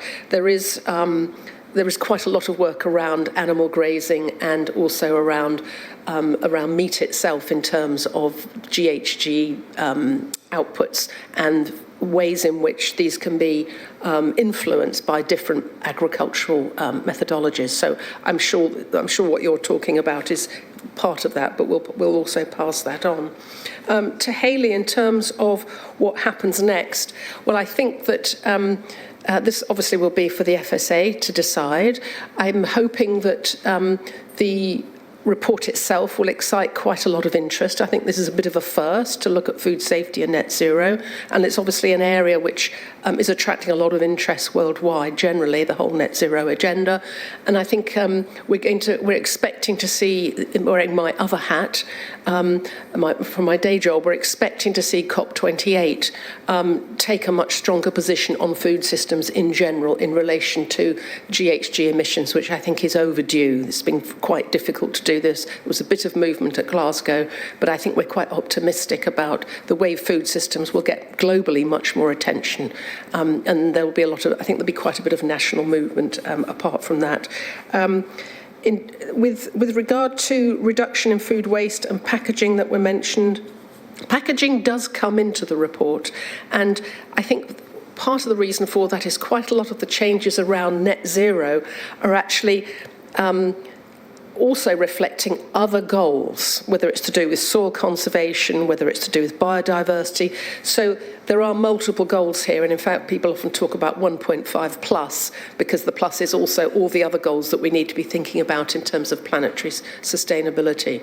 So I think that is very much in the mix, and you'll see that in the report, this coalescence of different end goals apart from net zero. So, and we can't pass those precisely, so we haven't worried about that too much. And just coming to the last questions around what the Science Council might do in the future and how it can help perhaps the FSA more on sustainability. I think this will very much decide on what the Council subsequently decides to do in its next areas of work. And we had a priority setting workshop in December to try and get a sense of what were the really priority areas that the FSA might want to focus on, and that will obviously influence to some extent what the Science Council does. Topics that were discussed include the whole area of artificial intelligence, and there were a number of other topics that came under the umbrella of changing food systems, but no decision on those has been made, and they need to be worked up further, but they will come back to Robin and Emily and so on when those priorities have been just developed a little bit further. So that's very much in the current work. I think it's quite hard for me to speculate about the future. I'm just going to wind up now, Susan, because we've got the SAC assessment coming forward. I'm sure there'll be good suggestions in there about different approaches that we might adopt. And but I think, as always, what's really going to be very important is the development of the relationship that we have, both within the Council but also with the FSA, because we have a good two-way flow of information and ideas, and I think in that way we can make sure, as I have always been very concerned to do, that the work we do is really useful to the FSA, it's practical, and it makes a difference, rather than just being another report that doesn't get enough attention. And I'll stop there. Thank you, Susan. Great, Sandy, thank you so much. You've certainly whet our appetite for the report, and we really look forward to receiving that. Thank you once again for all you've done. We really, really appreciate it. Turn my microphone off. It's me next to move us on to the next item, which is the Chair's report from the Welsh Food Advisory Committee. So I'm going to ask Peter really just to tell us a little bit more about WFAC, what they've been up to. This is actually the period going right back to September 21. Peter, I'm conscious of the time, and we've heard over the duration some of the highlights, but yes, a potted summary would be appreciated. My first remark was going to be that the discussion on my report ended 5 minutes ago according to the agenda, so I'll try and ensure that we don't take too long now.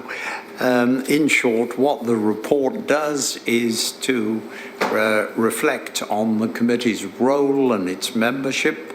Then it moves on to reporting our themed meetings over the last 18 months, and finally looks to the future plans of the kind of things that we have in mind. However, there is the review of the committee's effectiveness, the two advisory committees, and that will end up with a report to the board in June, and the committee has an appetite for closer involvement with the board, knowing specific tasks that the board wants it to undertake, and to do that in a way that increases our effectiveness.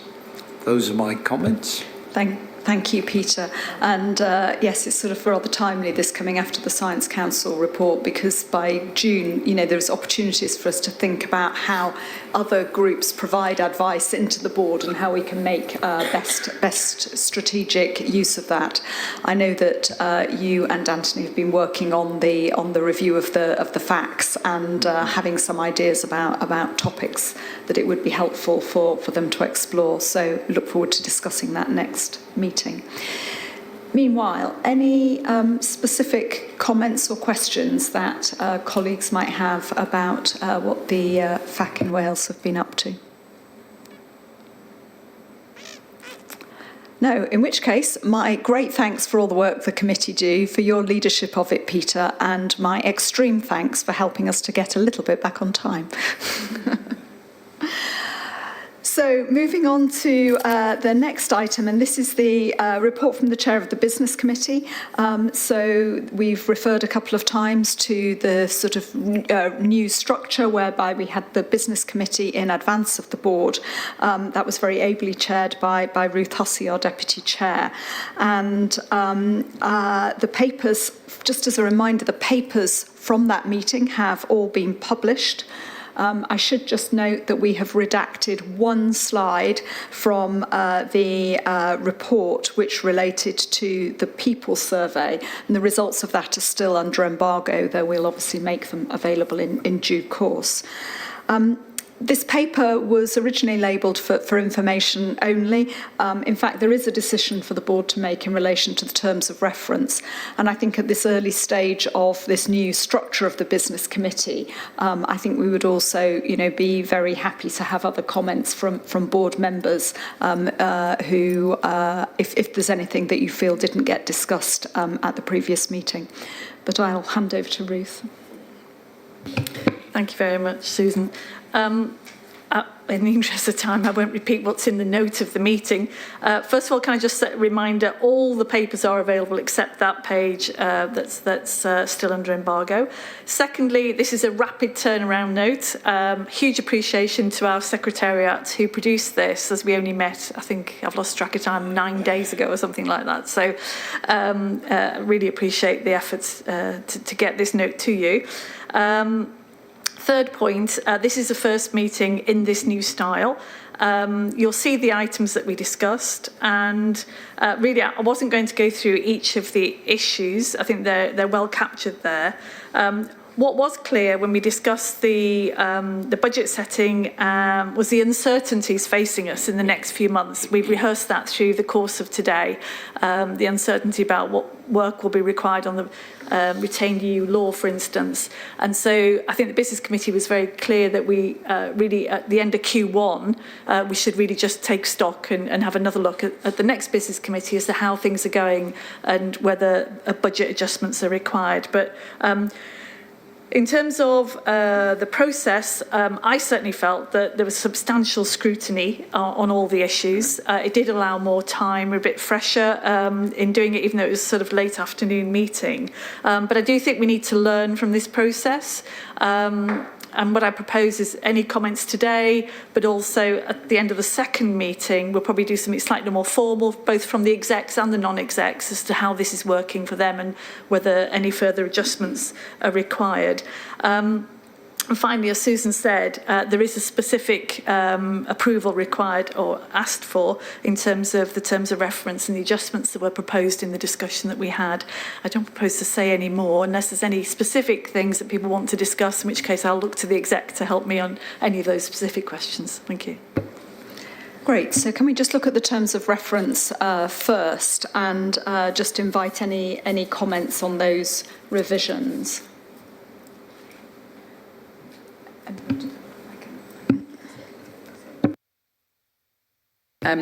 Sure. There was just one point I wanted to make. I think it's just a drafting point in the section on HR.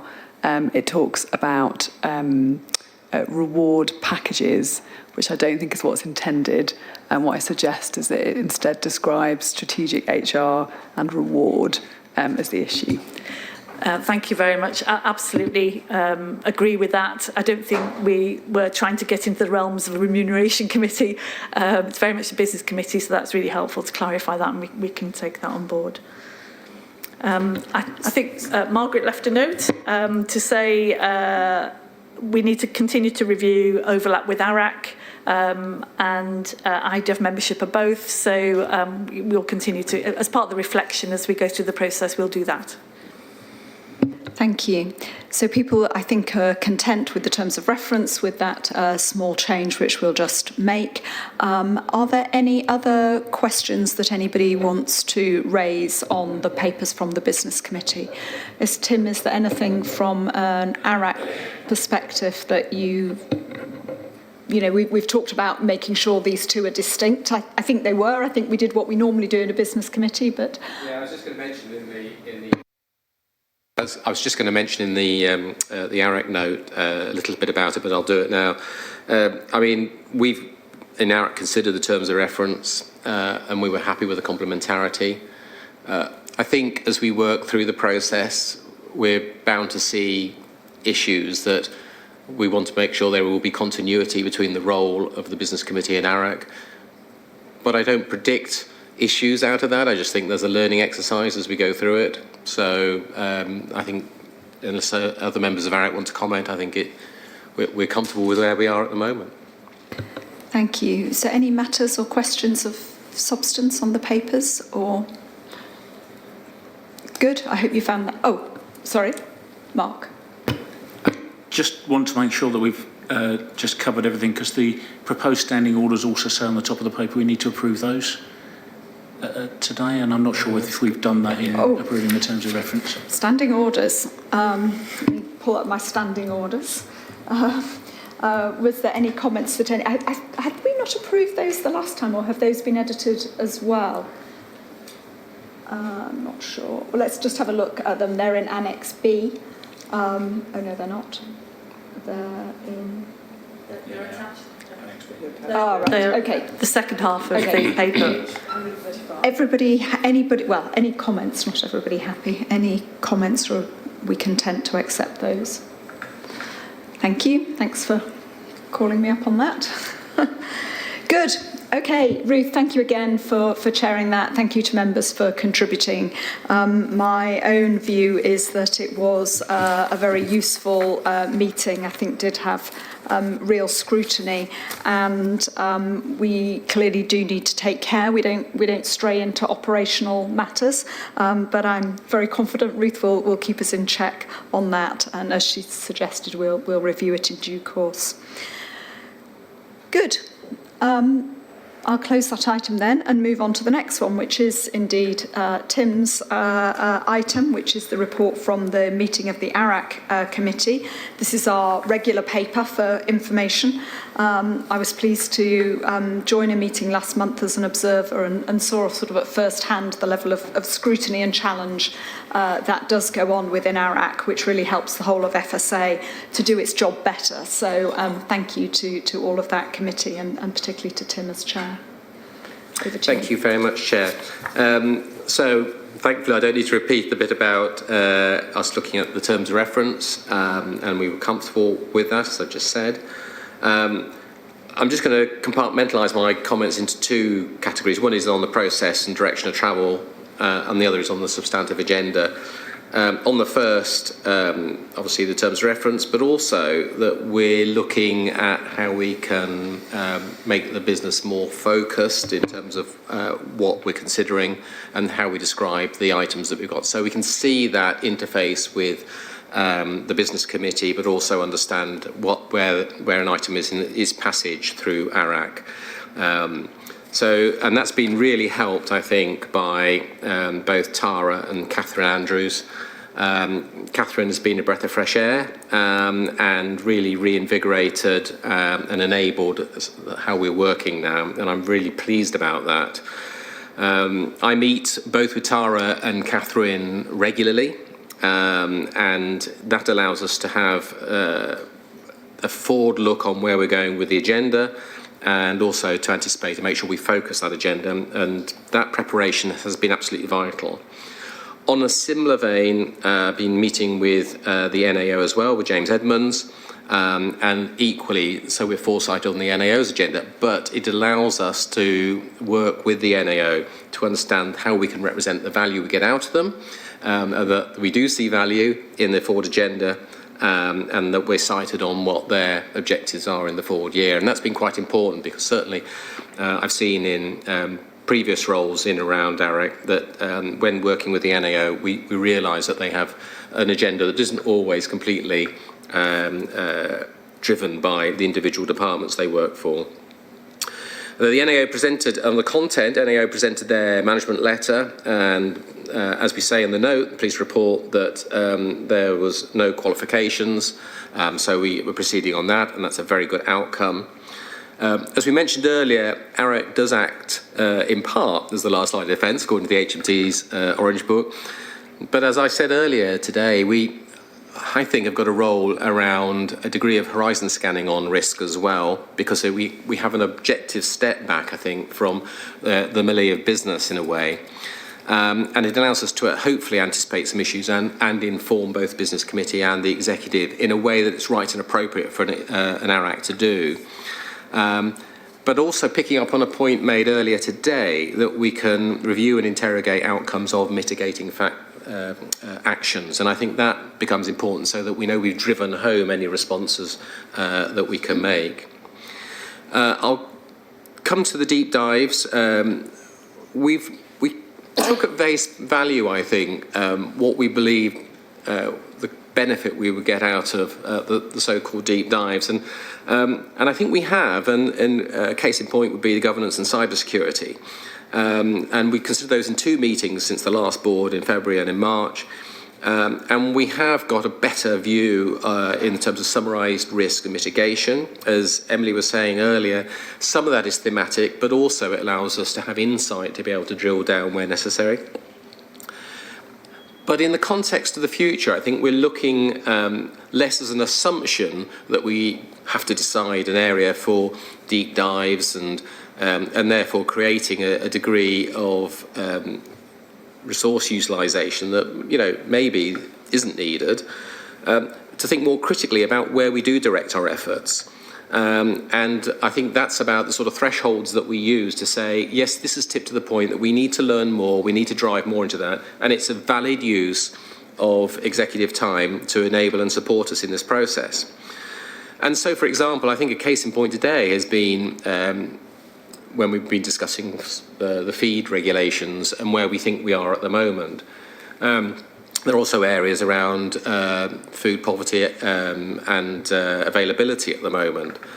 But I think we want to actually have a clear process that when we come back to the board, everybody can understand what's being proposed and why we're choosing to do it. And there's an absolute clarity and it's a good use of executive time. So I'll just stop there. And if anybody wants to answer questions, I'm happy to answer. Thank you, Tim. So on the deep dive issue, have you got anything on your agenda at the moment that's sort of upcoming, or? Well, I think at the moment there were 2 or 3 issues that we want to consider, but we've gone back and certainly said to the executive as well, are there issues? We shouldn't be driven by the executive. We understand that. We need to have that objectivity, but equally, if we can economise on our approach to make sure there's value back across the organisation, I think the executive needs to have the opportunity to inform that as well. So that's what we're hoping to come back to at the next meeting, and obviously the indications and thoughts of the members. But if there are areas that the board itself would like to progress on, then please do flag those up. Thank you. Comments or suggestions indeed for those deep dive topics from anyone?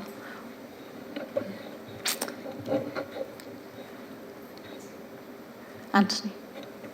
Sorry, just the bit I mentioned earlier about doing retrospective reviews of particular issues, because I don't think we should be in the operational space. but I do think we have a duty to look at how it went to see if we can suggest any future improvements. So maybe something in that area.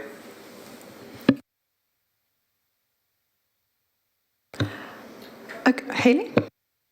I think as well, seeing the list of risks as ARAC sees them might then help to prompt some further investigation to particular risks. But then I think that's on me as a new member to come along to ARAC once or twice and sort of get my head around that, and then I think that might help inform, giving advice on the former.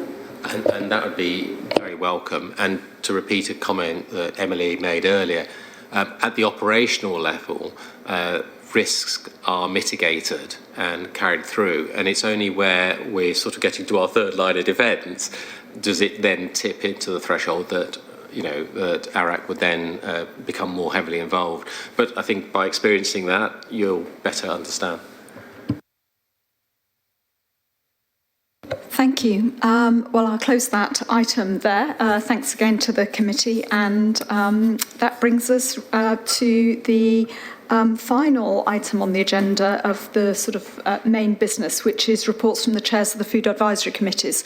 So we've already heard from Peter with his sort of overarching summary, and we've also heard from both Peter and Anthony as the meetings progressed about contributions from those committees. But this is an opportunity, if there are any more general items or something that hasn't had a chance to surface that you want to tell us. I'll turn to you first, Anthony, and is there anything you'd like to add? No, I think we've covered it, and I've reflected the views of the Northern Ireland Committee today, and simply to say welcome to the board when you come in June. We're looking forward to meeting with you. We're really looking forward to that, and we'll take the opportunity for the board to meet with the NIFAC members, which will be helpful and a good opportunity to discuss their sort of future role going forward. Peter, you were succinct the last time, but you get a second go now. Nothing that I can usefully add. Right. Thank you very much indeed. So thank you both. These advisory committees are more important to us than ever now we're outside the EU, and we're really looking forward to your review and recommendations about future ways of working, so that we really maximise the value both to the advice that comes into the board, but also I think the presence of the FSA in the devolved countries. I think that's there's a great opportunity there. So that brings us to the end of the formal business, and miraculously somewhere about on time. Is there any other business that anybody does want to raise which has occurred to you over the course of the meeting? And if not, I will turn to some of the people who've been very patiently observing the meeting today. This is your opportunity. If there are any questions that you wanted to raise with the board today, I hope you've found it helpful and a good use of your time. If you have got any questions, I would just ask that you tell us your name and organisation or any other affiliation, so that as a preface to your question. Thank you. Hi, my name's Liz O'Neill. I'm the director of GM Freeze, excuse me, which is the UK umbrella campaign on genetic engineering in food and farming. So we're sort of like an outsourced specialist in the GM issue for civil society organisations that have concerns in that area. I did just write something down because I want to make sure I quote the paper on the Genetic Technology Bill correctly. It's in point 4.15 of that paper. There's a statement that no additional costs to industry would arise from maintaining the current approach to traceability under general food law, which applies equally to precision-bred food and feed.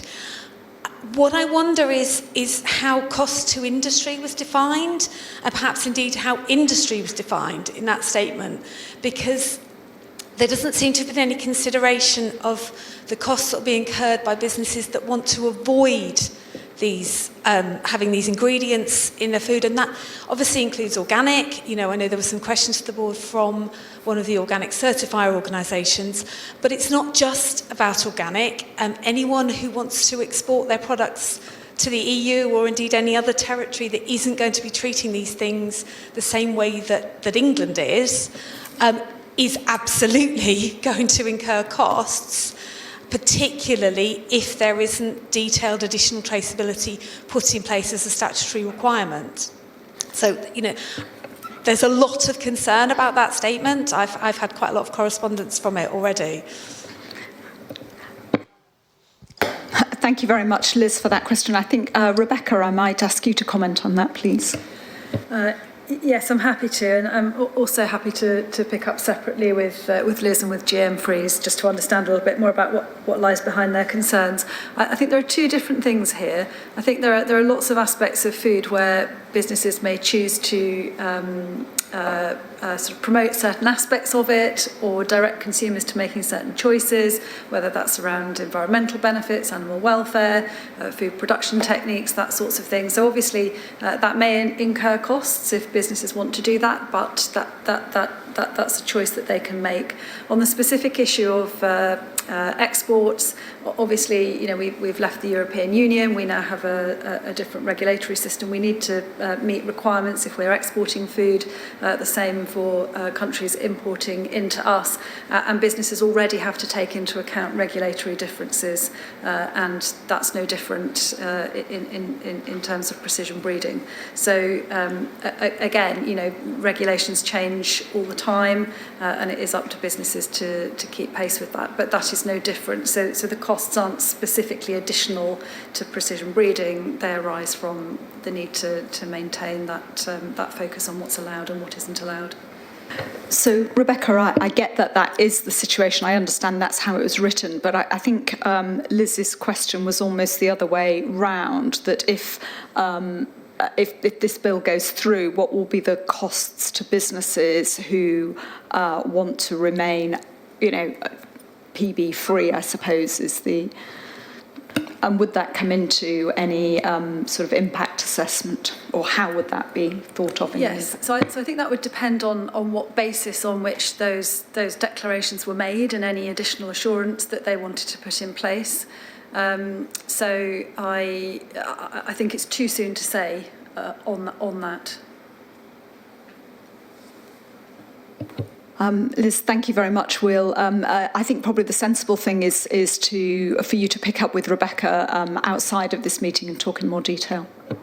Actually, I should just make one more point, which is that obviously the paper does discuss options to have both mandatory labelling in terms of consumer information and additional requirements on traceability. I think on both of those, we do know that there would be significant additional costs for industry in complying with that. So it is important to look at both sides of this. It's perhaps also, you know, worth noting, I was sort of musing on our conversation earlier today, the issue of whether there is mandatory labelling is a decision for DEFRA. It's not a decision for the FSA, and I think it's important we remember that. That said, what it is our job is to reflect and advise on consumer interests and to contribute that advice to ministers and others. But that's quite an important distinction. So to some extent, I think the impact assessment actually would fall elsewhere rather than actually falling to FSA. Are there any other questions? Okay, if not, I'm going to thank you all for your time today, to board members for their contributions, and particularly to the exec for their preparation of the papers. We've had some very substantive items. I know these are long papers, but I hope they're helpful as part of the sort of written record of our process and decision making. Thank you too to everybody who's joined us here in person in Manchester, but also I know far more people who are with us online. We're grateful for your continued interest in the work of the FSA, and look forward to seeing you even virtually at our next meeting, which will be in Belfast in June. Thank you.